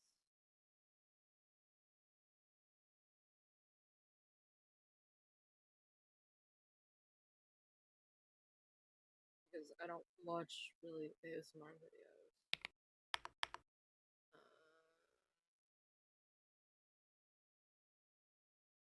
Baby squids.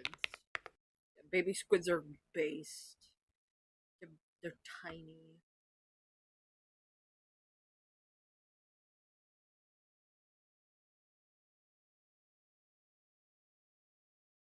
Baby octopus.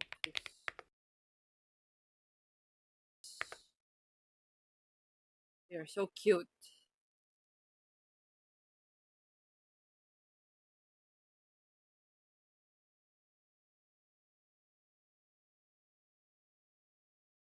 Uh, 1 hour.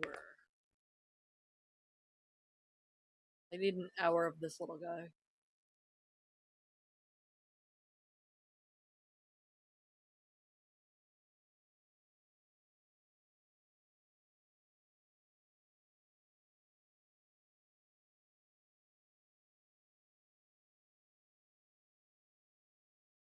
Can't find any of that.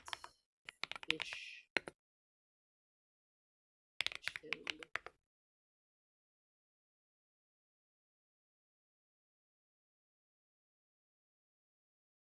Yeah, we're just gonna have it as the 6 hour.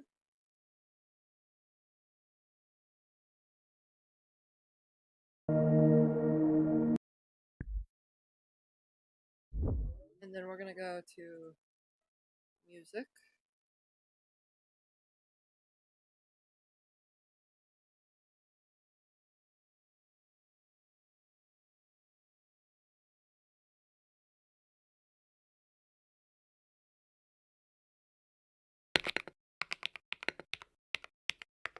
Get some Cult of the Lamb OST.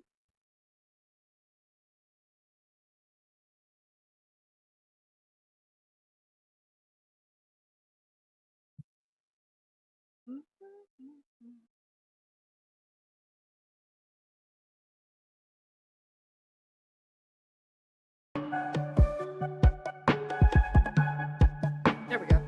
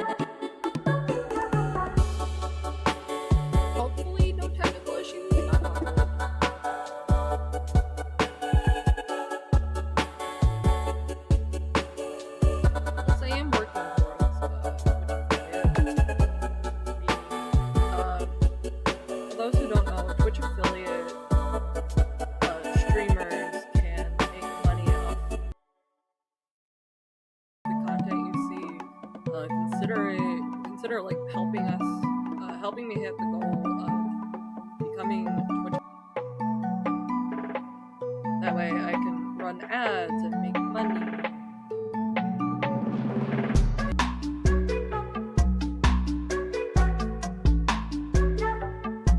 Otherwise, if you sub on YouTube, we are working on at least getting 1,000 subs. That way I can qualify to apply for the YouTube monetary support.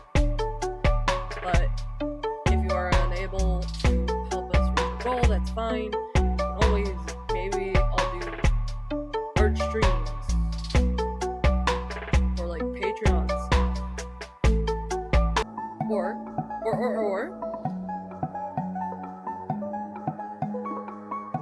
if I can have that be Picardo streams, which means you can sub to me on Picardo. At least on Picardo, I can play copyrighted music.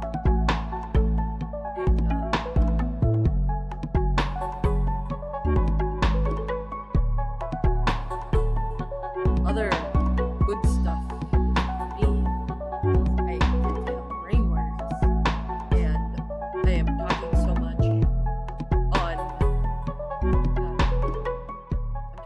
much on here because if I don't talk, if I don't yap, then when I talk, I'm still deciding. I need to talk to Duplex about that one stream, you know, for charity, proper charity live stream for Cancer May Cry.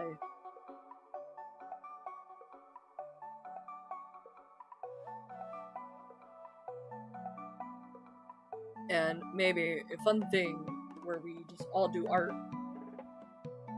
I do art for Cancer May Cry. That's good stuff.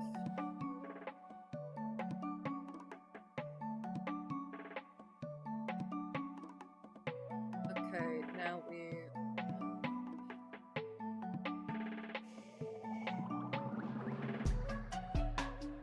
Gaussian blur.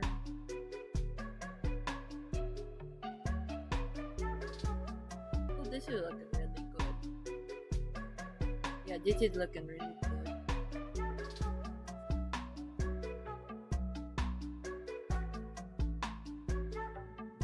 We're just gonna do this next and add more to the scoop. Hang on. I'm gonna... Yeah, that just ruined the Cult of the Lamb OST for me. Thanks, Sheeton. I think this is the wait, hang on. Same song. Because this is like the main song he used. Oh, that just... This is my stream, you fuckface. Oh, that's just horrible. Why did you have to remind me of that?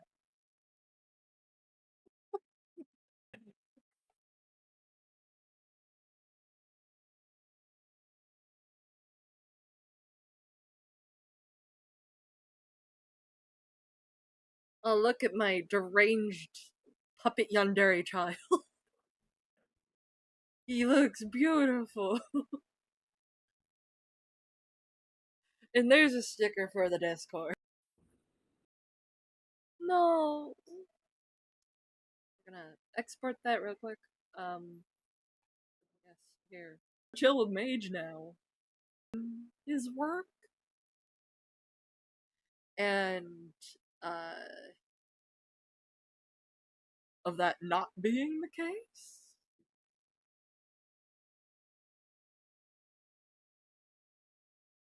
And Isaac recently, before he deleted his channel for some reason, tracing stuff, and Isaac's into his stream, he just shuts it down.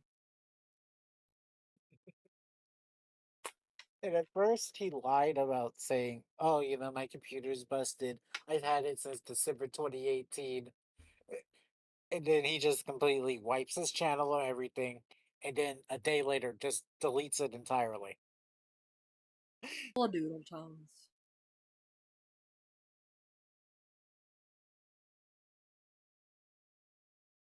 His finger ain't slipped because you got to go through a whole I confirmation process I to delete the know. channel. I know. I'm just referencing doodle tones. Oh yeah.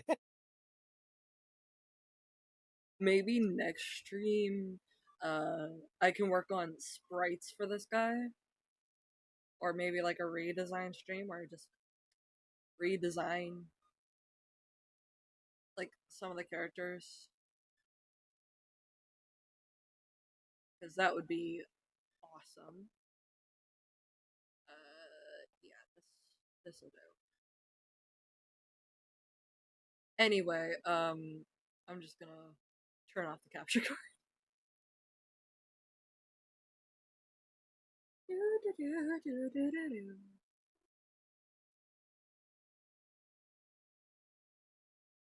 I can just.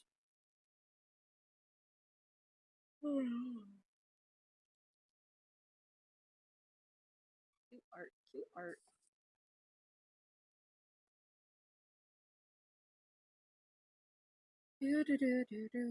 Okay, settings.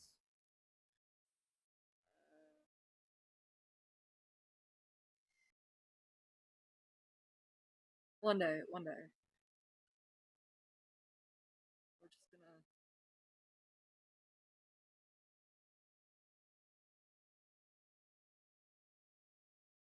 I'm gonna.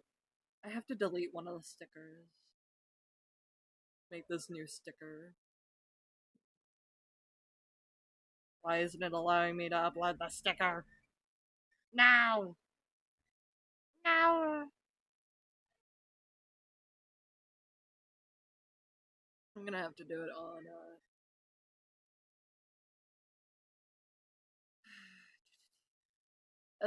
for those in my server, we have a new sticker. Because I said so. Everyone voted. Oh, look at the baby boy.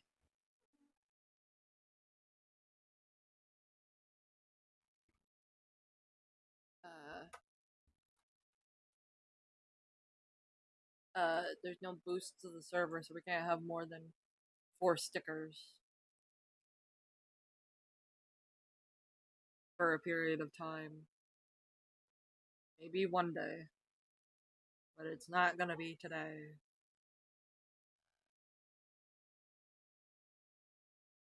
Sure.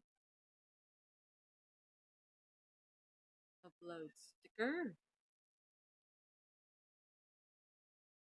Bruh.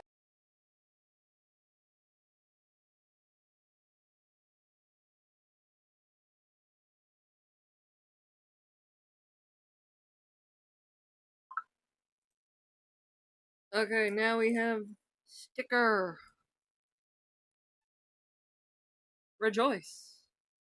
I have give sticker.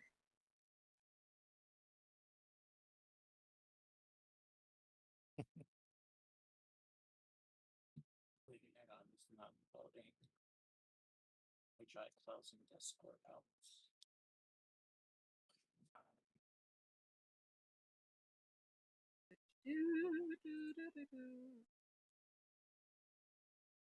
My unhinged child. My unhinged more than 4 stickers. Oh, he tiny. He creepy. That's a good thing.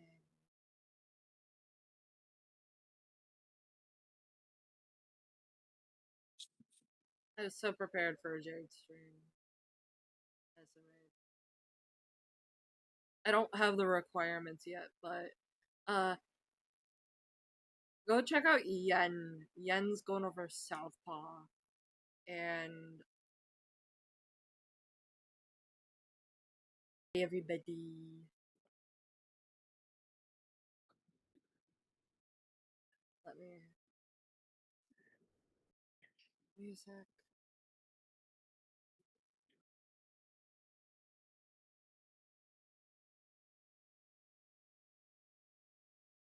So goodbye. Let me mute so I can do this.